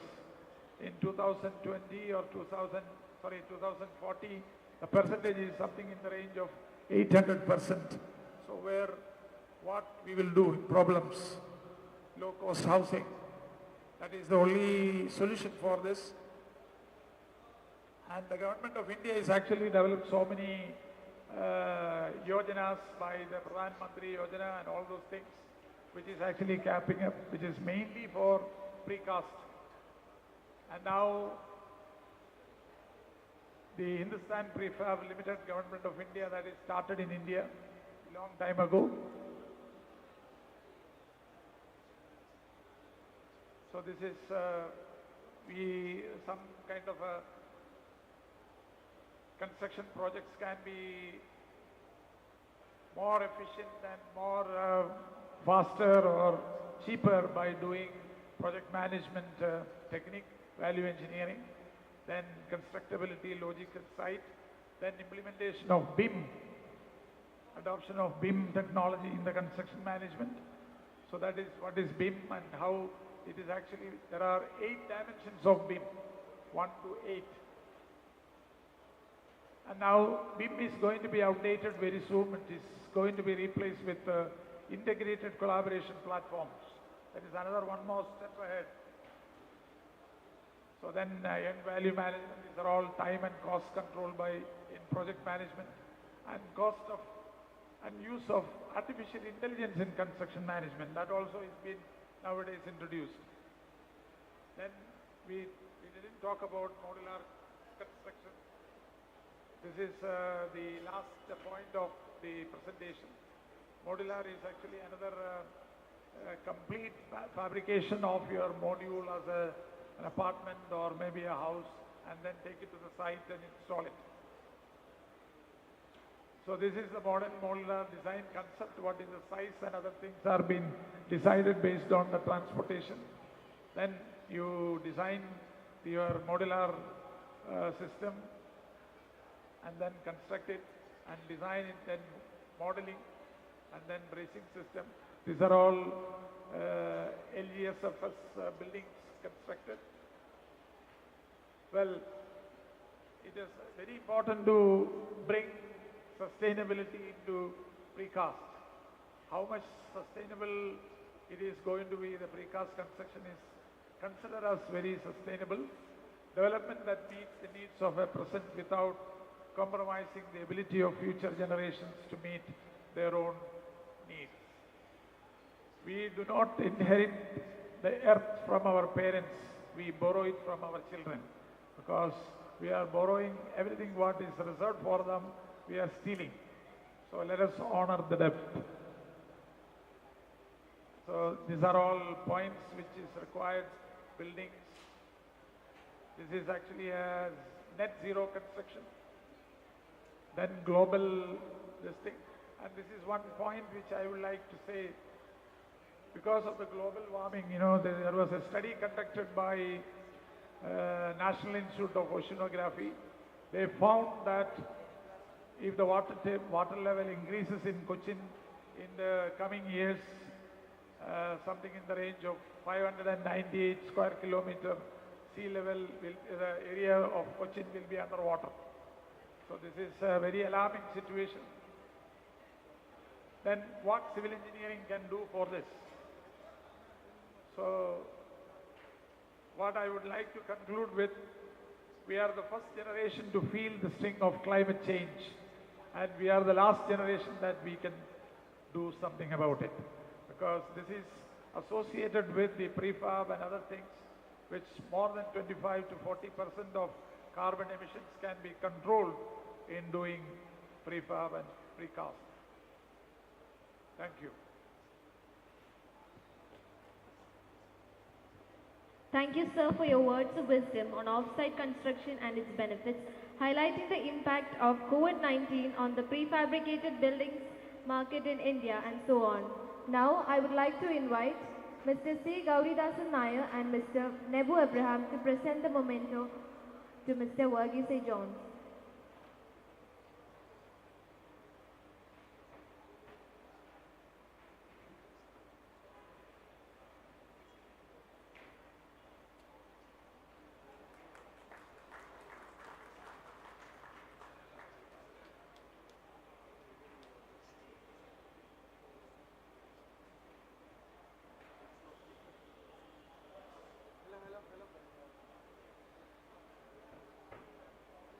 Moving on, I invite members of Supreme Organization to take over the stage for product presentation.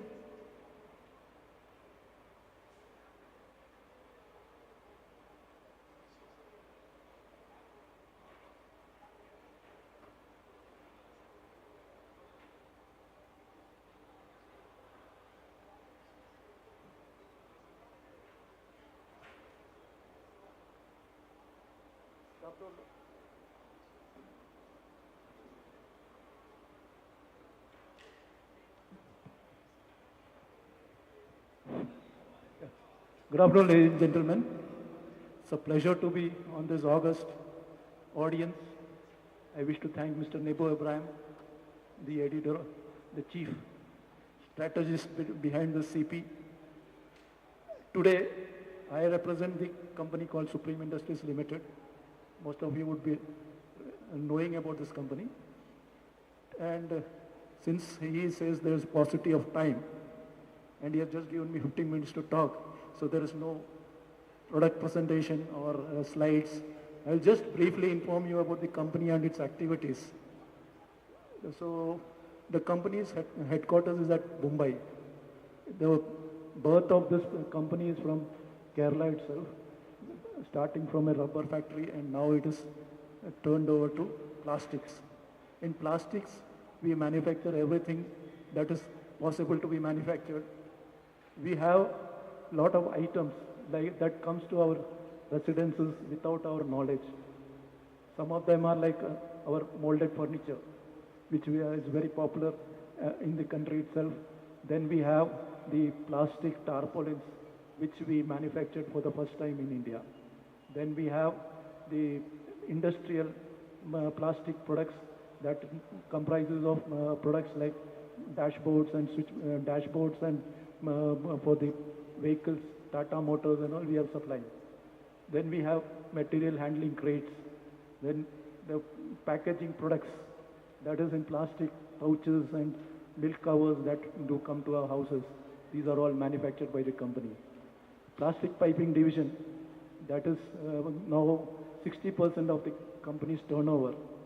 Today we have close to 9,000 items in plastic piping industry. Dr. Veerappan was talking about water conservation and water, all those things. I was very much delighted because a lot of these products we are also manufacturing. He had shown one slide where the sewage water was getting contaminated with the borewell water. Now we have the system where we can also provide you plastic manholes which has a long life. Now the concrete this thing has been stopped. Rather it is being stopped. The general thing what happens is we face the problem where the plumbers who are doing the work are not educated. They are the lower strata of the society. So it is our endeavor to teach them or even inculcate skills to them on how to do plumbing in an effective way. So all these problems that can be solved. We find that these plumbers, they have a certain knowledge which they try to pass on to their assistants, which is not of any good. So keeping that in mind, the company has got an innovation and technology team, which is also running a knowledge center at our factory in Gadegaon. Here we are training all the plumbers. Even we are having sessions with the architects, engineers at our knowledge center, which is located at Gadegaon. The small knowledge center is also functioning at our Cochin office. Here we are regularly training these plumbing people, and we are showing them the products. We are telling them how to use these products. That is the way we are now moving ahead. The company has close to 28 factories all over India, manufacturing all the products that I mentioned, and we have reached a level of 5 lakh metric tons per annum. Materials has been sold. We have today that our company's major thing is all plastic items we will be manufacturing and we will be giving it to the market. Now we have close to about 10,000 dealers all over India who are marketing our products, and we also have a robust marketing team who are also in the market. Our product range of 9,000 items in plumbing has come due to the interaction with all the plumbers and engineers. We developed all these products based on their suggestions only. So if you see our stall at 1 and 2, all these items, a lot of items have been displayed. More and more items will be in the place over the period of time. Today when we say 9,000, next year perhaps it can be more than 10,000 or 11,000 items, because plumbing is like a vast ocean and we are just a drop in that ocean, because it requires a lot of effort. As Dr. Veerappan said, it requires effort. Everything is there in place, but implementation, that is the real difficult thing. So we would also like to join with them, and definitely we'll look into it and how to go about it. Moreover, the company has moved ahead and has got exporting orders to about 55 countries as of today. So that's about it, all about the company. If all of you are welcome to visit our stall, you can just come over there. We'll explain to you all the items. If I have to show you all these 9,000 items on slide, it will take me more than 2 hours, which my friend will not allow me. He is just going to murder me for that. Okay. So let me thank you for that. Thank you so much.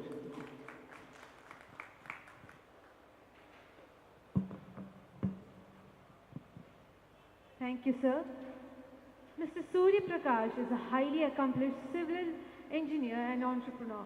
With a passion for his field, he has successfully handled a wide range of projects across India and abroad, employing a team of 100 engineers. He has been actively involved in professional organizations and held prestigious positions such as the past president of ACCE from 2013 to 2015 and the past president of the Pre-Engineering Structural Society of India. Additionally, He is founding trustee of the Smart Infrastructures Engineering Service Trustee since 2016. Throughout his career, Mr. Surya Prakash has successfully managed projects for the Ministry of Defense, public sector organizations and state governments. His areas of specialization include design, engineering project, management of buildings and infrastructure projects. Furthermore, he has served as an expert faculty for ESCI and CIRE in transmission line design and project management. I invite Engineer Surya Prakash to the upcoming session in order to gain an understanding of resilience in structural engineering. Welcome. Thank you for giving a good introduction about me. And I thank Nebu Abraham particularly for inviting me for this knowledge sharing session. And this is the topic I'm talking for the first time. Though I have been working on last 20 years, it has given me an opportunity to document what I have done in the last 20 years in this resilience in structural engineering. So the overview is, I'll give base introduction and about resilience and about structural engineering, climate change and need for resilience in structures, and strategies and approach to resilient structural design, and finally the conclusion. This is in short.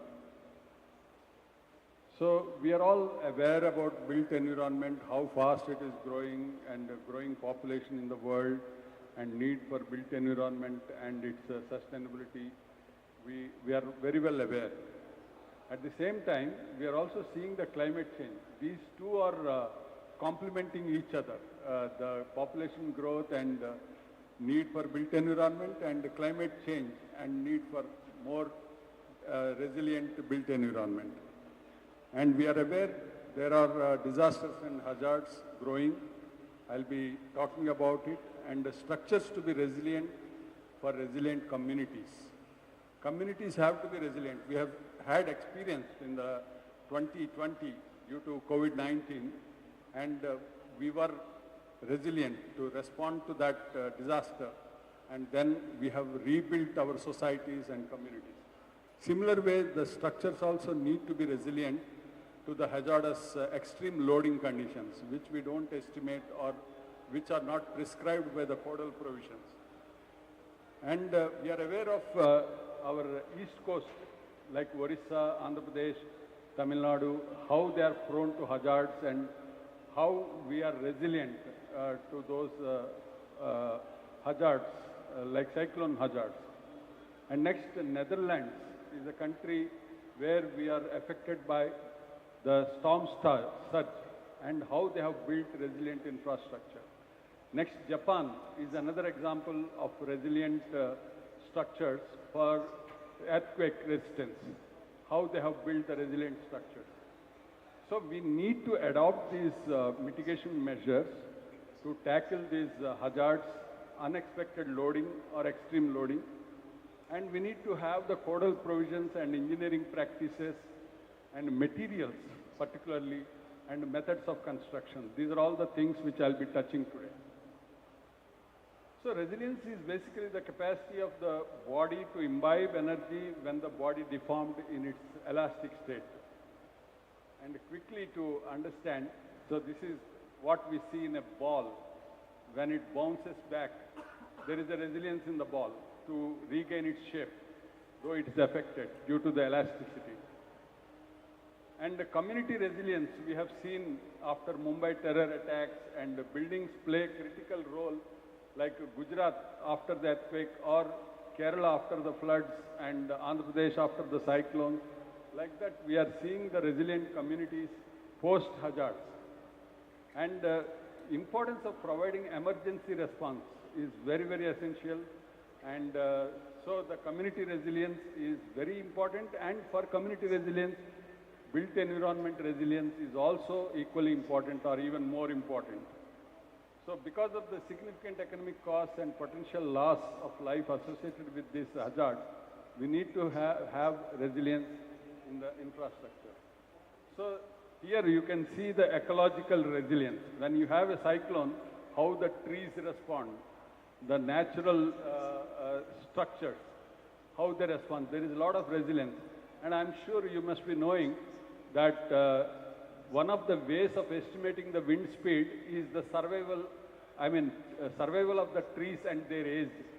If a 100-year tree cannot survive a cyclone, that means the cyclone's wind speed is higher than 100 years.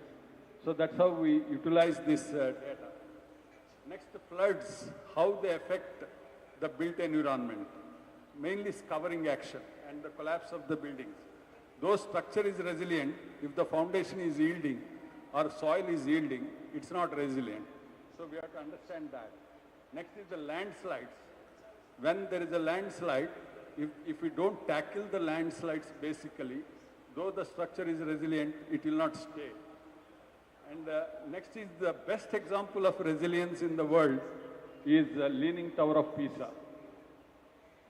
Though it is not designed for such settlement, the tower has got the inbuilt resilience. That's why it is surviving even after the settlement beyond the design. So this is the example of resilience. And then we see earthquakes. Most of the buildings, though not designed, survive the earthquake because of the resilience in the buildings. Because of the, you call it the redundancy or you call it the robustness in the structure. So this is the resilience. Next is the fire accidents. This is another thing which we don't design exactly the structures, but structures survive the resilience. I'm going to give the examples of practical projects which we handled with this, utilizing the resilience in the structures and restoring the structural life. Next is the man-made errors during construction or after the construction. So we see the structures failing. So even for man-made errors, we have resilience in the structures. I'll be tackling that example. And next is the cyclone, structures being not resilient. We see the failure. Terrorist attack. We have seen the World Trade Center. It has collapsed, but the resilience in the structure has helped saving many lives. You know, even after such attack, there are only deaths of 2,700, though the people in the building were more than 6,000. So many people could be saved, lives could be saved because of the resilience in the structure, though limited period. So now I'll get into the actual resilience. So we have different types of resilience. We have adaptive resilience. That is normally happens in the nature and human body. We have adaptive resilience, like what happened after the corona attack. We were resilient and we have adapted to that. Similarly, structures can have adaptive resilience, that is like self-healing kind of concrete that we are using. Next, engineering resilience. That's what is important for us. We engineer resilience for the structure. We have done the projects for giving resilience to the infrastructure, particularly in Andhra Pradesh. I have handled the project. And next is the ecological resilience. That we see in nature, ecological resilience. It takes time, but a tree that is damaged or a cyclone, it reconstructs itself over a period. That is ecological resilience. Finally, fails and no resilience. That we are not discussing today.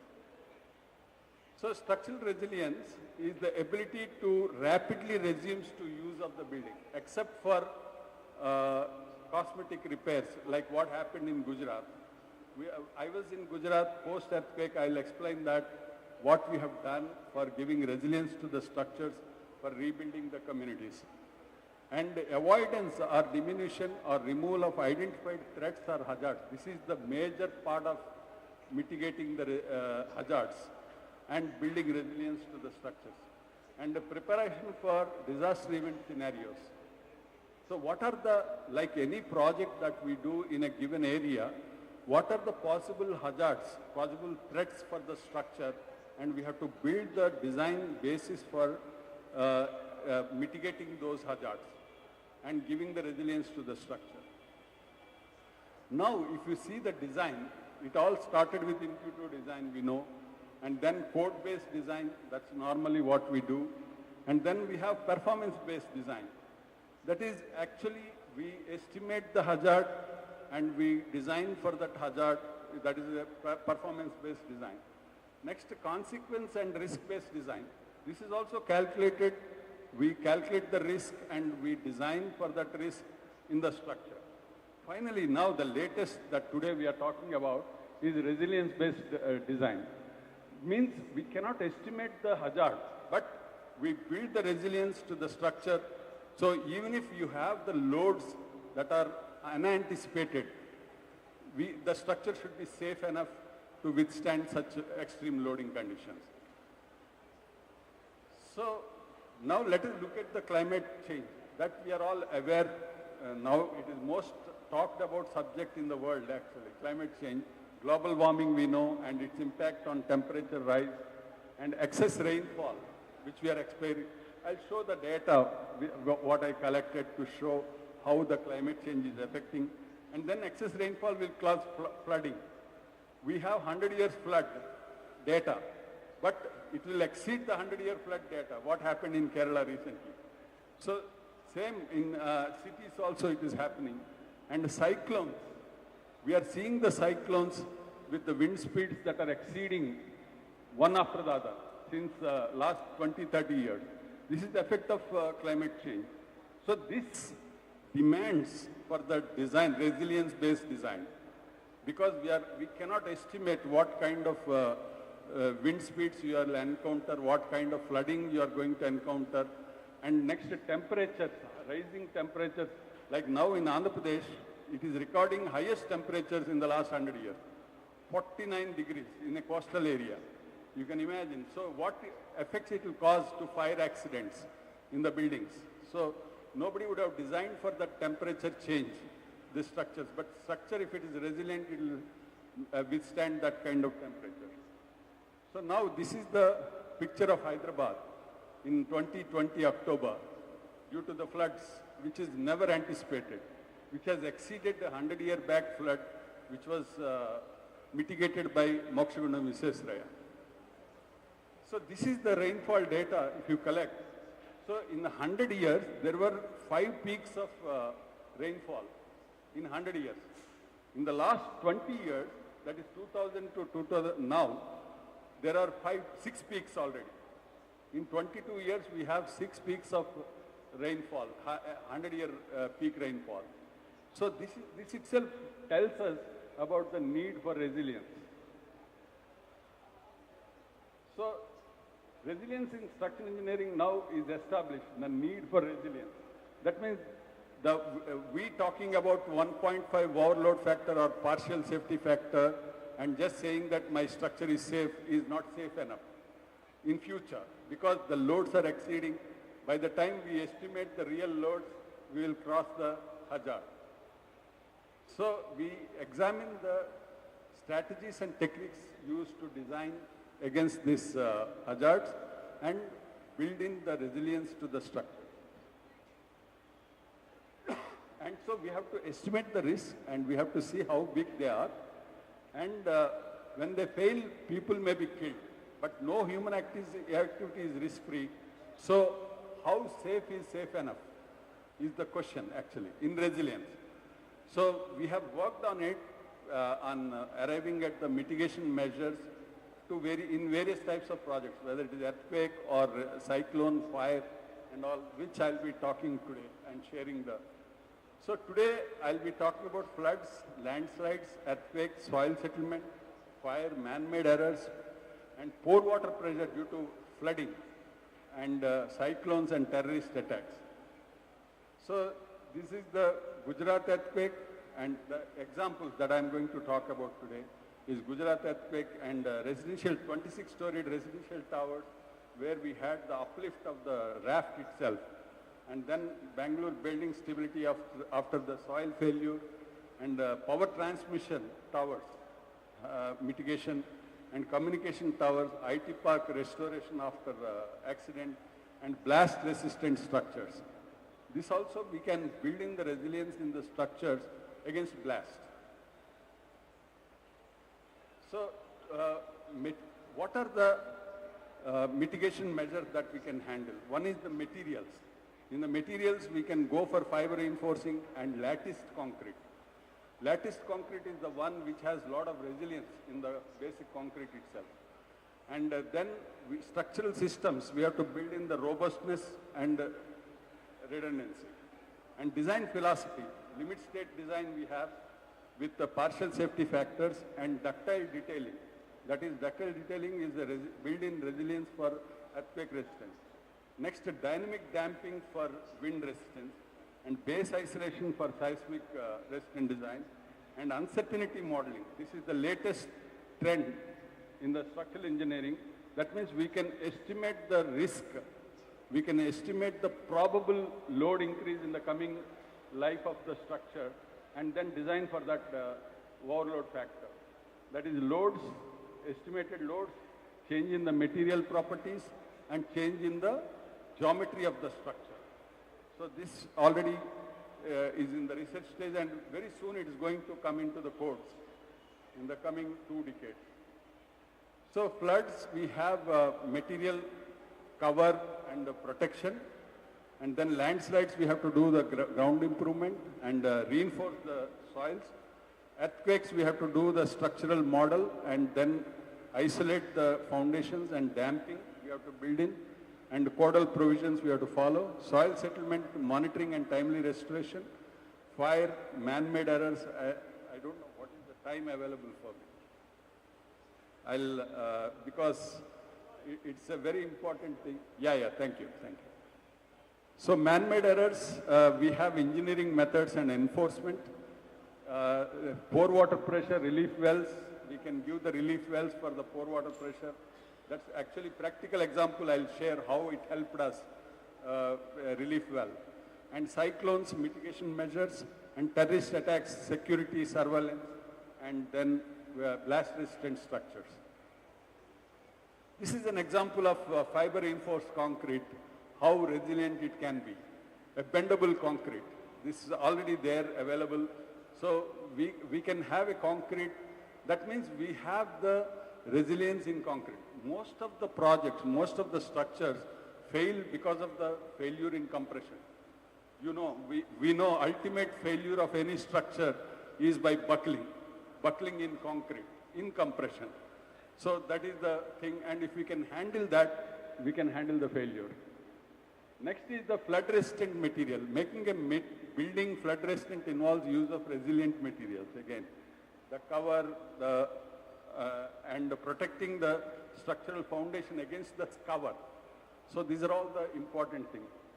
And some of the flood resistant materials include glazed brick, concrete blocks, and glass block, and stone with waterproof grouts, and then naturally decay material, resistant lumbers, and marine grade plywood and cement boards. These are all the materials that we can use against flood.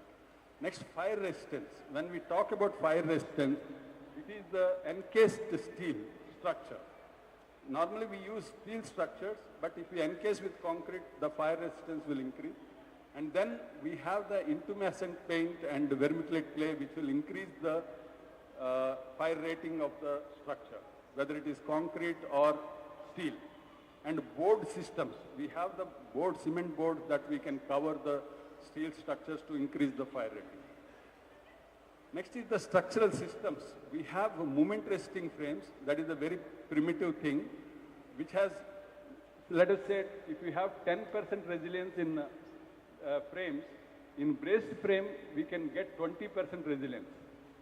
Then, if we go for shear walls and core systems, we can increase the resilience to 50%. So that's what. So we have to choose the structural system depending on the resilience required. This is the resilience-based design. So now I'll go into the case studies. Hyderabad flood, we have done the study and we have prepared the mitigation plan for Hyderabad flood. And now you must be aware, Hyderabad is implementing strategic Nala development project. That means to mitigate the floods in future, they have implemented. So this is the study we did, identified all the lakes, their capacity. Lakes are being encroached everywhere. We are very well, so we cannot do anything about it. But what is the available lake now and how we can protect, and then which lakes have excess capacity compared to their catchment area and which have under capacity. So we connect these lakes through the nalas and then we mitigate the flood. So this is the plan we have prepared and submitted to the Greater Hyderabad Municipal Corporation. Next is the deep excavation soil collapse.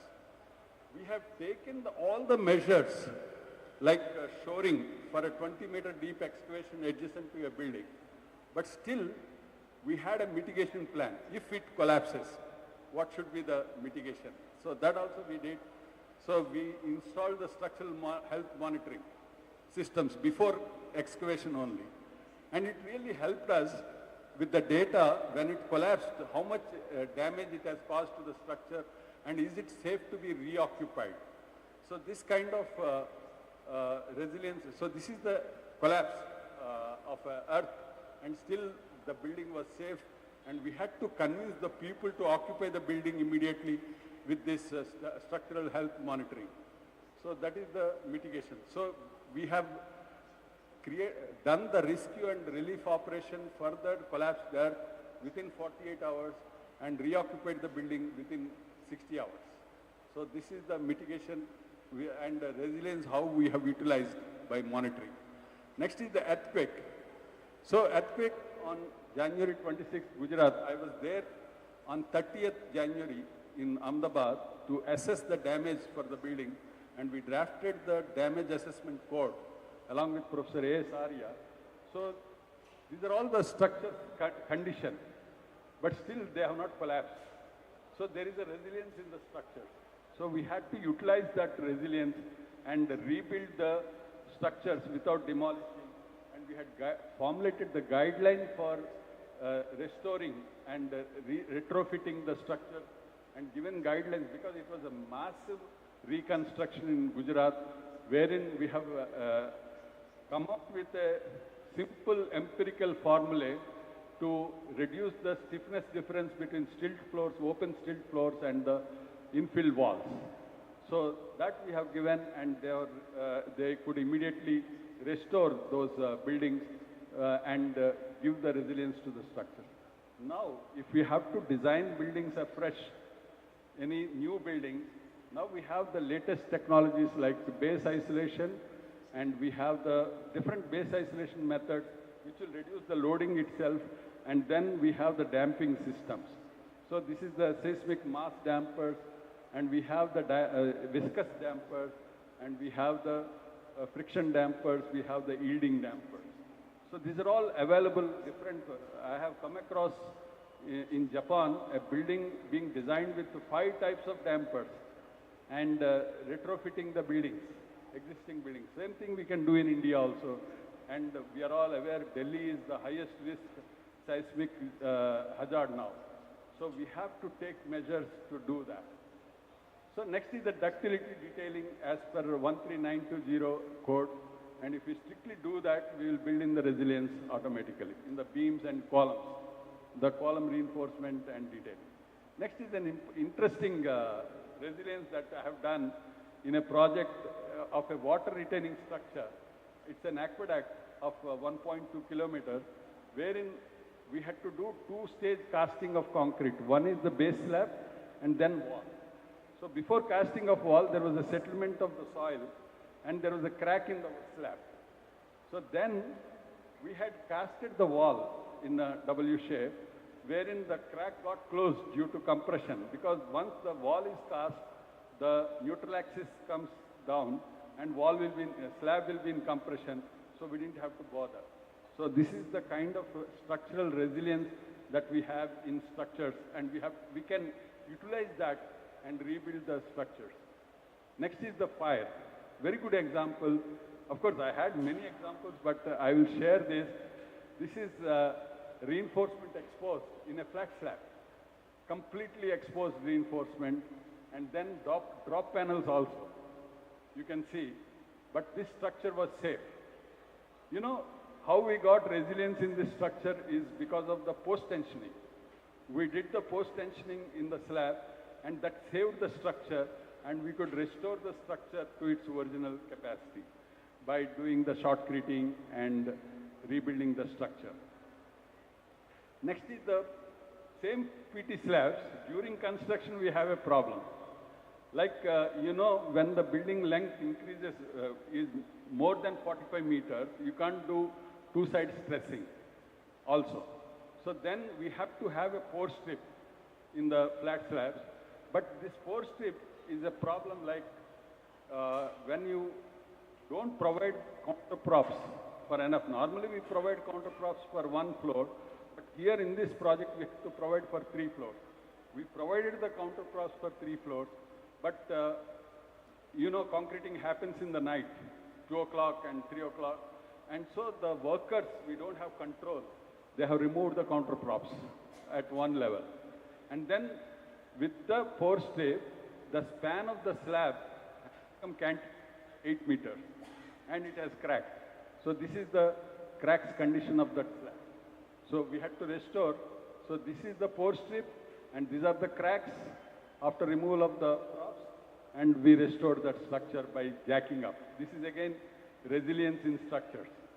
We could utilize that resilience and then rebuild the structure.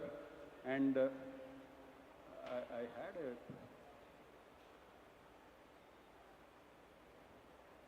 a... Here, sorry, I didn't explain. So here 2 levels of counterprops are there. So this removed counterprop has caused the damage. So this kind of resilience we can use, and we have restored the structure successfully. Next is the flooding, rise in pore water pressure. This is another example which we handled in practical case. So this is the damage in the podium columns. There are 2 towers of residential. In between there is a podium slab, and due to the flooding and pore water pressure rise, the whole podium got lifted. So this is the podium structure. Can you imagine this structure is being lifted by almost like 200 mm, 250 mm up due to the pore water pressure. So this is the representation of that lift actually. And we restored this just by providing a relief well and reconstructing the columns, the damaged columns restoring, and then the structure got restored. This is the water table study that we have done in the area, and we have provided the relief well, and then it worked successfully. Next is the cyclone. My experience in year 2000, we were given to study and provide hazard mitigation for AP cyclone for transmission network. So we have done the tower stability is mainly based on the performance of the legs, you know, the lattice towers. So this is the tower that has collapsed. And one size clearly does not fit all when it comes to this. So we have done the plinth level stub corrosion, strengthening of leg members, strengthening of bracing, strengthening of foundation. So this is the mitigation that we have done, and we have drafted the design criteria. In fact, can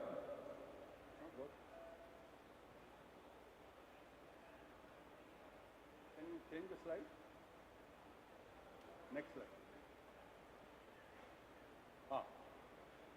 So whatever recommendations we have given have become the part of IS 875 now 2016. The narrow front wind and coastal wind zone. Now IS 875 has incorporated coastal wind zone. So the structures that we design in coastal areas require separate design criteria. And these are all the strengthening measures we have done. And this is the strengthening of the bracing in the towers. Foundation is unhealthy base, it is better to do the strengthening. This is the foundation failures which we have restored by doing the filling of the soil. Upgradation is the process of increasing the capacity, so we have done the upgradation of the transmission lines also by increasing the peak height. So review the design criteria and construction practices, coastal zone, narrow front wind and survival speed, minimum depth of foundation and plinth height we have revised, retrofit existing critical infrastructure for community resilience, prepare hazard mitigation plan periodically. This is our recommendation. adopt from other similar zones. Like we know that this climate change will affect the wind speeds and flooding. We have to keep changing that basis and make pre-monsoon inspection of structures mandatory. You know, we have seismic qualification of the structures to be done once in every 5 years. That is a mitigation measure for seismic resistance. Same way for cyclones also, we have to do the pre-monsoon inspection. Strict adherence to CVC norms, Central Vigilance Commission in quality. So these are our recommendations. Finally, the terrorist attack. And one more important thing I want to suggest for the cyclone. For example, we have the spun concrete poles, which we use for distribution network. We have pre-stressed concrete I-section poles. We have steel I-section poles. So if you see the resilience, I-section pole is the least actually. Next comes the pre-stressed concrete. Next comes the spun concrete poles. So we have recommended use of spun concrete poles for all the distribution networks in cyclone prone area because of their resilience to torsion actually. So this is the very important point. Next is the terrorist attack. We are aware that World Trade Center fire rating saved many lives. Fire rating saved many lives. But still structural system did not save. So that is why we have to have blast resistant structures and we have to use base isolation against this one, robustness and redundant structural systems and the redundancy in infrastructure. Then emergency restoration and lattice concrete. In fact, we have designed some of the blast resistant structures for defense, which I cannot name because of the confidentiality, but we have done the buildings 60 meters below ground, which are resilient to nuclear attack. So we have a design like 15G acceleration due to nuclear attack. Normally, our highest earthquake ground acceleration is 0.4 G. Whereas with the nuclear attack, the ground acceleration can go to 15 G. And that we had to damp to 0.6 G. So this is actually part of my analysis where by using the damping systems and by using the isolation, we could do the damping in blast resistant and build the blast resistance to the structure. That is the resilience we built.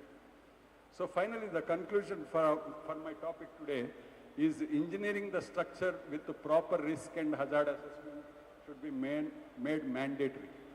Risk assessment should be made mandatory and drafting proper design basis for resilient structures with the recommendations that I have given for materials and the structural system and uncertainty modeling for materials, loads and geometry and robustness and redundancy in structural system should be, we do the robust analysis, particularly for precast building.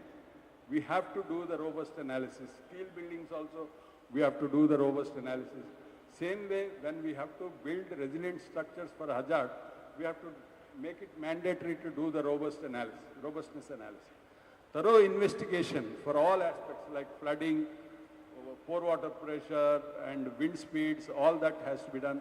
And selection of materials and right code provisions. And finally, resilience in structures in disaster-prone areas shall be part of design basis and not an option. So this is my recommendation, and I thank organizers for giving me this opportunity.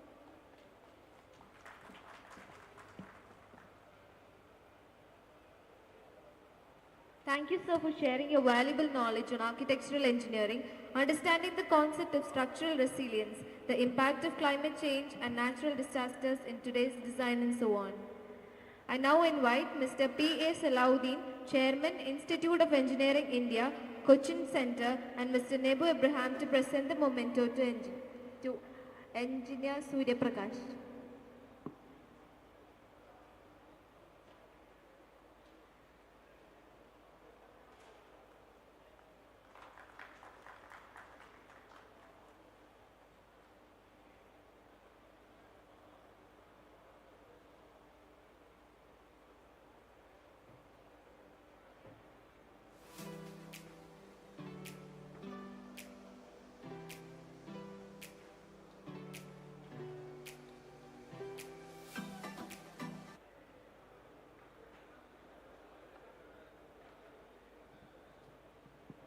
Sorry, there is an announcement. Actually, we were planning to have a panel discussion now, but unfortunately, our key panelist, Mr. Jatin Shah from Colliers, he has had to return to his base on an urgent commitment. He had a message from home and he had to rush back. So therefore, we are forced to cancel the panel discussion scheduled for now. So we shall be meeting again tomorrow morning at 10:30 to listen to Ankur Modi speaking on innovations in urban design, building in the cities of tomorrow, and also Padma Vibhushan Sridharan sir giving us the first annual CP lecture. So we expect all of you here by 10:15 tomorrow morning. Thank you very much. Thanks for your active participation. Thank you. Oh, yeah. There is tea for you. There is tea outside, tea waiting for you.